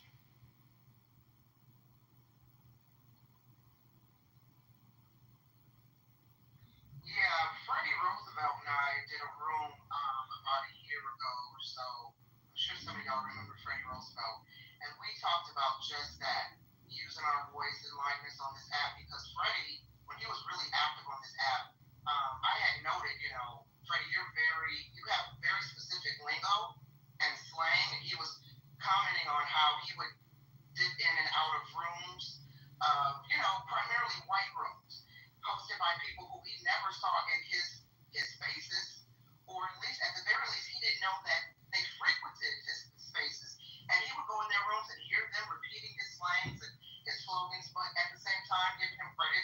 And I said, yeah, Freddie, don't be surprised one day if you're perusing the internet and you come across some AI model that was designed in your name, likeness, and image, and is speaking like you, using some of your catchphrases, because that is why this app is a social experiment, in my opinion, as we, most of us have discussed, in these spaces, in similar spaces, to use our voices, to, study our voices to train AI models. So, yeah, Mojo, I agree with that.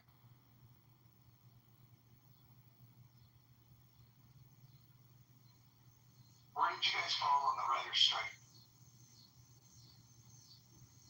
Oh boy, go ahead, Mo. I'm a weirdo. I feel there should be no AI at all in creative writing. I think it's okay for reporting.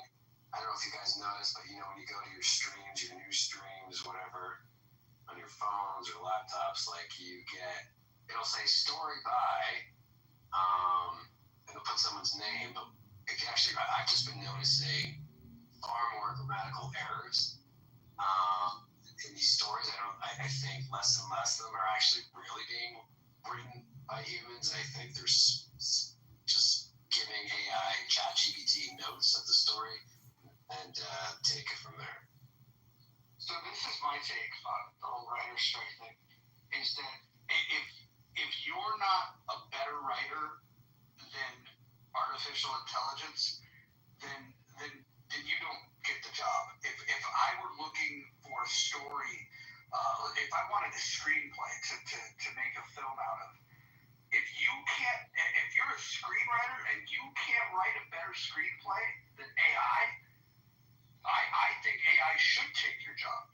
Like, it should. In fact, I think it would be immoral to give the nod to the human if AI wrote the better story.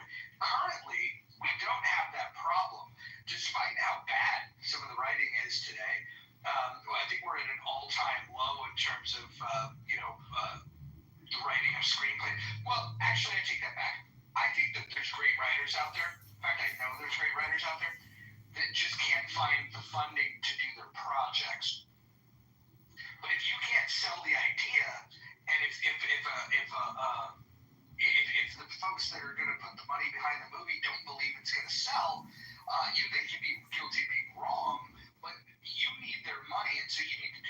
of selling that. And so I just think that because money is it's show business. You know, it's a business. They want to make money, and as long as they're going to do that, I think this trend of going for existing IP, where you know you have a built-in audience, is going to continue. And the only way I see writers cracking into that would be through fan fiction, because you're going to see people continuing to go after existing IP. It's a vicious cycle, but it is what it is. Yeah, I tested this theory one day. I've been working on the script for a while, and I plugged in the outlines of ChatGPT, and I asked ChatGPT. Now, I had already written the first act, but I asked ChatGPT to, after I fed the outlines to it, I asked it to write first maybe 10 pages, just to see, compare its dialogue to my dialogue, and it was incredibly weak with the prompt gave me, right? And so, of course, I've been in spaces where writers brag about, they love ChatGPT, it writes scripts for them, and then I'm wondering, how much do you have to go in there and tweak the script? Do you rely solely on what ChatGPT gave you, or do you go in and tweak the script and the dialogue? Because, what I found is when ChatGPT spit out the first 10 pages, all the characters sound exactly alike. Then the argument is, okay, so ChatGPT writes your script. Do you take credit for it, or do you credit to AI? Now, I will say as a writer, I do find ChatGPT or some of these other, Grok or Gemini, helpful in kind of streamlining outlines or beats, or even writing pitch decks, right? Kind of fleshing things out. But writing the full story or the full script, I agree, if you're not talented or creative enough to fully execute a 90-page or 160-page story, you're right. I agree. You don't get the job. If I were a producer, hire a writer. Agree, I think that's a problem, considering the choice I'm screwing into. It's fair to say that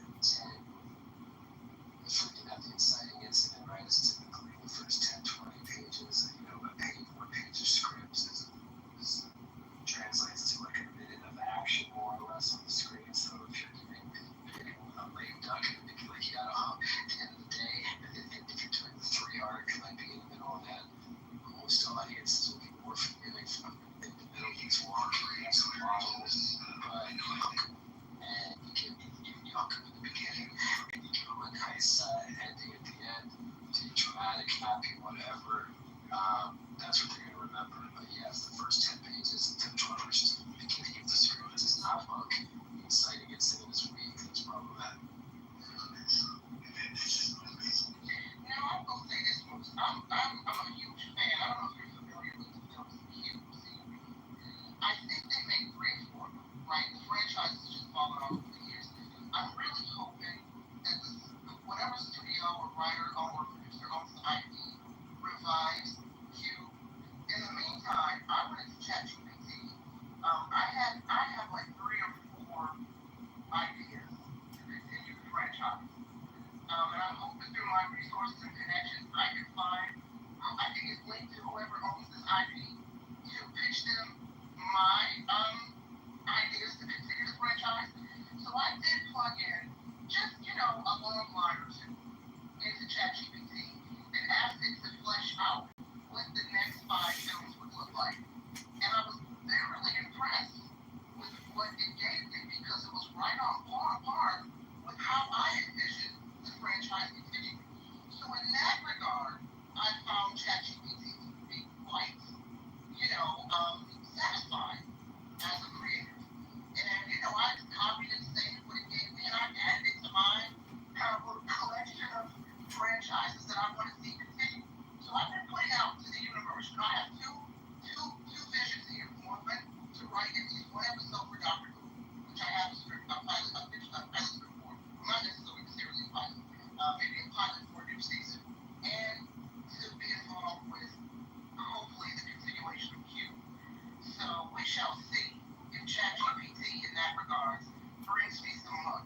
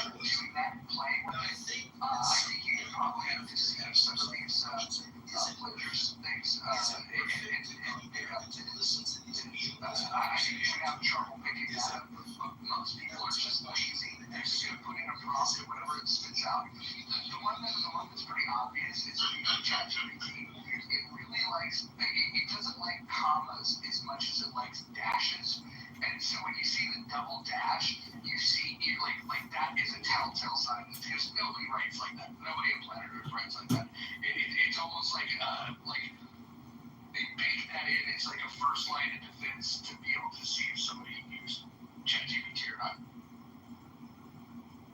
That's interesting. Because I noticed even like when you put typing in the chat here on Clubhouse or in the email, where I mean, let's face it, like autocorrect is was like ChatGPT and its diapers. You know, with all the word suggestion, like you start typing like, hey, like Google started this, right? You get a message, you get an email from somebody. Google is reading the email message because it's offering you prompt, you know, like it's offering you a variety of prompts to just choose instead of having to actually use your own brain and use your own words. So it'll be like, yeah, sounds great, thumbs up, or oh, sorry to hear that.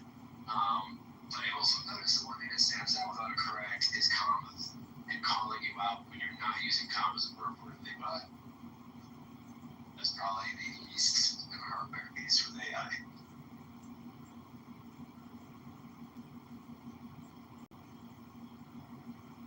Yeah, so one of the outlets that I write for, we have a problem with AI there, and there's nothing we can do about it. My IT team has told us, and the lawyer for the company has said there's nothing we can do. There is some sort of AI system being used by a company, and I think they traced it to Russia or Ukraine, I'm not sure, Poland, where they're copying all of my articles, and I'm sure probably some other writers for this outlet, they're copying all of my articles and republishing them on their own website, as if they're writing it, as if I write to them. And my managing editor is furious, like, there's absolutely nothing we can do about it. And it's an AI, it's not a human that is pulling the article and copying and pasting and republishing. No, we have determined that it is some sort of AI system that is scouring our site and pulling some of the best stories. And they just so happen to be most of my stories, since I'm the one that covers the entertainment news for the site. And so, yeah, it's pretty, I don't know. It's kind of, they already say disturbing, but I guess this is what we have to deal with in this AI world, you know, and there's nothing we can do about it. Imitation's the highest form of flattery, but that's great behavior. So let me ask a question. Some of you are very concerned about AI. I'm just wondering, you know, if you think we're already living in anarchy, I mean, is it, you know, the person on the highway, expressway, you know, who shoots you, or the person that stabs you on the train, or, you know, what's more dangerous, society today in America or AI? I think AI could be, I mean, AI as it stands right now is not dangerous, with the exception of some of these deepfakes, because it's getting hard to discern what's real and what's not real, especially if these deepfakes are used to damage someone's reputation or image. But I would like to think that the population is aware, especially if you're on a computer a lot, you know, you're aware of AI and space. I would like to think that people are able to use some kind of deductive skills to determine what's real and what's not. But as AI gets more savvy, it might get difficult to figure out what's real and fake, especially as it relates to news sources, right? In healthy debates earlier today, someone noted, you know, what if in the near future there's a presidential campaign and someone uses a deepfake to destroy the image or reputation or the campaign of a presidential candidate they don't like, and it really impacts their voter base or how the population, you know, resonates with that candidate. So that can definitely be dangerous. I don't know why you're talking about this in the future. I mean, our president held up a deep fake with MS-13 and deported a person with it. Oh, that's true. Yeah, you're right. Yeah. You know, he also had a former president arrested by the FBI. So I don't know, John. I mean, I don't think it's as dangerous now. I still think the person on the subway with the gun or the knife is more dangerous than AI. But I predict as AI advances, and you know, as these language models get get more evolved, then yeah, I could see us living in a near future where the AI could be more dangerous than the criminal on the street ready to snatch you up. I mean, in Chicago this weekend, 30 people were murdered by gunfire, 250 shot. It's like that every weekend. Why, as a society, do we tolerate that? How do we not? You could apprehend criminals. Yeah, I blame our politicians, John. I think we just need to better officials. Listen, I live in Chicago too, and the mayor down there. Well, I live outside Chicago, so the mayor down there is, is just a disaster. So, in my opinion, it's just we have to elect better officials, and a lot of these liberals. I mean, look at California, for instance. I lived there for 20 years, but I got the hell out just needed the time. California has this. I don't know if it's still like this, but in some areas of California, you own a store, you just have to let them snatch and grab. You can't stop them, you can't apprehend them for stealing your shit. Let them go. I remember that video that went viral where a store owner confronted Gavin Newsom about these laws. He gave kind of a laissez-faire attitude about it. A lot of these Democrat-run cities, they want criminals on the street. They want to let them out of jail early. If you can't afford bail, no problem. Just let them back on the street, right? So I think it really comes down to the elected officials. They want lawlessness. They want criminals on the street. They want the people to be, armed, and then they want to threaten to take their guns away. So I blame the politicians, sir. I don't think the people want this. So if Donald Trump takes over Washington, D.C., you're all for that. Security-wise, there's no more lawlessness, there's no more rampant homelessness, no more drug dealing, no more shootings, no more robberies. He actually forms a security perimeter and takes care of the situation with force. Yeah, I would have no problem with that. And I actually hear your frustration there, but I have to push you back because, the mayor meets with it's really most police chiefs, right? That one boss is the mayor. But the mayor, of course, doesn't make any of the law. In fact, it's actually far more up to the DAs to make laws, but they are the arbiter of enforcing what laws and what cases to pursue or not. Again, back to California, which is why even bleeding liberals are in San Francisco pulled their DA did a recall because of the frustrations of the smash and grabs and such. So it's a bit hyperbolic to say all these lefts, runs, narrow cities that are leaning left are all for Wild Wild West and treat with life still get killed. It's a little extreme because they are also they're also when you look at the population, again, Chicago is a great example. Let me ask you this. Let's say if you had a Republican mayor in Chicago, how is a Republican mayor going to bring down, what are they averaging now? 500 homicides a year? Are you just going to add 100,000 more cops? What would a Republican mayor do differently? Well, you know what? I said the thing about Indiana. I'll let you go, Kima. Kima, let me tell me if you agree with this. Because I told you I live quite close to the border of Indiana, which is crazy. And in my opinion, those boys in red, they don't play.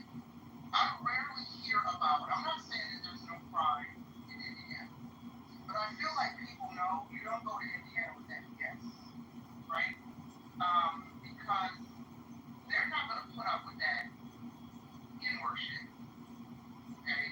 And I say N-word, applies to everybody, black, white, that ratchet shit. So I'd like to think if there was a Republican mayor, or if Chicago was a red state, red city, or red state, I would like to think that they would reel it in a little bit more. That's what I'm saying. I'm all for it. That's what I'm saying. More fascinating. What would Republicans do differently? I could care less who gets the job done. Nobody wants homicides, but we're talking about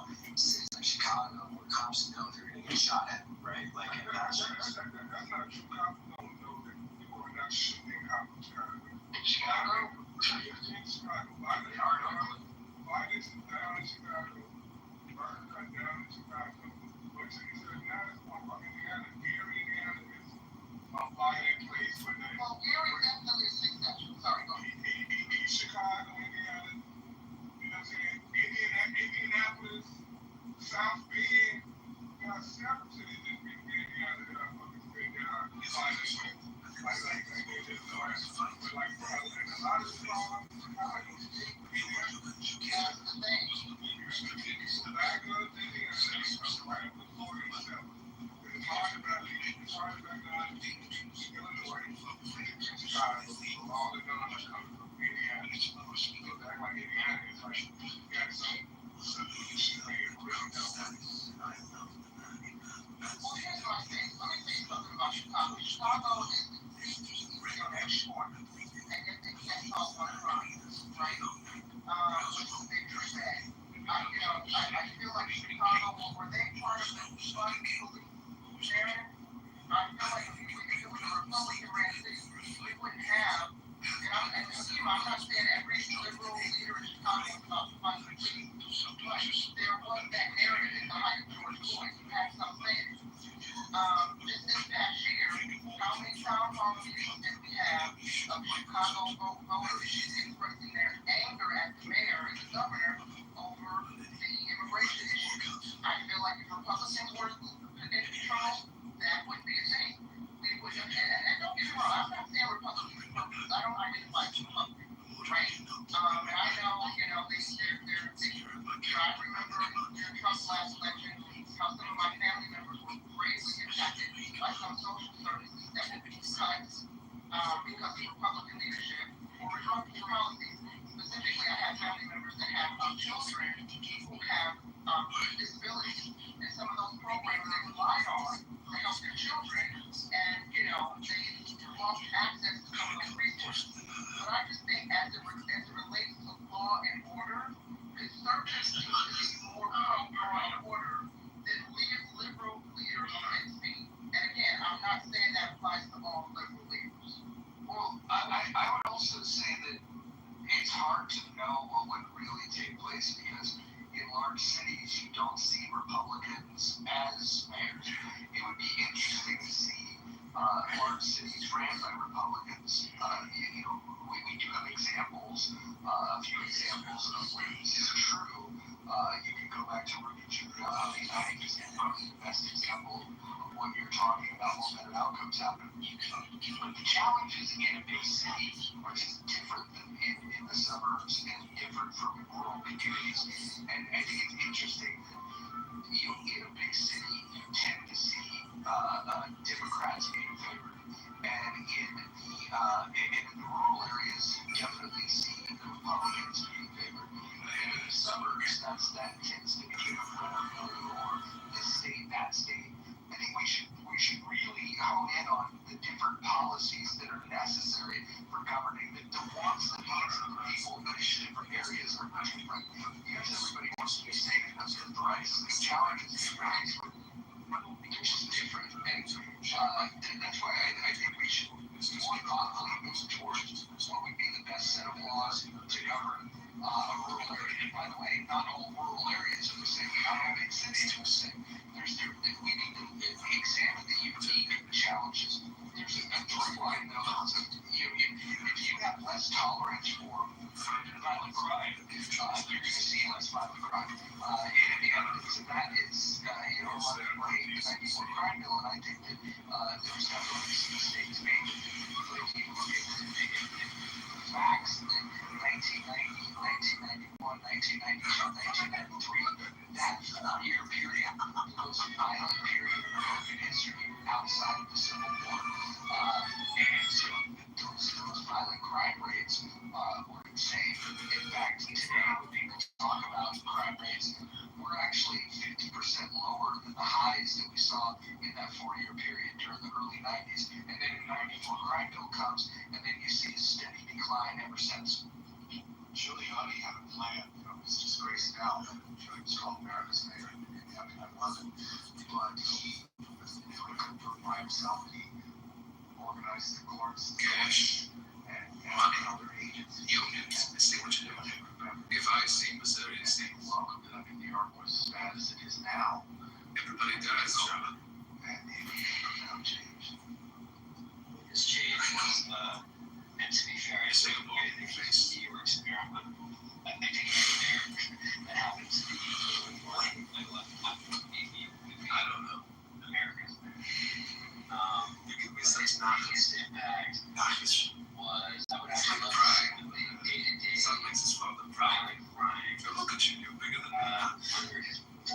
watch, under his watch, because I know his biggest impact was going after John Gotti. When will be the organized crime? Who gets his elevated trust?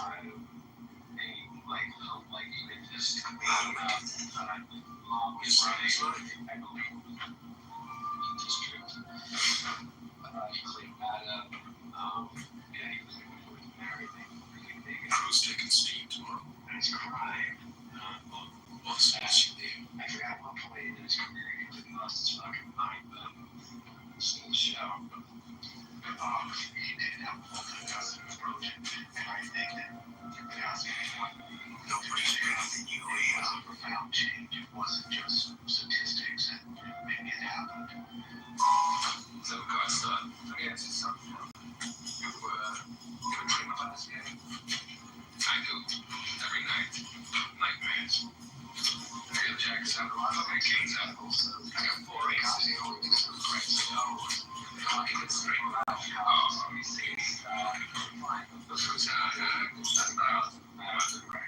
You see, the fruits are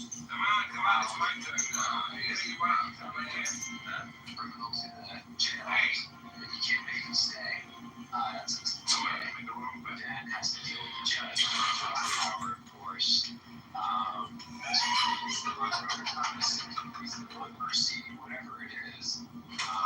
That's why I'm excited. Amazing. Like when you get those flyers to vote for like local judges coming out.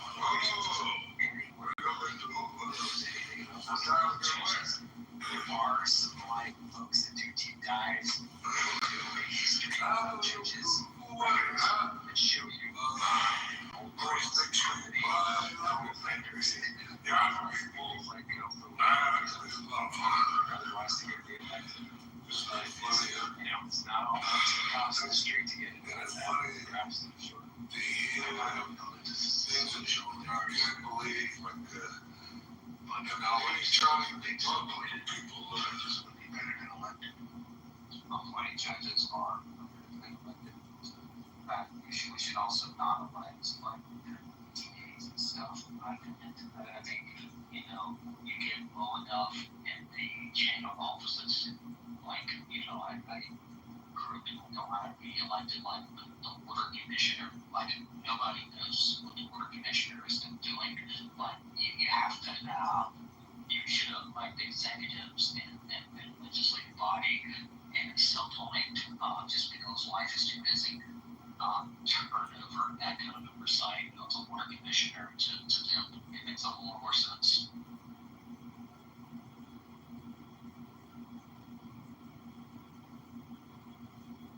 So wait, I'm sorry, Greg, you said we should be appointed, not elected? He's talking, but this applies to a lot of like lower offices. Pennsylvania's got a weird system where you have a lot of like really low level positions that any other state would simply have appointed into a committee, and they would look for people that have knowledge, skill, or ability in a particular area. And but in Pennsylvania, you put yourself on the ballot, sometimes unopposed. You know anything, you know nothing about the job that you're about to do. I know about this because the Libertarian Party, when I was a part of it, we organized around that, and in one election got over 150 Libertarians elected. That was in 2021, and it exploited a few things. Number one, the major parties needed to declare their candidacy before the minor parties, so that you can find elections where there's only one opponent, or find elections where you're completely unopposed. And then once you get on the ballot, if the major parties, after that period is over, if they want to run, they would have to be a write-in, and then they're at a huge disadvantage.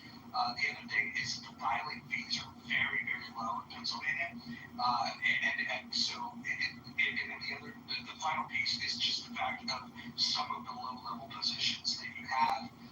It just created a hell of a lot more openings, and so 150 elections won by Libertarians in 2021 alone. Which I'd be happy with the Libertarian, but probably you just need the best quality person to be a board commission that you can get or whatever job it is. Like some of the very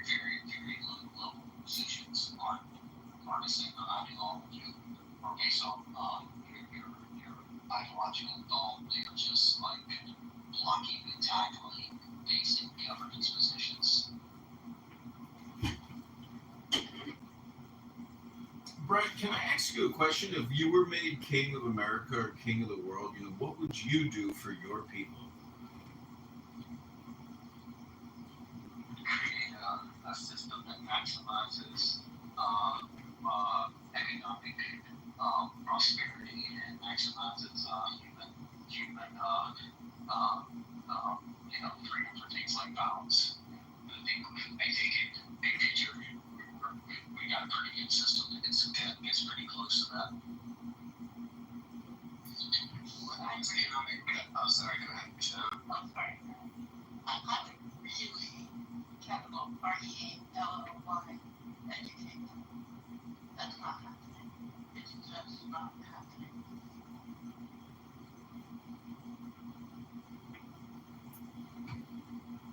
So you think we have a pretty good system? Is $37 trillion in debt a pretty good system? If that was a business and you created $37 trillion in debt and created no savings for your citizens whatsoever, you think that's a pretty good system, huh, Brent?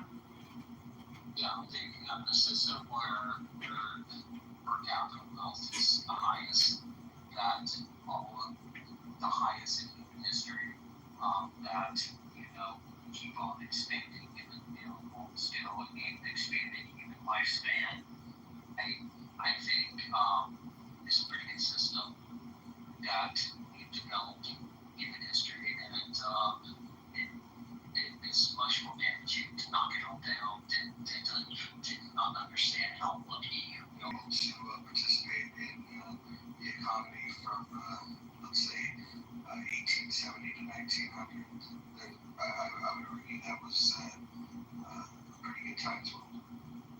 During periods where there was significant economic growth, but you'll always point to, because we were still a development economy, that we have had higher the year GDP growth to now, which you see throughout the world in development economies, which were that period. Yeah, it's the biggest expansion of an economy in the history of the world. Yeah, and a dollar is a 100% growth. If you have $2, same effect with the economy. Like going from a relatively poor economy, industrializing and doubling that size, or having double-digit growth is something you saw in America during that period, and frankly you see in many other development economies. So it's nothing.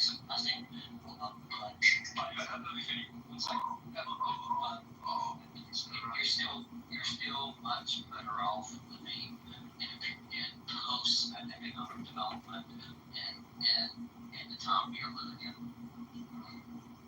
Interesting. So post the economic growth of 1870 to 1900. So just so we're clear, the economic growth was possible because of massive deregulation, and so that allowed businesses to do what they needed to do in order to grow.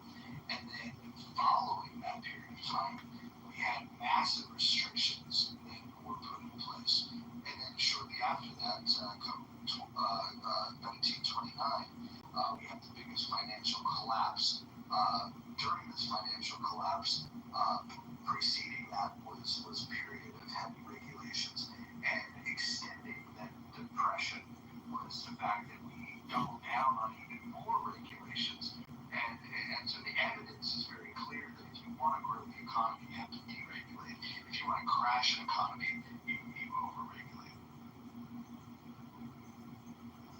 It's pretty ironic that the large expansion of things that was going to increase the slaves, and those same people now need reparation, but they were exploited from that economy. Well, it's also evidence of the erroneous claim that this country was built on the free labor of slavery. It was actually more expensive to house and to feed human beings than it was to pay them. And so economically, slavery was a bad thing. We know that. Not only was it immoral, it was economically a bad thing. And so once they were freed and and the market was deregulated, we were able to see a massive expansion in this country, and the quality of life went up for everyone. And just to be clear, we had several periods of pretty sharp economic downturn in the 1880s, 1890s, and even the early 1900s. And we had a downturn in 07. So this period, which is also known as the bust period, reached aggregate greater economic growth, which is not something you can commonly see in industrializing economies. You see that actually over and over again. But you also had this period with sharp economic downturns. Yeah, the point stands that during that 30-year period, it's the biggest expansion of an economy in the history of mankind, period. And I swear, just expanding on the cause of the rapid reason. Would you disagree that deregulation was a huge part of that? Yes, I would. So mad at us, Mark. So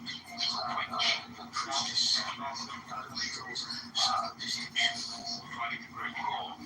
Most comes running. I wanted to be one of you. I wanted to join the brotherhood, but you sold me off like a slave. You know, she did to me. She struck me down with a pen. She stripped me naked. Sounds all right so far. We made it. This can't be affecting my life. She wanted to kill me. Nothing would have killed me if it was all that was it. That day, what you whinging about? I'm not whinging. Your lips are moving. You're complaining about something. That's whinging.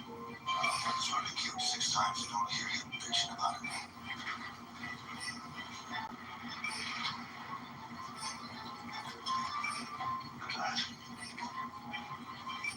What's so mad at us, boy? So, what can we talk about, okay? Kima, what's on the docket? Not sure. Something cool.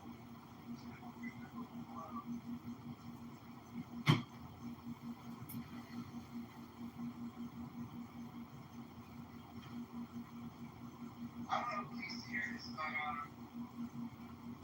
the new Final Destination movie is finally on HBO. If that's anybody's work.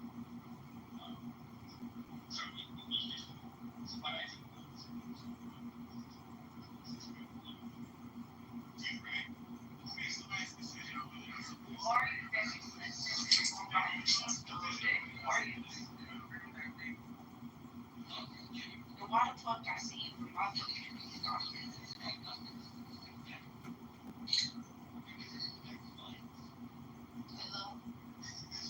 Hello? Are you okay? Are you okay? Of course I'm okay. I'm trying to figure out why the fuck you.